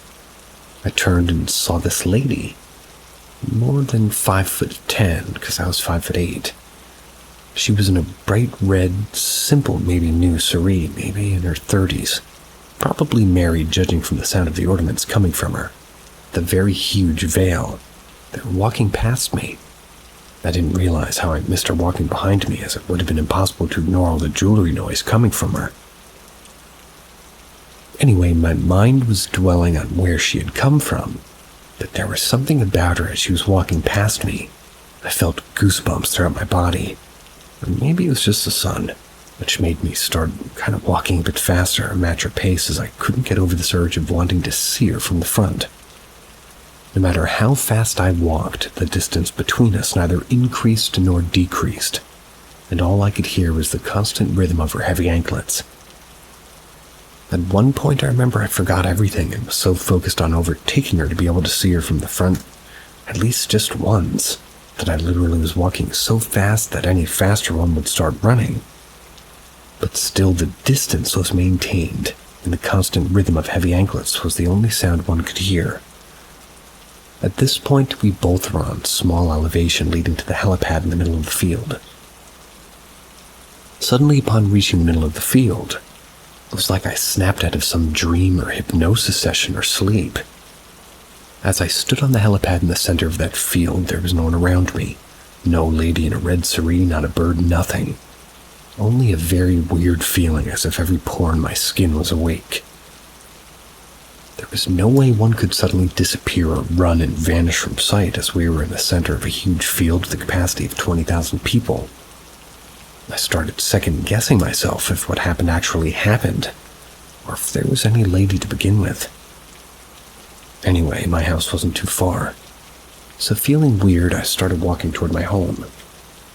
As I reached home and was approaching my gate, I heard a loud ahem come from my neighbor uncle. They asked in a roaring sound, "Where do you think you're going?" A little background. He had some knowledge of things, like the evil eye, as he had a shaman back in his village who gave him some mantras. This wasn't common knowledge about him, but since we were neighbors from time to time, he looked into some stuff like when kids had a fever or wouldn't stop crying, which I will admit always helped. And anyway, after his question, I looked at him and he was directly looking at me. Usually he teases me for some or other stuff by being all tough and loud, but this time he was just looking at me, or felt like he was looking at me, and I was still feeling weird. Hence I gave him a salute without speaking and entered my house, with him still looking at the gate behind me. By evening I had a 102-degree fever, and out of nowhere his wife brought some cloves. He asked her to give them to me and asked my mother to tie them to my hands. The next morning I was all right and ready to get scolded by my mother for going here and there besides school, as though Auntie told her something the previous night.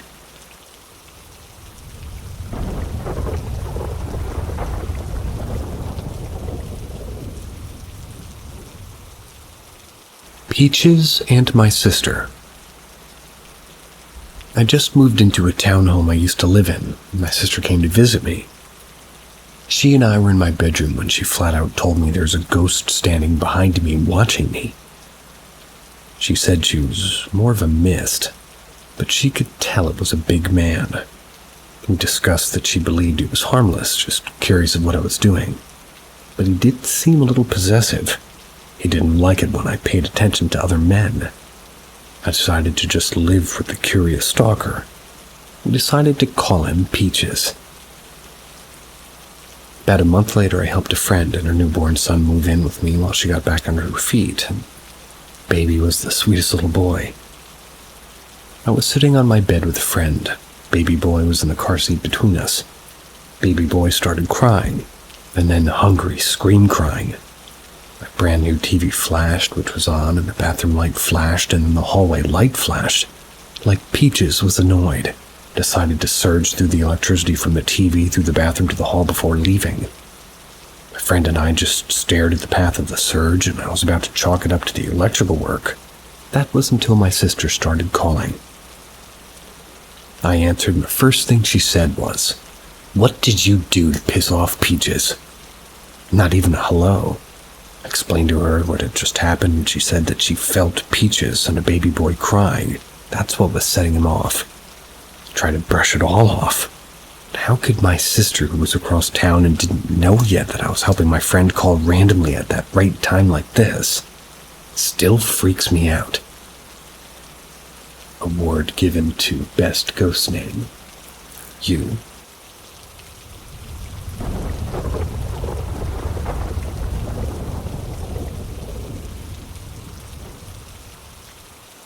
Weird things at my grandparents' house. I'm at my grandparents' house right now. I was thinking about the weird things that have happened here. Decided to post about them here too. To describe my grandparents' house, it's pretty much the kind of house where you would expect something weird to happen. It's old, 2 floors and a basement. A lot of creepy looking dolls out in the middle of nowhere on a hill with some wooded areas around it. 1.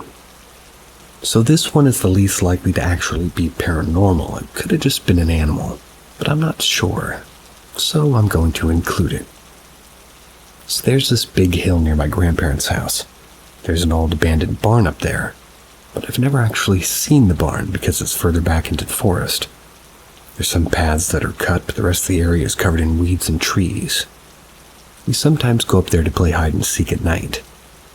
One night, several years ago, we were playing hide and seek, and me and one of my cousins were hiding. We were at the corner of one of the paths, and we heard something in the weeds. Whatever it was started coming towards us. We think at first it's just the dog that lived outside, since he would usually be up there if we were up there. But we turn our flashlight on, and there's nothing. But whatever was coming towards us turns around and runs in the other direction. We can see the weeds moving, but we can't see anything in the weeds. The weeds weren't tall enough to hide something big, so whatever it was had to be small enough not to be seen, but big enough to cause a noticeable shift in the weeds. We immediately run and stop in front of a shed. The dog comes up from the house, so it wasn't him. Our grandma, who was looking for us, says that she thought she heard something in the weeds as well. 2. This one is a lot more recent and scares me the most. Happened last summer, I think. Me and my cousin were there alone. Our grandpa was in the hospital, and our grandma was going to see him. It started with just us hearing weird creaks from upstairs, which isn't exactly unusual for the house. But we were still creeped out, and we went to the kitchen to grab some food. On the way back, my cousin looked upstairs and said that she saw a shadow up there. On its own, it wouldn't have just bothered me, but she could have been wrong, and she definitely, might make this up to scare me. But at the same time, I heard a loud sound coming from the kitchen. Ran into the kitchen, into the basement door, and it was open. It couldn't have been wind or anything else. Something opened the door. We sat down, tried to ignore everything, and something fell off the table behind me. I've been creeped out there many times before, but this was the first time I felt fear like that. 3. This one is the most recent, and it happened only a few months ago. At the house, there's a porch area where I used to keep wood for fires. There's a window to it in the TV room. Me and my cousins went to spend the weekend there. And when me and my cousins were all there, we slept in the TV room. In the morning, my grandma asked if any of us had been banging something down there. We hadn't, but later I noticed that the outside door to the porch area was open. My grandma just said it was because it was unlocked, so the wind blew it open. She later went out to close and lock it, and after I had left and was back home, she called me and we were talking. She said the door had opened again, even though it was locked. She also checked, and the sound she had heard during the night, it was something banging on the door from the porch to the house.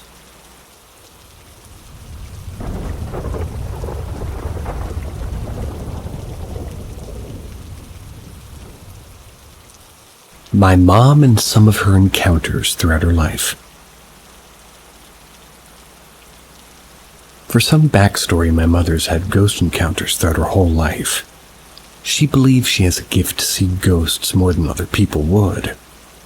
Her dad died when she was young, and my dad's parents died before I was born. And some more important information for the backstory. My grandmother abused my mom both physically and verbally throughout her life. She was very controlling and overall not a good person to my mom. For the first encounter, my mom had seen her dad 6 times throughout her life. Each time was after she had a baby. For example, about 2 months after I was born, my mom told me that while she was in the kitchen holding me, she felt an extremely warm and comforting glow behind her. She turned around and saw her father.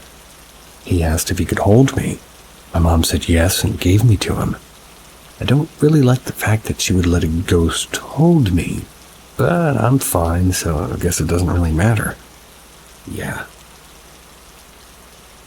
He gave me back to my mom, smiled at her, and then simply disappeared right in front of her. Something similar to this happened after each kid my mom had, and since I'm the youngest, my mom never saw my dad after this. For the second encounter, my mom was doing dishes. And there's a window directly above the sink that you can see out of into the park behind my home. There's a single street lamp that shines on the alley next to the park. It was nighttime and my mom was doing dishes. She looked out the window and says that she saw my dad's mom directly below the street lamp. She stood there for about 5 seconds and then walked into the darkness. For the third encounter, this one freaks me the fuck out. And how my mom stayed calm during this, I will never understand. And important context, I was the only child my dad's dad didn't get to meet since he died before I was born. My mom was sitting on the couch with me as an infant, watching TV in the living room at night. My dad's dad walks in from the doorway on the right side of the TV, so he walks out of the complete darkness basically. Simply sits on the couch next to my mom. He looks at me and says, "He's beautiful," to my mom. Gets up and walks back into the complete darkness. My mom never saw after that point. For the fourth encounter, here's some backstory for this one. Around the age of 10, one of my 2 dogs died. Railroad was the name of the dog that died, and Jazz was the name of the dog that was still alive. My mom was sleeping and was woken up by the sound of a dog panting. She was slightly perplexed because no pets were allowed in their room, and Jazz rarely went upstairs. She opened her eyes and saw Railroad looking at her and panting. She said, "We miss you, Railroad." My dad heard my mom say this, and he turned on the lamp that was on his nightstand. When the light went on, Railroad was no longer there. My dad didn't hear the panting or see Railroad, but did hear my mom speak to him. My mom fell asleep and then had a dream about Railroad. He was playing with other dogs and other kids in a huge field and seemed to be having lots of fun. My mom believed this was heaven that she saw in her dream. She's not seen Jazz, my other dog, after she died, though. For the fifth encounter, my mom was 6, trying to sleep when she heard someone rocking in a rocking chair that was in her bedroom. She looked at the chair and there was a man wearing a very colorful hat rocking back and forth in the rocking chair. She screamed and her parents busted in and turned the lights on. When the lights turned on, the man was gone. Now, my mom's never seen her mom, ever. She believes this is because her mom was abusive towards her for my mom's whole life. However, my sister has seen my mom's mom. Throughout my sister's childhood, ages 3 to 7, my sister would start yelling at nothing, literally nothing. My mom would see my sister yelling at literally nothing. She would yell, "Stop, get away from me," things of that nature. My mom would ask my sisters, "What are you yelling at?" My sister would respond with, "That old lady keeps hitting me with a stick."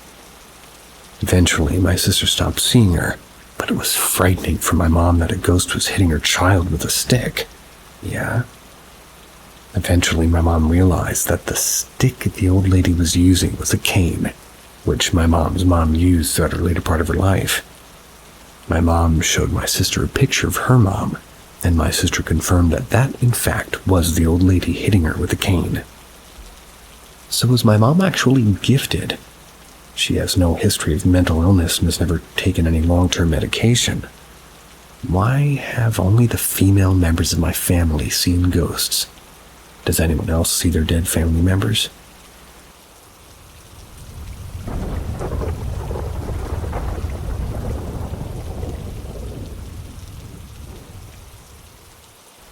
Weird experiences sleeping over at my aunt's house in Brazil.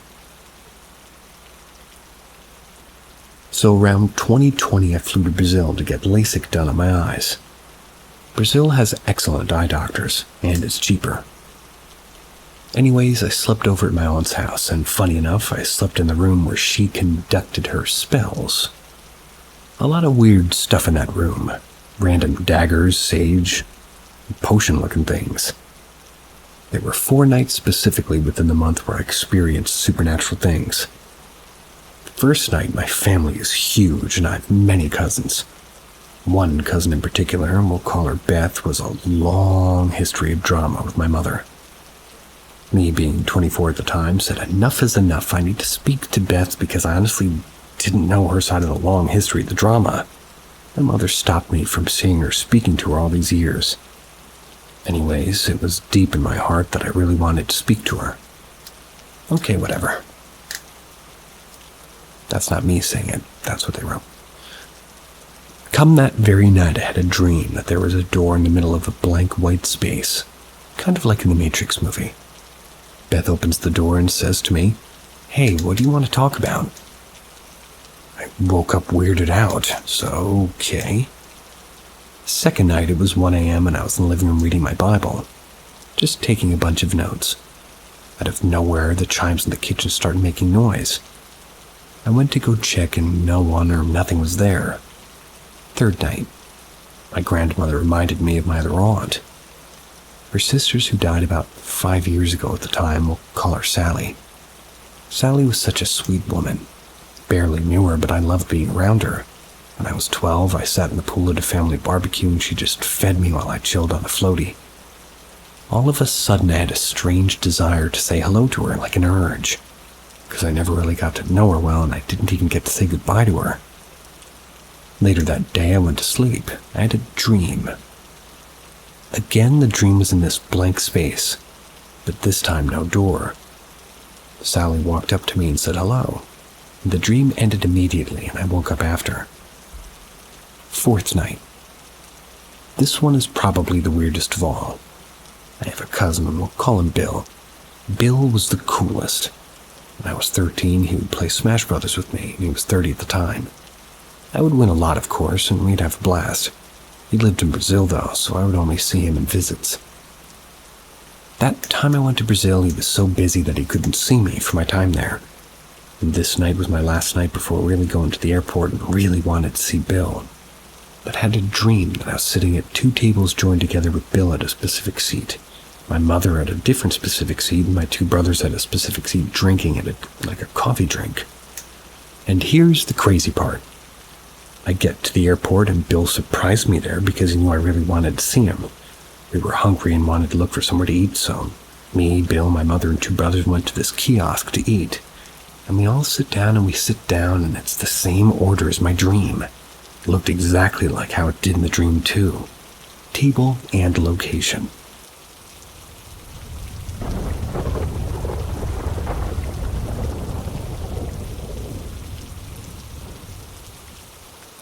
I saw a ghost in the hospital. When I was 11, I went to the hospital for a checkup.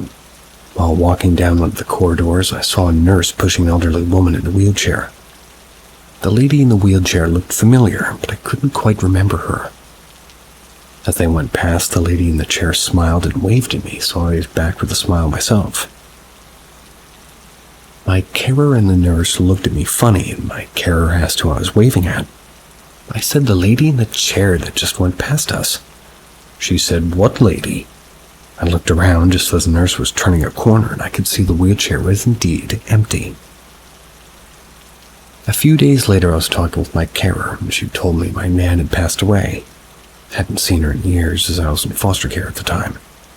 I was very close to my nan, so it hit me hard.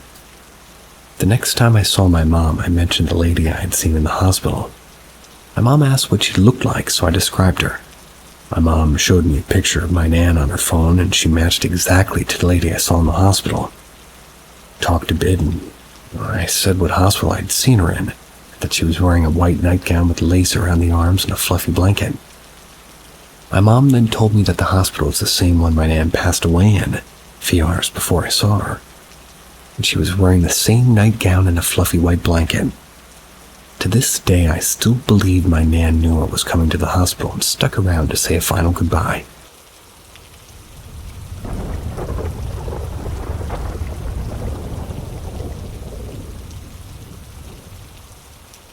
I thought I was going to hell when I was a child. When I was little, I was in a boarding school in a room with 3 beds. The room is divided into 2 parts. One part with a single bed at the back of the room and the other with a bunk bed.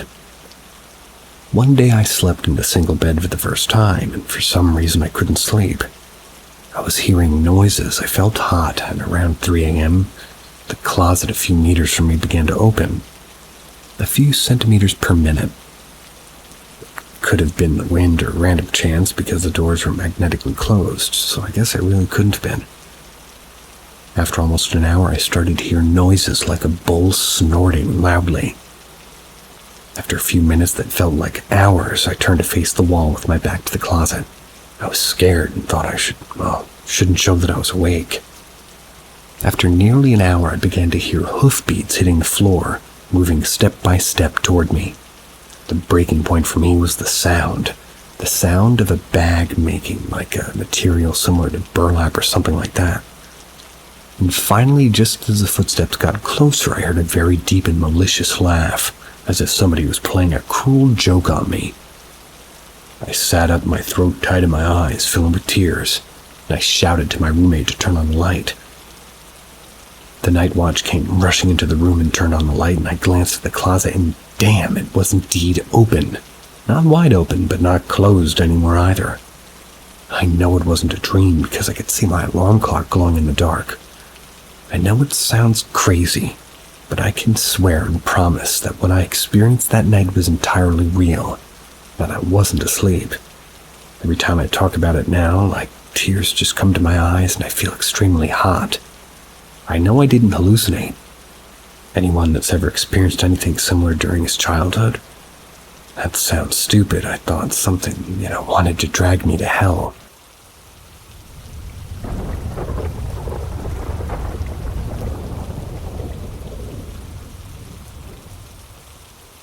One of my many encounters. One night my friends and I were bored, and it was already pretty late out. Decided we'd go up to the canyon that's right next to my friend's house to find a spot to stargaze. Now, a little bit of background on this specific canyon. It's kind of known for being haunted. Skinwalkers, ghosts, murders, you name it. Just about 2 years ago, in the exact spot we chose, where there was a man that lured his girlfriend to shoot her and then himself. To set the scene of our spot, it was like an abandoned white barn that was all boarded shut, a huge grass field surrounded by trees, and a single log in the middle of nowhere where we all chose to sit. Fast forward about 15 or 30 minutes into us stargazing, and I'm looking forward and I start to see something else in this field. I turn to my friend and I say, "Is that another log?" in hopes that they would confirm with a yes, even though it looked white and misty. Both friends turn to me and say, "That's definitely not a log." 2 white figures start to form across the field. I had my dog with me, and this time he started to growl. Runs towards whatever those things were, and one of the friends and I were like, "Oh fuck, no, let's get out of here." The other friend wanted to stay to see if he could capture it. But I look back and I say, "This is why you'd be the first to die in a horror movie." We left him, waited in the car. He finally starts to run as they got closer and closer, my dog still freaking out. We all are in the car driving back down, and the whole time up until we were out of the canyon, white wispies were following my car. If anybody made it through that awake, let me know in the comments. See ya.